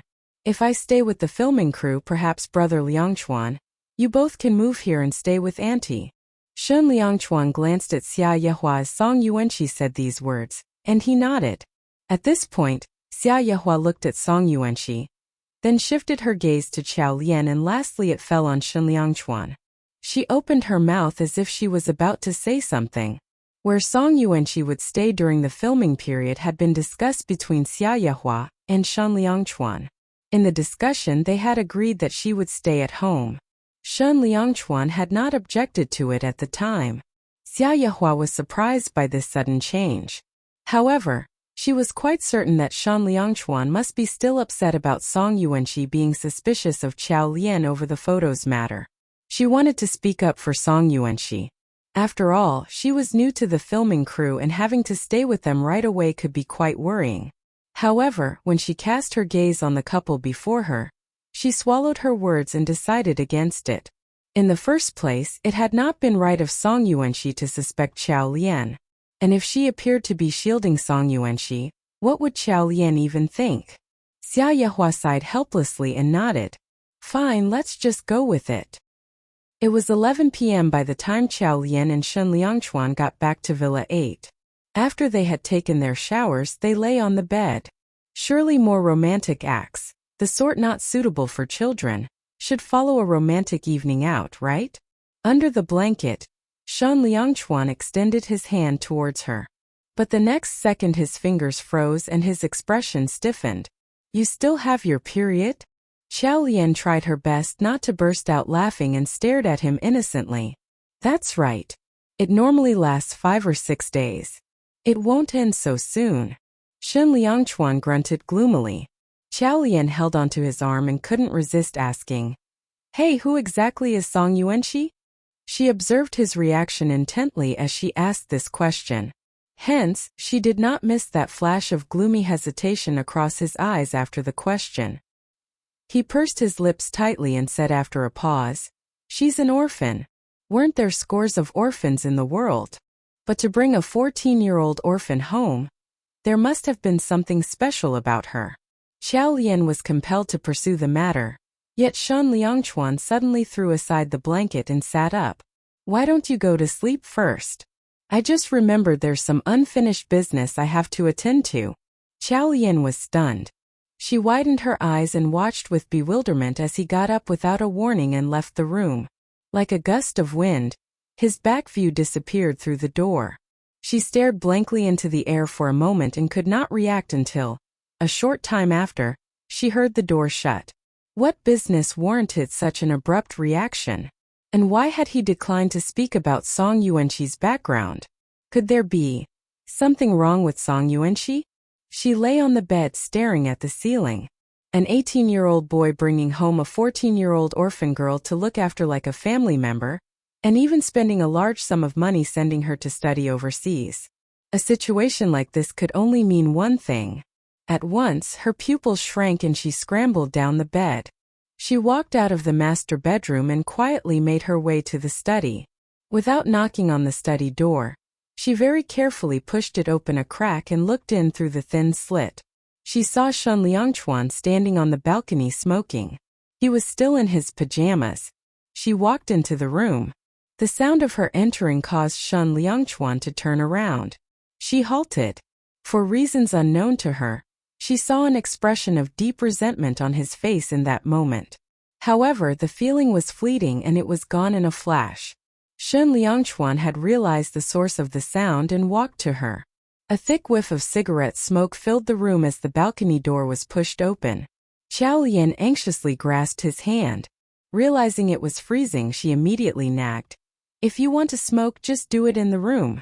You shouldn't have stood in the freezing wind wearing these thin pajamas. What if you fell sick? Listening as she nagged, the coldness in his expression seemed to gradually fade away. He clenched his jaw and slowly eased up as she led him to the sofa and sat him down. Then she served him a cup of hot water and draped a woolen blanket over him. Seeing her fussing over him, he eventually spoke. Why aren't you sleeping? There had to be a reason why she had come to the study at this late hour. Qiao Lian glanced at him and said, I suddenly thought of something, that's why I came over. And fortunately so. If I hadn't come over, would you be standing out in the cold all night? Changing the topic, Shen Liangchuan asked, Why are you here looking for me? Qiao Lian's eyes sparkled as they looked at Shen Liangchuan. Even if you're not telling me who Song Yuanqi is, I think I've guessed correctly. On hearing this, Shen Liangchuan's body tensed up. He looked at her sharply, but there was also anxiety in his eyes. Who? Qiao Lian did not seem to notice his expression at all and continued. Is she your father's illegitimate daughter? That must have been why he hadn't even told Xia Yehua about it. He was probably worried that his mother would be upset if she found out. Xiao Lian felt that this guess was as close to the truth as it could get. 12 midnight. The study door was suddenly thrown open. His tall and broad frame appeared. Then, like he was minding a straying chick, he shooed Xiao Lian out of the study room. He only made one remark before slamming the door behind her with a thud. With your imagination, you should try writing trashy novels. Go to bed now. Xiao Lian stood outside the room door, twitching her lips. It looked like she had made the wrong guess then. If that wasn't the case, then who was Song Yuanxi? Mulling over this question, she returned to the bedroom and got back into bed. The nap she took in the afternoon made it hard for her to fall asleep now, but she must have eventually done so after tossing and turning for some time. Or did she? In a semi-conscious state, she thought she heard Shen Liangchuan returning to the bedroom. He placed a cold hand on her face, which made her squirm and reach out to push it away. Then she thought she heard him speak in a somewhat muffled voice. Xiao Qiao will be okay. When Xiao Lian woke up the next morning, there was no one next to her. She reached out for his side of the bed. It was cold. Shen Liangchuan mustn't have returned last night. That hand, his voice. It must have been a dream. She got out of bed and went downstairs after washing up. Auntie Li was packing. They were moving to Xia Yehua's apartment. Xia Yehua was probably feeling lonely since Song Yuanxi had left to join the filming crew. Shen Liangchuan was not in the room. Xiao Lian asked curiously, Auntie Li, have you seen sir? Auntie Li replied with a smile. He left at 6 in the morning. He said something about Mr. Song looking for him. Xiao Lian nodded as she recalled he had mentioned some unfinished business the night before. It looked like there really was an urgent matter. Auntie Li added, Madam, breakfast is ready. Have some before you go to work. Let me know if there's anything you'd like me to move for you. I don't have much. I'll pack whatever I need and you can help me move that. Xiao Lian walked to the dining room and took a look at the table. It was a Chinese-style breakfast. A bowl of thick century egg and lean meat porridge, with a few small side dishes and 2 steamed dumplings. She sat down and started to eat. Auntie Li walked over and was just about to tidy up the kitchen. She took a look at the dishes and smiled again. Madam, actually porridge is not that nutritious. I say you should be drinking more milk. Hearing this, Xiao Lian's expression darkened. Realizing that she had said the wrong thing as well, Auntie Li coughed once and changed the topic. Wang Lan has left, so they have forgotten to prepare the milk. From tomorrow, I'll make sure Madam gets her milk. Wang Lan was the housekeeper who had leaked the photograph. She had been with the Shen family for many years and had cried up a storm after the incident happened. For old time's sake, Xia Yehua didn't want to make life difficult for her. But having heard what Auntie Li had just said, Xiao Lian looked up suddenly. Are you saying the milk that I drank used to be prepared by Wang Lan? Auntia Linuda. That's right. Now she remembered. One morning after she had just moved in with the Shen family, she had seen a housekeeper preparing milk for her. And the housekeeper had added something into the glass of milk. So that housekeeper was Wang Lan. Something began to stir in Xiao Lian's mind and it was about to surface. She suddenly asked, how was Wang Lan's relationship with Song Yuanxi? Auntie Li paused with surprise at this question and replied immediately, they get along well. Xiao Lian's pupils shrank and Auntie Li suddenly smiled. Miss Song gets along with everyone. She's kind-hearted and polite to everyone. She's very gentle and speaks slowly too. Whenever someone is in trouble, she tries to help so everyone is fond of her. Auntie Li was a shrewd person and the moment Xiao Lian had asked the question, she had understood the intentions behind. She was careful to protect Song Yuanxi. When Xiao Lian first moved in with the Shen family, she didn't have a good relationship with Shen Liangchuan. Hence Auntie Li had never been especially protective about her. She took orders from Shen Liangchuan only and had always kept a professional distance with Xiao Lian. However, when it came to Song Yuanxi, she made these comments. Xiao Lian could tell from her words that Song Yuanxi was really popular with everyone in the household. Xiao Lian cast her gaze downward. That brief thought that had almost surfaced before had now completely escaped. It was the weekend. Since she didn't have to work, Xiao Lian made plans to check out how things were going at the club. Although Zombie Leader and the team didn't trust or respect her, as their trainer it still was her duty to keep track of how they got along and progressed as a team. Except that, when Xiao Lian arrived at the club she found that Zombie Leader Su Penghao was not at the villa. Purple Fairy had already tried once to buy the villa. In the end, Shun Liangchuan had resolved this by intercepting the deal and agreeing on the final selling price with the villa owner. Firstly, Shun Liangchuan was a popular public figure and the owner liked him. And secondly, they had known each other a long time. Hence in the end, the villa was sold to Shun Liangchuan. Thus the team avoided the trouble of having to move. The competition was starting in a few days so they should all be practicing hard. But where had Su Penghao gone? Xiao Lian was puzzling over this when the godfather informed her. Coach, Zombie Leader has been invited for tea by Purple Fairy. Xiao Lian frowned on hearing this. When did this happen? It was almost noon. Were they intending to have lunch together as well? Besides, why was Purple Fairy looking for Su Penghao? Xiao Lian didn't have to think twice for the answer. She was poaching. Zombie Leader's techniques were renowned in the world of gaming. Xiao Lian was feeling rather frustrated. Shouldn't a little fairness and a lot of hard training be the key elements to winning an esports competition? Why did people have to resort to underhanded means? The godfather scratched his nose. He went out at 8 in the morning and hasn't been back since. He took a step forward. Coach, do you think Purple Fairy is out to take him to her team? Everyone turned simultaneously to look at Xiao Lian. Zombie Leader was the core of the team. If he were to leave them, taking part in the esports competition would now be pointless. Xiao Lian was quiet for a moment as she pursed her lip. We'll just let it be. If he can be poached so easily, then it's just a matter of time until it happens. If he's loyal, then it doesn't matter how many meals they have together. He'll still train with us.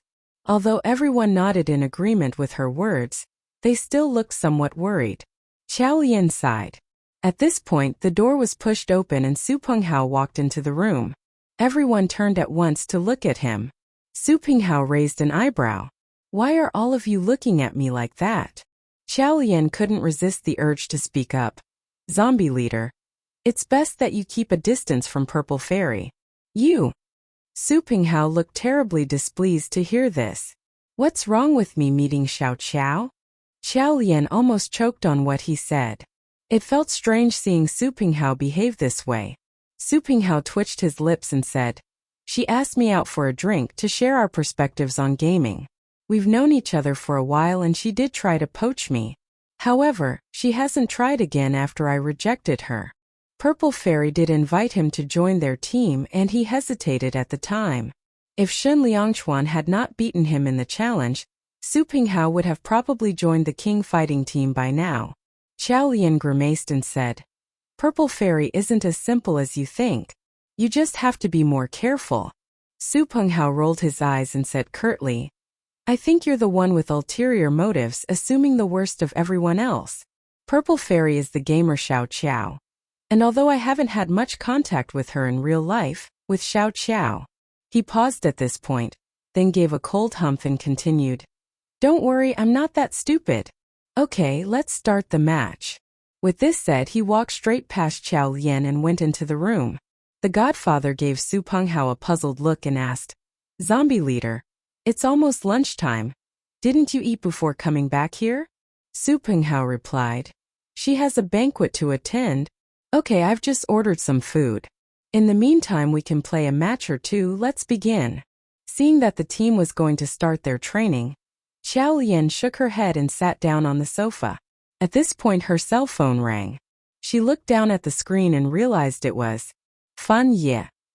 They had not been in contact since the time Shun Liangchuan had threatened him into not accepting her exclusive interview. She wondered why he was calling her now.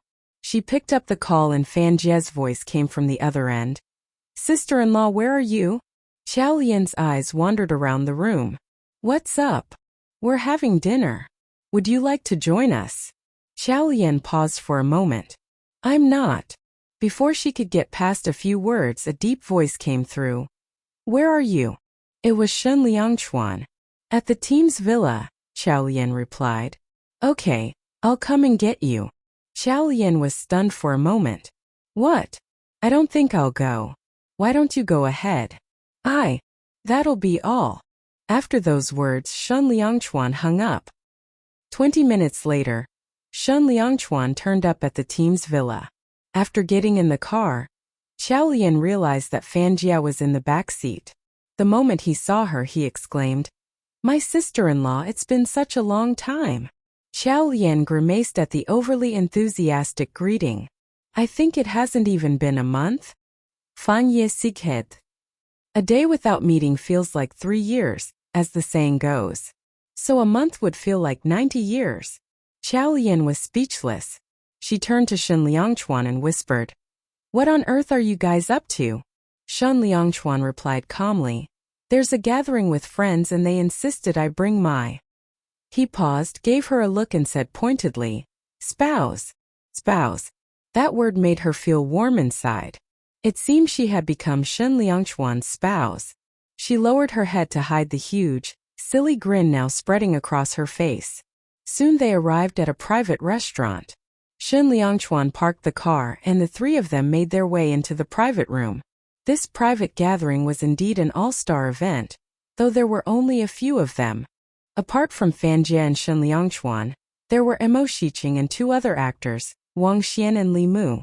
The last 2 were known for keeping a low profile. They were hardly ever involved in any scandals. All of them had met at Mo Shiqing's birthday party previously and therefore knew each other. Mo Shiqing, as usual, looked sullen and sat on the sofa in a corner of the room. Although there were windows around, he had chosen to sit in the darkest spot of the room. They all stood up as they saw Qiao Lian enter the room and exchanged greetings with each other. Then they invited Qiao Lian to take her seat. They chatted about things related to their filming crews. When the time to order came, Qiao Lian whispered to Shen Liangchuan, Did you have anything to eat before leaving the house this morning? The way she had leaned over and whispered into his ear was an act intimate enough to make him feel warm inside. He calmly replied, No. Well, then you should eat a little to fill your stomach before you drink any alcohol. She paused and added with an anxious tone, Actually, alcohol isn't good for your health, don't drink too much. Shen Liangchuan replied calmly, We won't drink. Qiao Lian was stunned. She widened her eyes. Was she imagining it? But on the other hand, if these people got themselves drunk into a stupor, they could possibly find their names on every headline tomorrow. Her blank look made Shen Liangchuan smile to himself. This woman was sometimes quite sharp and clever in her little ways, but at times so adorably silly. As the dishes were served up, a few of them started to chat. Fan Jia was lively, engaging in a few conversations at once, and the atmosphere around the table was harmonious. As they chatted, someone broached the topic of games. Lot had recently gotten involved in large-scale development of mobile games, and these video games had attracted a group of players which were both existing and new users. Celebrities included. Fan Jia was elated. I'm seriously good at it. Seeing the smug look on his face, Qiao Lian couldn't help but laugh. Misunderstanding her reason for laughing, Fan Jia said, Sister-in-law, I'm not joking. Wang Xian and Li Mu are my witnesses. Also brother Mo. The 4 of us very often pair up to play team matches. At this point, he turned to look at Mo Shiqing excitedly. Brother Mo, aren't you going to say a few things in my favor? Mo Shiqing could only say, Aha. What did aha mean? Talking about games energized Fan Jia. He picked up his cell phone and went into the gaming site. Say, do you guys want to play a match right now? Although they would normally play video games, they did it remotely and it lacked social contact. Now they were all together at this event, so the fight would be even more awesome. Most of them were not too enthused by the idea, although they didn't reject it, except Fan Jia, who was eager to give it a try. Then Fan Jia suddenly got agitated and jumped up. Damn it! This idiot Zhang Mao dares to look down on me. He says my playing sucks. And he even provoked me by challenging us to a game. Let's play. Let's kill him. Zhang Mao and Fan Jia were both singers. In the early days of their careers, they started out together as a band. Fanjie was more popular than Zhang Mao, as he had a better image and also projected the sort of tender and adorable personality that attracted girls. This made Zhang Mao fume. He tried various times in the past to diminish Fanjie, and eventually they parted on bad terms. But after the band split, Fanjie's career took flight, whereas Zhang Mao was relegated to being a second-rate singer. Zhang Mao was a scheming person. When he realized he wasn't as popular, he made use of Fanjie's name repeatedly to gain popularity for himself. At one point, Fanjie had released a video on Weibo of himself slaying enemies in a game, and people praised him for it. At the same time, Zhang Mao suddenly sent a match request. Firstly, to take advantage of the opportunity and gain attention, and secondly, he saw it as a chance to gain fans. After all, Zhang Mao was actually quite good at gaming. The moment Lot hit the Chinese market, it became a big thing. Hence, Fanjie didn't really have the option to not respond to the match request. I can't let him belittle me. Fanjie hooted and rolled up his sleeves angrily, making a show of his readiness to take on the big challenge. Hurry up, 9 brothers, get online. Wang Xian and Li Mu threw glances at each other and coughed. Fanjie were lacking players. Fanjie paused and realized that among their regular players, there were only 4 of them there now. If the players weren't able to meet in person during a match, communications would just be that bit harder. Furthermore, at a time like this when most people were having their meals, they may not be able to come online for a match. Subconsciously, his gaze landed on Shen Liangchuan. Before he could speak, Mo Shiqing interjected, "Brother Shen doesn't play video games." Xiao Lian was a little surprised by his comment and couldn't help giving Shen Liangchuan a glance. He doesn't play games? She had played a couple of matches with him, and although they didn't need a lot of skills for those games, she could nevertheless tell that he wasn't a person who didn't play video games. After some thinking, Fanjie was on the verge of giving in. What can we do now? We are lacking a player for carrying on with the match. Mo Shiqing tried to talk him out of it. Just ignore him. Fanjie looked up sharply. No way. Then I'd look like I'm scared of him. Having said that, he looked around the room and then his gaze fell on Xiao Lian. Immediately, his eyes lit up. Sister-in-law, you can help us. Xiao Lian grimaced at his suggestion and rejected him outrightly. No, I can't. Fanjie stepped forward immediately and tugged at Xiao Lian's sleeve. Sister-in-law, please, I beg of you. Xiao Lian raised an eyebrow and glanced once at the calm Shen Liangchuan. He was expressionless, indicating that he was leaving it up to her to make the decision. She immediately smiled and said, "What's in it for me if I helped you?" Fanjie immediately said, "What do you want? Just let me know." Xiao Lian looked briefly at each of them in the room and grinned. How about, if we win, the 4 of you will agree to an interview with me whenever I need it. If there's any breaking news, I'll be the first to know. Fanjie sealed the deal with a slam on the table. No problem. Even if they didn't win, wouldn't they help anyway? Being Shen Liangchuan's friends? Sister-in-law was usually quite sharp. Why was she making such a silly request now? Shen Liangchuan gave Xiao Lian a brief glance and lowered his eyelids. It seemed she was still upset about the fact that Fanjie had gone back on his words regarding the exclusive interview that time. But Shen Liangchuan was well aware that Xiao Lian knew he was behind it. And now with this agreement, she had removed his ability to influence them in the future. Xiao Lian picked up her cell phone and entered her sub-account. After adding Fanjie as a friend, the latter exclaimed loudly, "*P. Sister-in-law, your level is really low. I suppose you don't play this game very much." Xiao Lian's pupils shrank when she heard his remark. It's true that it had been some time since she played. Fanjie Sighed. "Oh, never mind, sister-in-law, just take instructions from me then. Follow my lead, don't get yourself slaughtered." After saying this, he glanced at the rest of the players. "Everyone, make sure you protect her. Don't let her get beaten to tears, even if it means we don't win the match." As they said this, Shen Liangchuan couldn't help but twitch his lips. Would Xiao Qiao cry if she were to be defeated? He suddenly became interested in the match. He raised his head and stared at the small group of people across him. After confirming it with Zhang Mao, they included Xiao Lian. While matching the players, Fan Jie froze and said, "Who is this purple fairy?" "Purple fairy?"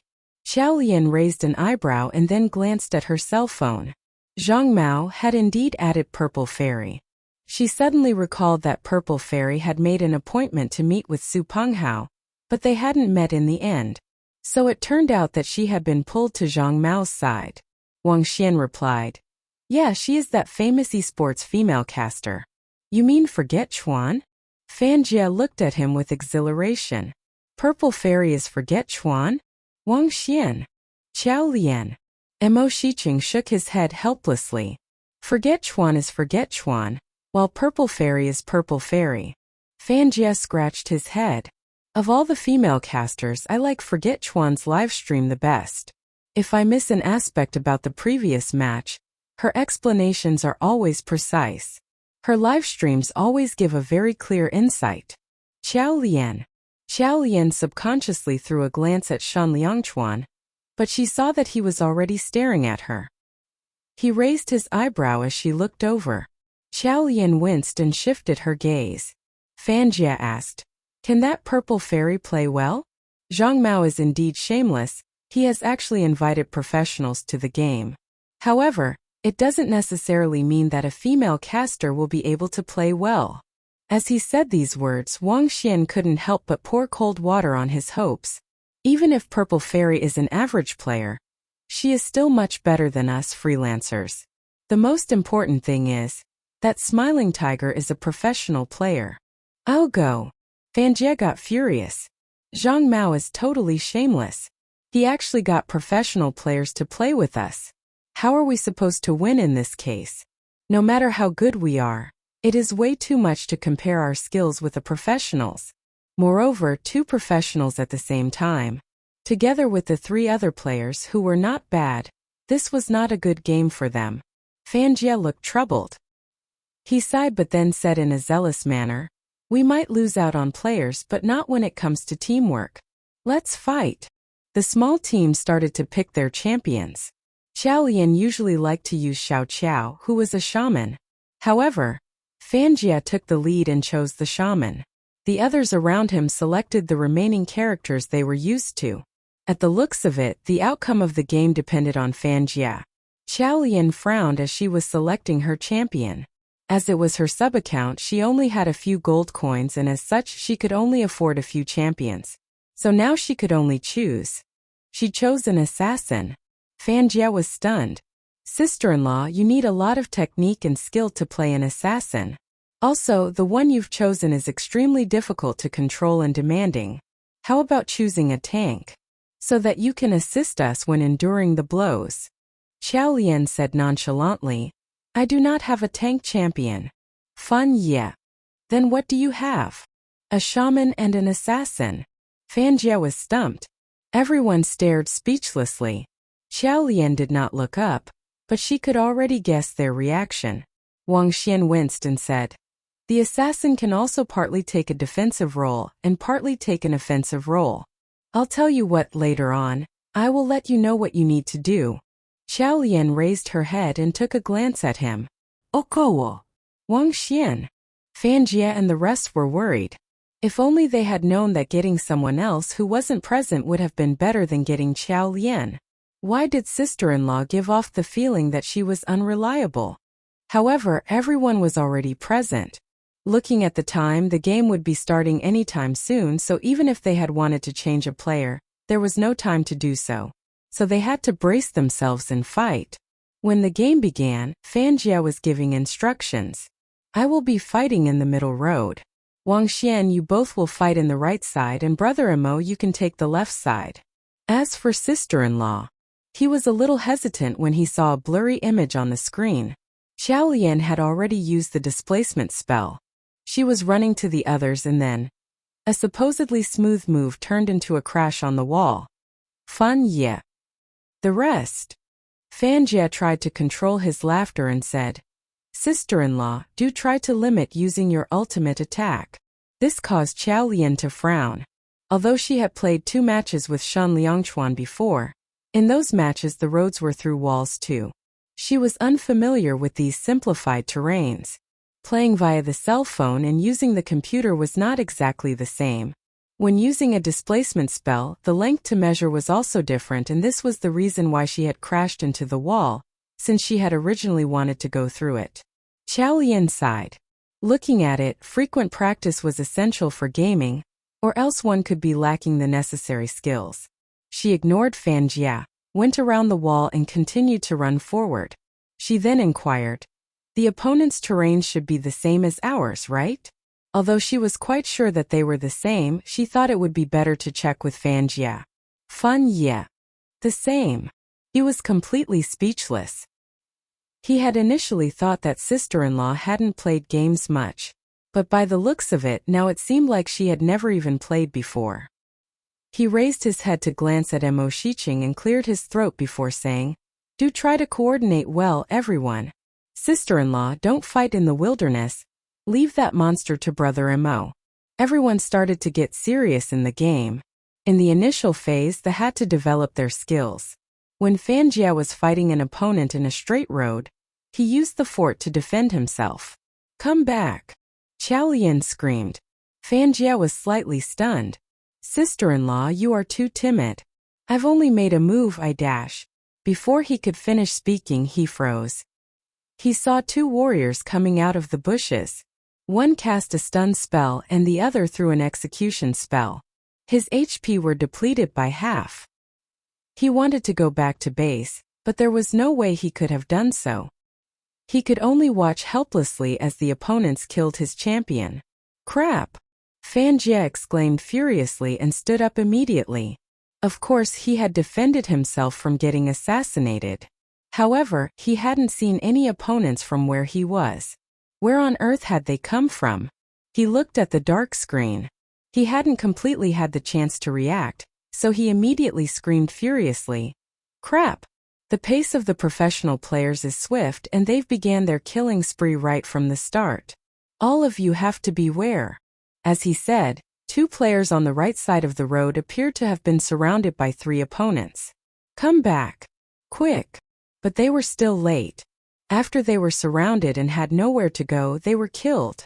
The game had just started, but three players had already been killed. Fan Jia became anxious.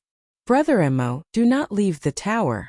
After he spoke, he realized there was another person. But where was she? Where was sister-in-law? He took a glance at the little map.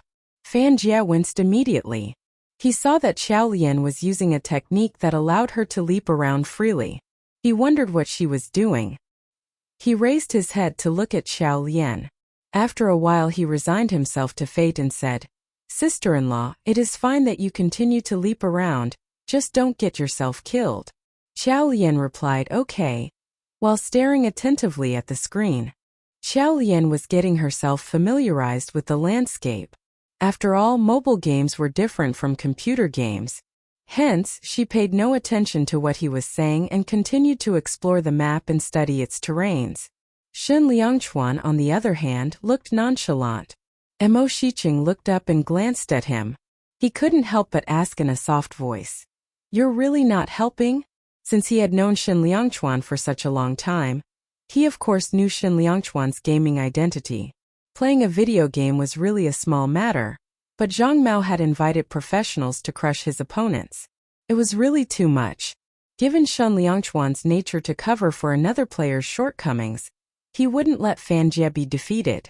However, Shen Liangchuan was calm and emotionless. As he was puzzling over this, he heard Shen Liangchuan say with confidence, "You won't lose this game." Mo Shiqing was stunned as he followed Shen Liangchuan's gaze, which rested on Qiao Lian. She was now intensely focused on her cell phone. There was a saying that the most serious people were also the most adorable people. Qiao Lian's face was now very serious looking, with an expression of intense concentration. Her delicate features emanated an aura of pureness. She most certainly didn't look like she was playing a game, but performing an important task. As Shen Liangchuan gazed at her, he was mesmerized. In the past, he had used to wonder what Xiao Qiao looked like when she was playing a game. Her voice and tone never changed as she played. He had always thought she held a relaxed attitude towards gaming. He hadn't known until this moment that she took it so seriously. But if she was such a serious person, why had she treated him that way? Shun Liangchuan's expression darkened. In the meantime, in the private room of a different hotel, Zhang Mao sat holding his cell phone. He gave 2 loud laughs. Haha, now I've completely smashed them, right? Fanjia, you fool, you're a real joke. Purple Fairy, who was sitting next to Zhang Mao, had a calm expression on her face. She was rather confident as she looked at the time and said, "We can win this game in less than 8 minutes. Just follow my instructions." With a laugh, Zhang Mao said, "No problem." Smiling Tiger, on the other hand, frowned. "I feel that something's not quite right." Purple Fairy looked up. "Why? What's wrong?" "If we analyze it, we've slayed the opponents in the middle and left road. But where is the jungler in online gaming? It is the champion that kills minions in the wilderness/jungle. Why didn't she come to the rescue when we were fighting them?" Purple Fairy frowned as well when she heard this. Smiling Tiger continued, "That champion can be quite powerful. We must not underestimate her. I wonder if this is Fanjia luring us into a trap so that he can level up." Purple Fairy nodded and went into the data panel to have a look. She immediately laughed. "This champion is a joke. She's not even at level 4. How is she going to fight us?" Most gamers would have 3 ultimate attacks. But the 3rd ultimate attack, which was the most powerful one, could only be unlocked when the gamer attained level 4. Purple Fairy continued, "Also look at this. The level of this player's account is really low. I'm quite certain they didn't have enough players and just ended up getting anyone to make up the numbers. Follow me, let's slay her." Smiling Tiger nodded immediately. "Okay." The 2 of them set out and moved in Xiaolian's direction. At this point, Fanjia had also been resurrected. Mo Shicheng saw that a group of fighters had entered their territory and he sounded a warning immediately. "Careful, 2 enemies approaching." Fanjia fumed. "They're here to kill again? Brothers, protect sister-in-law." Immediately, the 3 champions that had just been resurrected moved forward aggressively. The 3 players moved together. They believed there were only 2 opponents, so including Xiaolian, there were 4 of them. Taking down the enemies shouldn't be an issue. But unexpectedly, just when they were about to move in her direction, Xiaolian immediately spoke. "Do not approach." Upon her remark, Fanjia said at once, "It's okay, sister-in-law, don't be afraid. We'll show you our might." Alas! As these words were spoken, they saw a great flash across their screens. Immediately after, 2 fighters appeared from under the bushes on the side. One cast a stun spell, and the other activated the amplification function, directly damaging them. In a flash, all 3 of them had lost almost all their HP. "Crap!" Fanjia yelled. "This is too powerful." With that single wave of attack, they had all been hit and the opponent still had full HP. Xiaolian commanded, "Retreat." But Fanjia, who was now severely beaten up, was feeling very uncomfortable. Why was she asking them to step back? He gritted his teeth and retorted, "Why retreat? Brothers, move forward. Kill them. Sister-in-law, hurry over and support us. Brother-in-law, stop fighting and come over." Xiaolian was hiding in the bushes nearby, and the enemy could not see her. But her own team could see where she was positioned. On hearing Fanjia's instruction, Xiaolian's fingers paused for a bit. She stepped out of the bush and, as a result, exposed her position to the opponent. Smiling Tiger was indeed a professional player and responded within the blink of an eye. First there was a flash. Fanjia's screen went dark, a sign of death. On top of the screen, it appeared that he had been slaughtered. Fanjia was on the verge of hurling his cell phone across the room. The professional gamer was too terrifying. It was impossible to play at this speed. Following this, the screen displayed again. Slaughtered. Wang Xian's cell phone screen went black, he had been killed. And then soon after this, another one was slaughtered. All 3 of them had been killed within a minute of coming back into the game. This time around, it would take them 50 seconds to resurrect. Fanjia looked anxiously at Xiaolian's figure on the little map and quickly suggested, "Sister-in-law, run quick. These people are beasts." But to his great surprise, he saw on the map that Xiao Lian, who had initially been running away, was now charging at the two opponents. Fanjia was immediately speechless. When they had fought together, she had held back. Now that they were dead, was sister-in-law intending to get herself killed? He grimaced. Sister-in-law, you? Before he could finish what he was saying, he saw that Xiao Lian's figure had done a beautiful leap through the air, and then a black screen followed. Slaughtered. They were finished. Fan Ye Sighed. The game had just started and they had been slaughtered repeatedly. How were they going to continue the game, after having given the opponent such a big advantage? Before his sigh was over, he was stunned. What? Was there something wrong with the game system? Hadn't Smiling Tiger just killed sister-in-law? But why did the screen display, Unforgettable Love slaughtered Purple Fairy? Purple Fairy was the opponent's professional gamer. But who on earth was Unforgettable Love? Who among them was called Unforgettable Love? He was stunned and speechless before he somewhat reacted. Seemed like his impression was that sister-in-law was Unforgettable Love? He was still in a state of stupor when he saw the screen throbbing. Following this, he noticed a figure stumbling along and returning home to recharge its HP. Fanjia looked up, startled, and stared at Xiao Lian with disbelief. He saw that she was exercising her wrist. She exclaimed, "Let's start the game." What? Fanjia thought. Hadn't they already started? On the other end, Purple Fairy smiled and said as Unforgettable Love was charging up to them, "Smiling Tiger, this is your kill. You can have her." Smiling Tiger replied humbly, "You can take it." Purple Fairy shook her head. "I'll go with you." As she said this, an ultimate attack was activated. In a flash, the screen went crazy. And then the screen displayed someone had been slaughtered. She laughed as she said, "You're really quick at killing, let's go back." Before she could utter the word home, she had a realization. She could not move. Then another shocking realization came. She had been slaughtered. Dead. How had that happened? What had happened just then? She looked at the heading. Unforgettable Love has slaughtered Purple Fairy. Purple Fairy was stunned. Her smile disappeared immediately and she froze. Was there a system error? Smiling Tiger was indeed a professional gamer. He frowned and stared at the screen.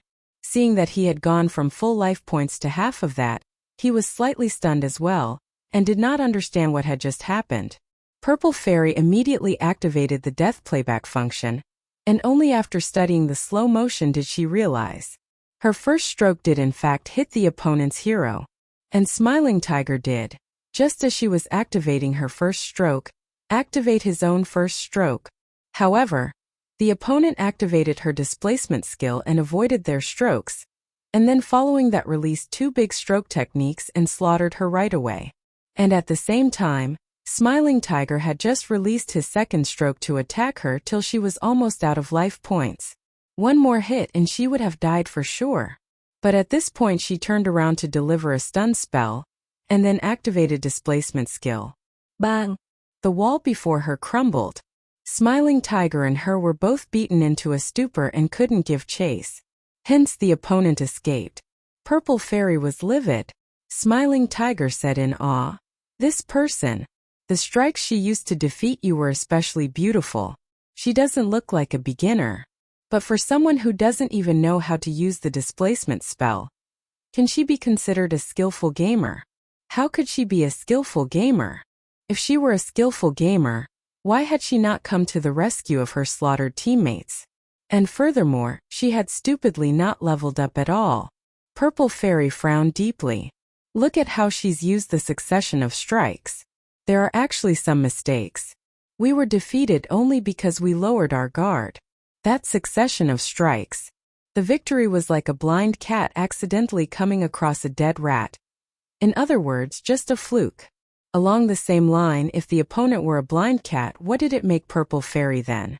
Smiling Tiger grimaced and nodded in agreement with Purple Fairy's theory.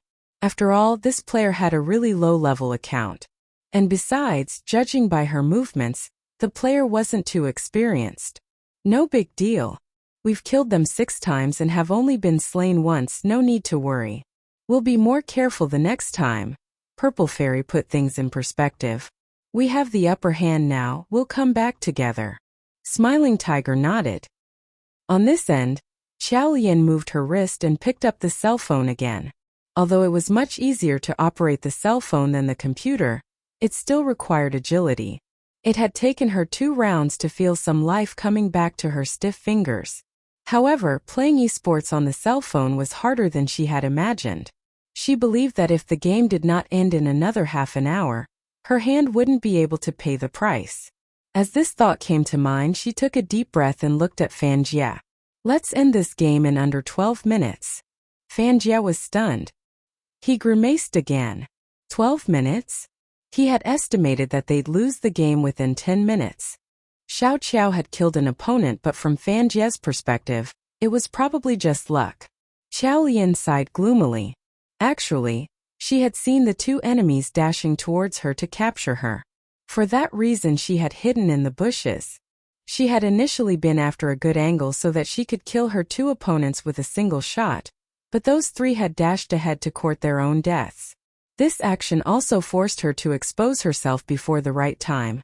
Hence she had only managed to slay Purple Fairy. Moving on. The score gap between the 2 teams meant that this would be a hard fight. It was going to be tough. She frowned and was about to speak when Fan Jie cried out in alarm. Sir P. The enemies are trying to kill Brother Imo, hurry up. Go.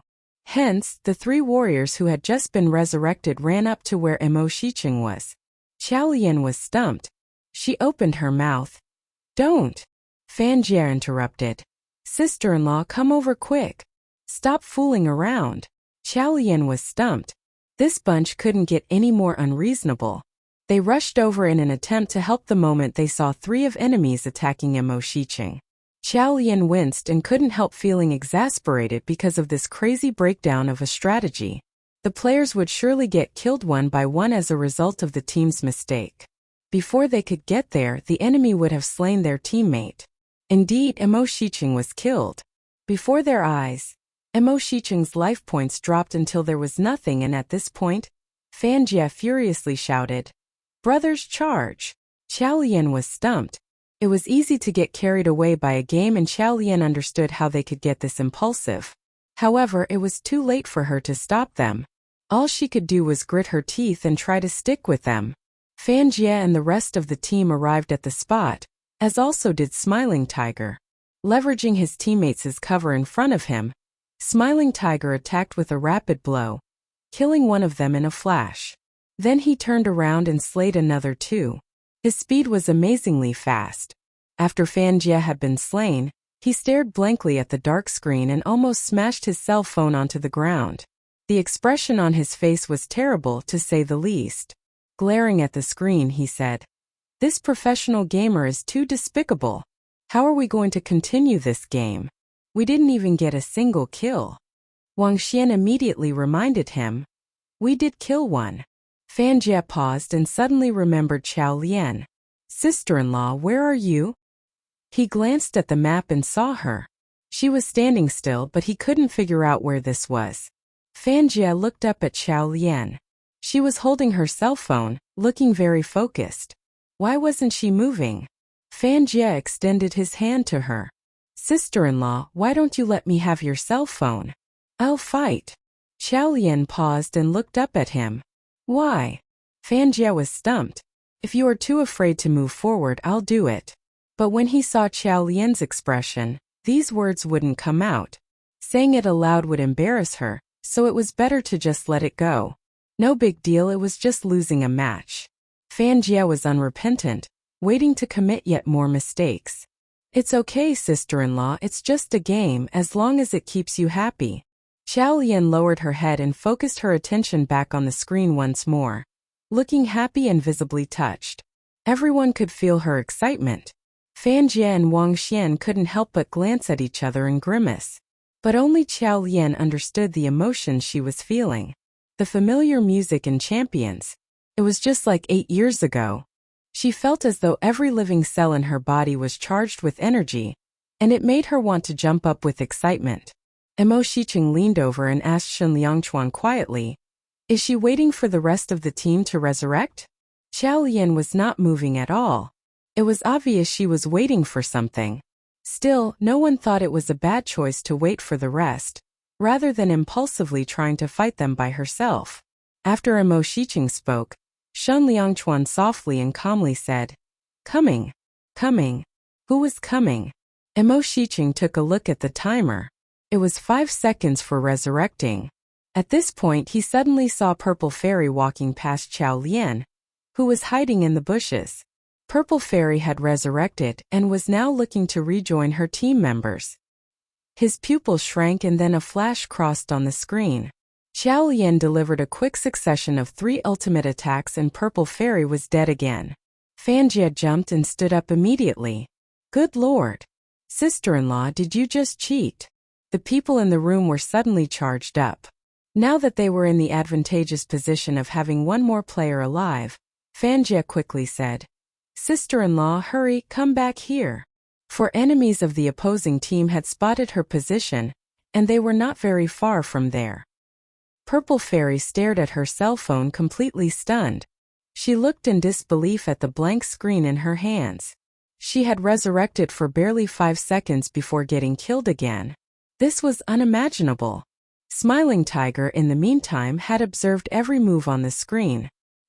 He looked up and glanced at Purple Fairy. This way of operating is very similar to Xiao Qiao's. Purple Fairy was stunned for a moment and appeared a little uncomfortable. She immediately retorted, "I don't see any resemblance. Can't you see from her technique that she's still a beginner? She's obviously copying. When I used this strategy in the past, I wasn't half as stiff." Smiling Tiger contemplated her words and decided that her explanation was reasonable enough. But Purple Fairy frowned. "This is simply too much. She's killed me twice. She's like a fish that keeps slipping through our fingers. She has too many displacement spells. Hurry up and help me take revenge. Don't let her escape." Smiling Tiger was relaxed. "No problem, I'll come over. There's no way she can escape." After saying this, he started giving the instructions. "Zhang Mao, you have very few HP left. Stay here and attack the fort. Everyone else, come with me." Everyone started to spread as instructed. As a veteran gamer, Smiling Tiger of course understood that this assassin had many displacement spells and could escape easily just like that.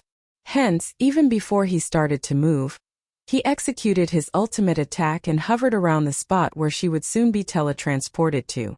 Doing this would ensure she cannot escape. Once Smiling Tiger activated his 3rd retention attack, he hopped away. However, where was the person that he was supposed to trap?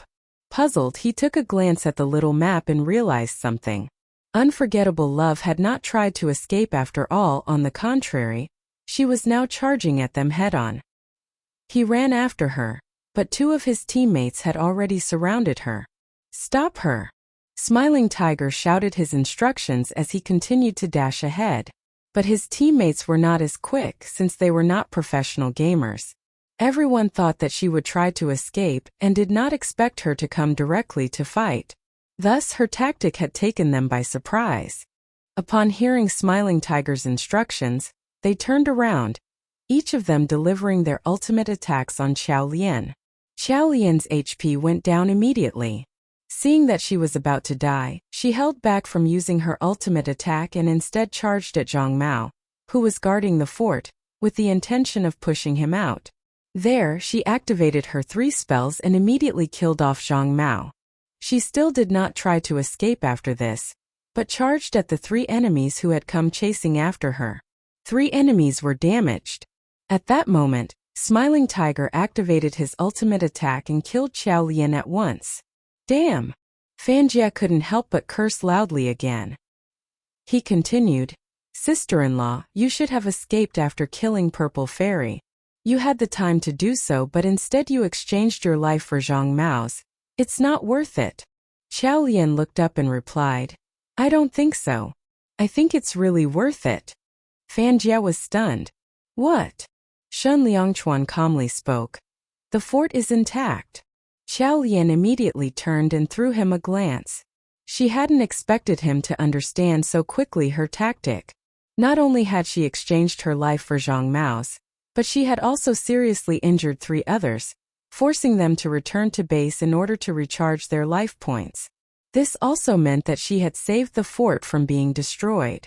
Hence she had exchanged her life for the enemies, as well as saving the fort. This was indeed a huge gain. But obviously, Fan Jie and his friends were casual gamers and wouldn't go too deeply into these details. So this reasoning made no sense to him. He scratched his head and continued the game. Brothers, let's go. Without waiting for Qiao Lian to resurrect, they had dashed ahead. Fan Jie even said, "What's the point of having professional gamers? Didn't they get killed too? Everyone charge ahead." Qiao Lian had just displayed her superior skills by killing 2 enemies. However, from Fan Jie and his friend's perspective, she had only gotten lucky because they had already helped her weaken the enemies. Furthermore, it was obvious to them Qiao Lian could have escaped, but she had made some poor decisions and had eventually gotten killed. Indeed, new gamers were similar to new gamblers. They had beginner's luck. Now the 3 of them began a new offensive move. The opponents had also recharged their HP. Mo Shiqing shouted at his teammates, "Come back!" But Fan Jie continued to dash forward, as though he hadn't heard Mo Shiqing. Mo Shiqing didn't need to look at the screen. A face-to-face confrontation. Then the professional gamer and his 2 teammates got another kill. In the meantime, Qiao Lian had just resurrected. Mo Shiqing was completely speechless by now. Although he could play effectively, that was only among his other celebrity colleagues. Against professional gamers? No, actually, compared with Purple Fairy, he was trash. And with Smiling Tiger, there really was no comparison.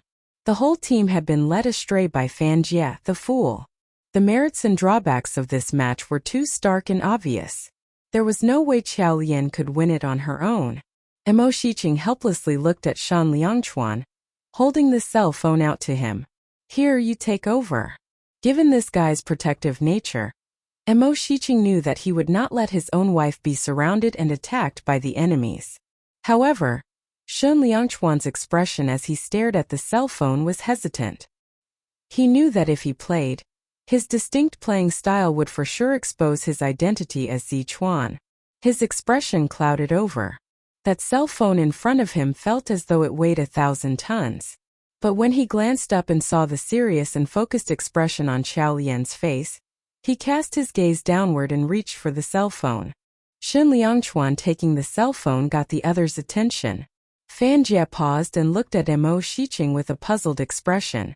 Although we know that Brother Shan wouldn't stand to see his wife getting beaten, given that Brother Shan has never played this game, don't you think it's a little sloppy of you to hand it over to him just like that?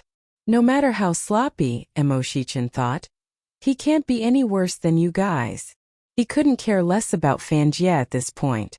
The guy had been completely beaten and was now in a stupor, waiting to be resurrected and continue getting killed.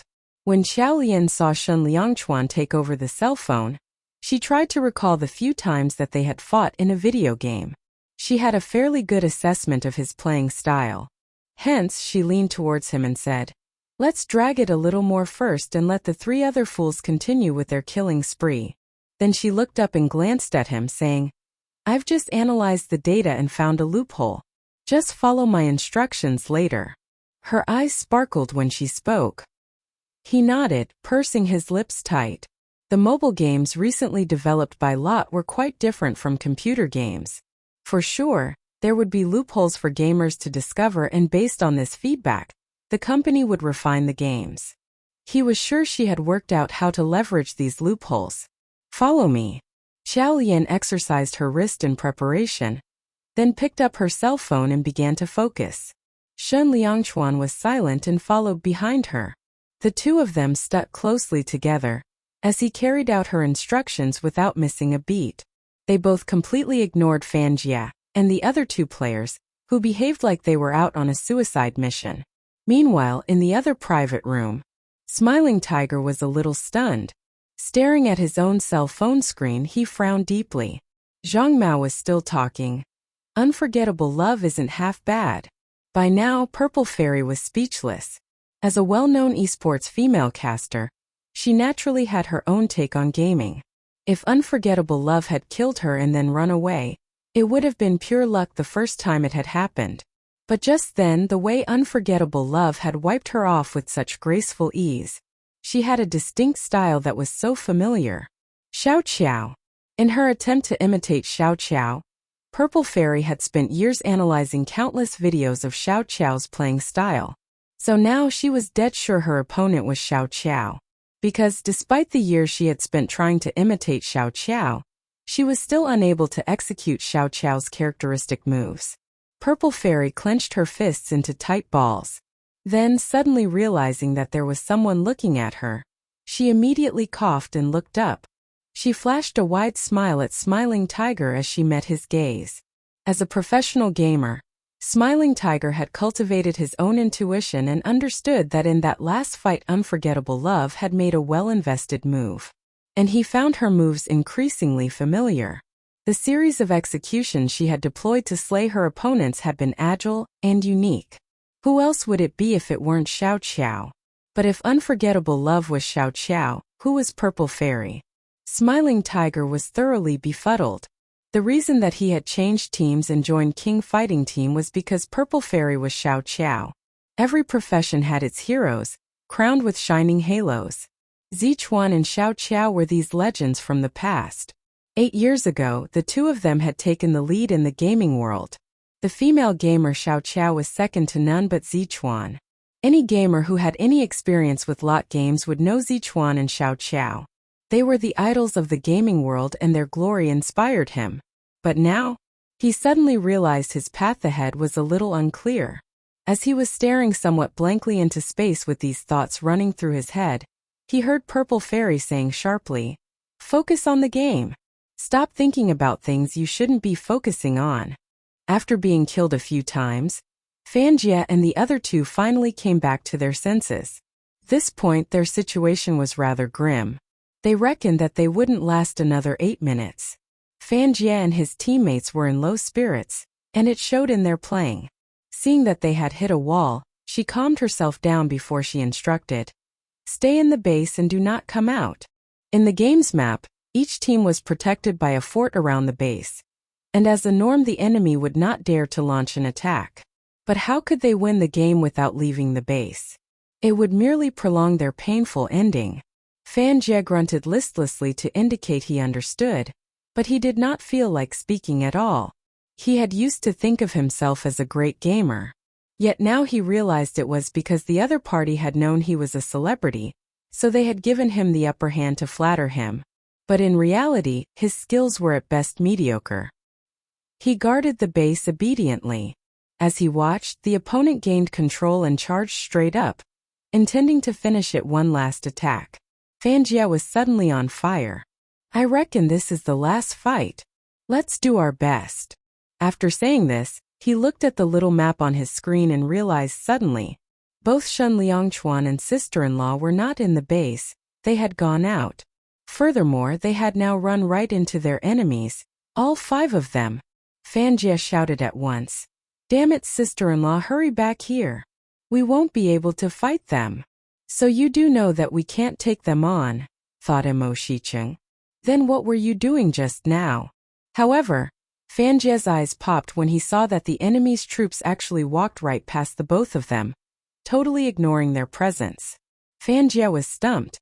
Then he noticed that both Qiao Lian and Shen Liangchuan were hiding in the bushes. Were they planning an ambush from both sides? Immediately he was excited. "Brothers, get ready. Wheel." Before he could finish his sentence, he saw that she and Shen Liangchuan were now dashing towards their opponent's base. They moved at lightning speed, making their way to a nearby area. From this spot, without destroying a single part of the fort, they flashed themselves into the enemy's base. Esports games were simple. Winning or losing did not depend on how many one opponents one killed. Rather, it depended on who first destroyed the central fort in the opponent's base. However, the moment the central fort detected enemy presence, it would launch an attack to kill the enemies and protect itself. So now Qiao Lian and Shen Liangchuan both took turns to hit from the central fort, withstanding the attack as shot at the fort. Fanjie was stunned and even Smiling Tiger was watching flabbergasted. Zhang Mao anxiously said, "Our base won't really be destroyed, will it? I think we should return." Just a moment ago, Purple Fairy had been constantly attacked by Chao Lian, but now she couldn't help but laugh derisively. No need to. A moment ago I was still convinced that Unforgettable Love was a skilled gamer, but I hadn't expected her to be this stupid. The fort is such a powerful attacker and those two want to destroy our base? They're asking to die. However, just as she made these remarks, she saw to her own horror that the fort's HP was dropping before her eyes. Zhang Mao was panicking now. "Hurry up, let's go home," Smiling Tiger said. "We have run out of time." Purple Fairy sneered. "There's no way they'll succeed." But even as she said this, she held her breath nervously. The calm and confidence she had displayed initially had now given way to anxiety and restlessness. Finally, the screen indicated, "Central Fort slaughtered and Mo Shiqing." Purple Fairy heaved a sigh of relief. Following this, it displayed, "Central Fort slaughtered Unforgettable Love." Purple Fairy let out a mocking laughter. What retards! They thought they could win like this. Before she could finish off her sentence, however, the image on the screen shook like there was a great earthquake. At once, "Mission Failure" appeared on the screen. Purple Fairy was completely stumped. There was a strange silence in the private room. After a short time, Purple Fairy stood up with a sudden movement, thus dropping her cell phone on the ground. She stared at the screen furiously. This is impossible. But immediately she realized too that this was a mobile game, not a computer game. Hence the setup was different. At the same time, Smiling Tiger was also staring at the screen in a stupor. Xiao Qiao. Unforgettable Love from the other team was the real Xiao Qiao, because only Xiao Qiao would deploy this sort of unconventional strategies. While a plaintive whine resounded through the private room, in Fanjie's team, everyone was holding their cell phones with their eyes popping and mouths agape, staring at Chao Lian with astonishment. Fanjie was at a total loss for words and wondered if this was all his imagination. This means we won? He had done nothing but die many times throughout the match. Chao Lian nodded. "There's a bug in this game. I reckon once the video of our game is out, the game developer will immediately rectify it with a revised version." Fanjie continued to stare at her with amazement. "But how did you know you'd be able to destroy the fort?" Chao Lian stared at him like he was an idiot. "The fort delivers a hit every second. We had lots of HP. Isn't it just simple math?" "Just simple math. What was there to calculate? How did this calculation work?" He was no math genius. Not only were these people expert gamers, they were math geniuses as well. Was that fair? The next second he moved to Chao Lian's side. "Sister-in-law, great sister-in-law." Chao Lian glared at him and put up her guard. "What is it?" "Fanya Gulped. Are you taking in disciples?" "Chao Lian." Zhang Mao had set up a live stream of this game with the intention to thoroughly embarrass Fanjie. He had not expected such dramatic ending. Celebrities were extremely influential and this video very quickly spread on the internet. Unforgettable Love's account name shot to instantaneous fame. After the gathering, Chao Lian and Shan Liangchuan headed home. On the way home, Chao Lian browsed through the Weibo comments and laughed. "If I opened a Weibo account under the name of Unforgettable Love, I wonder if I suddenly would have tens of thousands of fans." Shan Liangchuan threw her a glance. "Well done." Chao Lian stuck her tongue out and then added, "Of course. It's nothing compared to your tens of millions of fans." She looked at her cell phone screen again. With today's game, she had started to feel that familiar fire again. That rush that made her feel invincible from head to toe. And she just couldn't shake off that feeling. Her fingers were dying to play again. 8 years ago, she had no choice but to quit gaming. But those few minutes today had shattered the chains that had restrained her for 8 years. Unable to control her urge, she clicked on the game. And she was stunned by the friend request list that greeted her. Within that short time, she had received hundreds of friend requests. She grimaced and decided to ignore them. But at that moment, she received a private message from someone. She was going to ignore the message when she noticed that the sender's ID was Smiling Tiger. Her fingers paused for a moment and then she opened the message. It read, Smiling Tiger. May I ask if you are Xiao Qiao? She winced reflexively. Following this, Smiling Tiger. Can we be friends? If he knew that the coach that he had abandoned was Xiao Qiao, Qiao Lian thought, what would he do? Suddenly, Qiao Lian looked forward to that day. When Qiao Lian and Shen Liangchuan got back to Xia Yehua's apartment and entered the house, they saw Auntie Li sitting by the door. The moment the housekeeper saw the couple, she immediately said, Sir, madam, you're finally home. Your mother, she sighed. Qiao Lian paused for a moment and then asked anxiously, what happened? Auntie Li spoke in a low voice. She had very little to eat today. On hearing this, Qiao Lian was taken aback and hurriedly asked, Where's Mom? Upstairs. Qiao Lian gave Shen Liangchuan a glance and said, Let's go see her. Upon reaching the upper floor, the couple found Xia Yehua lying on the sofa at the balcony. She sat there under the sun with her eyes closed.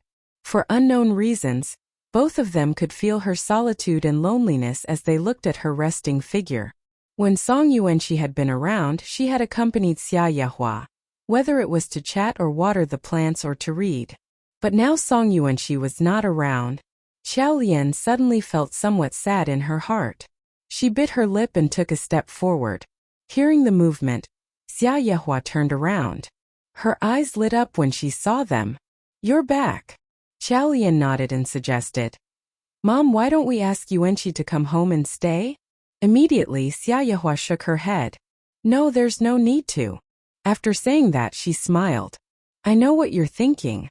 But that child has done something wrong and she should be punished. It's just a temporary separation, no big deal. It's good that she doesn't forget that you are one of our family members and also her sister-in-law. Her words warmed Qiao Lian's heart. Xia Yehua did consider her a part of the family. That was why she didn't want Qiao Lian to feel unimportant. Qiao Lian and Shen Liangchuan chatted with her for a while before the couple retired to their bedroom. Qiao Lian looked troubled. I feel we should take Mom along with us the next time we eat out. Shen Liangchuan's expression clouded over. He looked at her with a softened expression and calmly agreed. Okay. What else could make Mom happy? Qiao Lian tilted her head and pondered. Suddenly, Shen Liangchuan embraced her waist from behind and leaned on her. Even through the thick pajamas, Qiao Lian could feel the warmth of his body. Her posture stiffened. What are you doing? I'm being serious. Shen Liangchuan placed his cheek against her ear. Then he looked at her delicate earlobe and her pale nape. The image of her seriously focusing on the game flashed across his mind. He felt a deep throbbing growing inside him. He replied, I'm serious too. When he spoke, his breath was hot against her ear and it was sending an electric current that spread throughout her body. She coughed once and said, Well, tell me. I think there's only one thing that could make Mom happy. What? A grandchild. Qiao Lian's posture stiffened. As quickly as he had managed to arouse her, those two words doused the internal fire in half the time. She turned around immediately, extending her hands to push him away. However, he grabbed her hand and looked into her eyes with a burning gaze. Qiao Lian, let's have a child. Have a child? Qiao Lian laughed bitterly and hung her head. We may have to wait another half a year. Why? Shen Liangchuan was surprised to hear that. Qiao Lian looked up. Because the birth control pill you had me taking was too strong, and the doctor said that I won't be able to get pregnant for another half a year.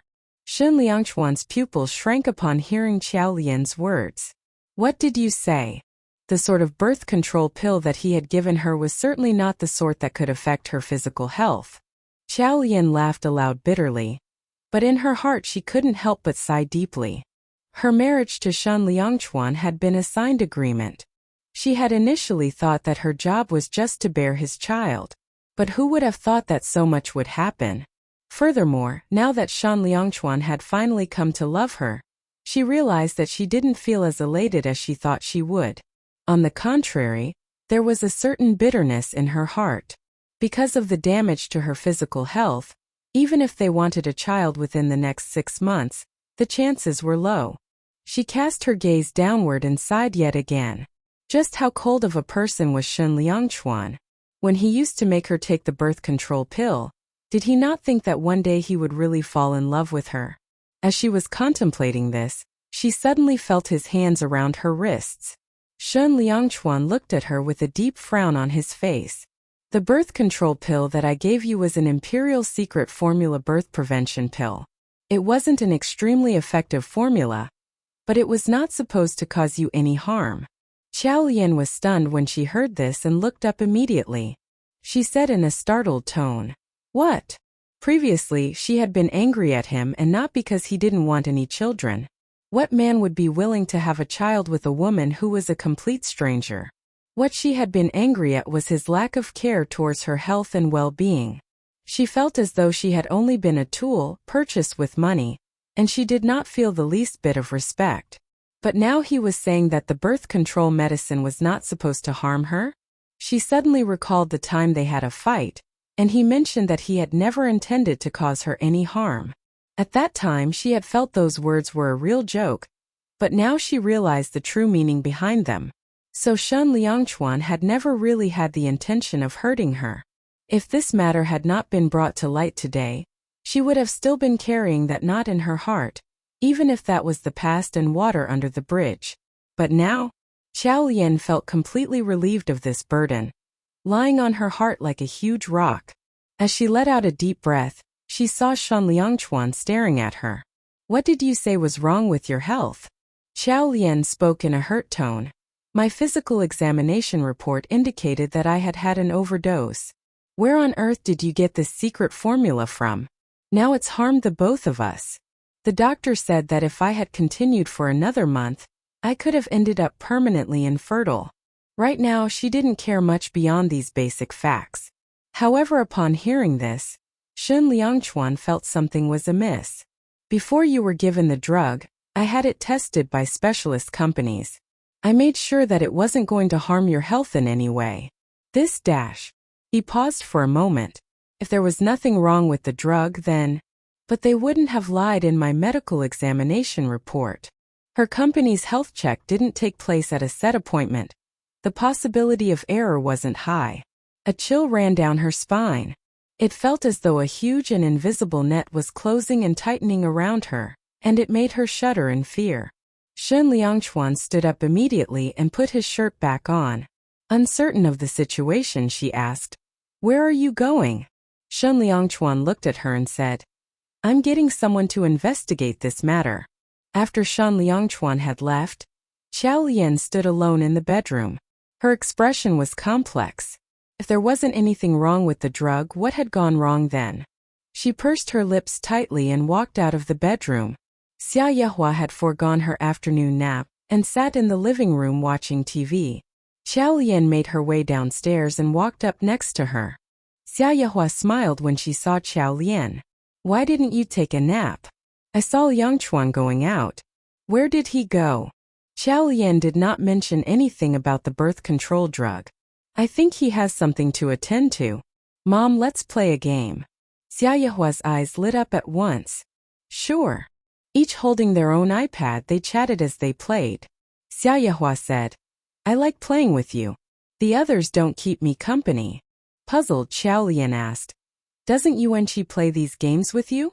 Xia Yehua shook her head. "The child doesn't like these games. She has never played with me." Qiao Lian acknowledged this with an "oh." After 2 matches, Xia Yehua put down her iPad, saying, "I'm really getting old. 2 rounds and I'm tired." Qiao Lian looked down and smiled. "Then you should rest a bit." Xia Yehua nodded. Qiao Lian glanced at her and asked, "Mom, how is Wang Lan doing now?" Xia Yehua frowned and sighed. Wang Lan worked for us for 50 years and she's old. I trusted her all this while. Who'd have imagined that eventually she'd take a bribe from that *MP Mei Feng?" Qiao Lian paused for a moment and continued, "Mom, are you very certain that Mei Feng was behind this? Did Wang Lan admit it before she left?"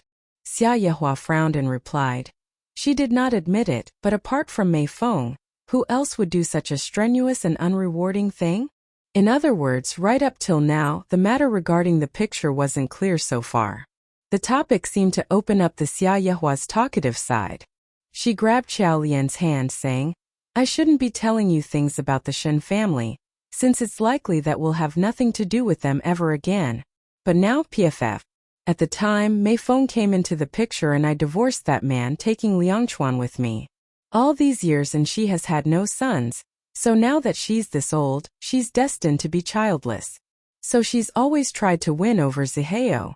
Xiao Lian looked at her questioningly. But why didn't you take Zihao with you when you left? Xia Yehua frowned.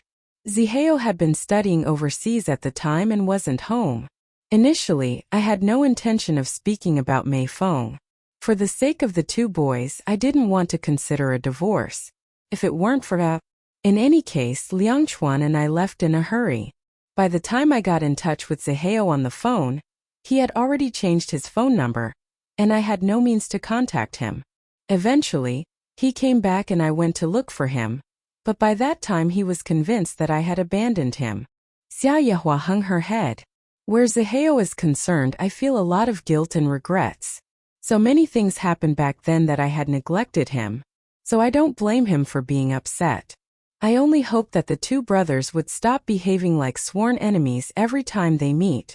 If you get a chance, do talk to Liangchuan. Zihao is young, and he did not understand what happened back then. Xiao Lian quickly comforted her mother-in-law. Mom, don't you worry. The family bond is stronger than anything else, and nothing can separate family. Xia Yehua cast a vacant glare at the coffee table in the living room. With a dismal expression, she said, Let's hope so.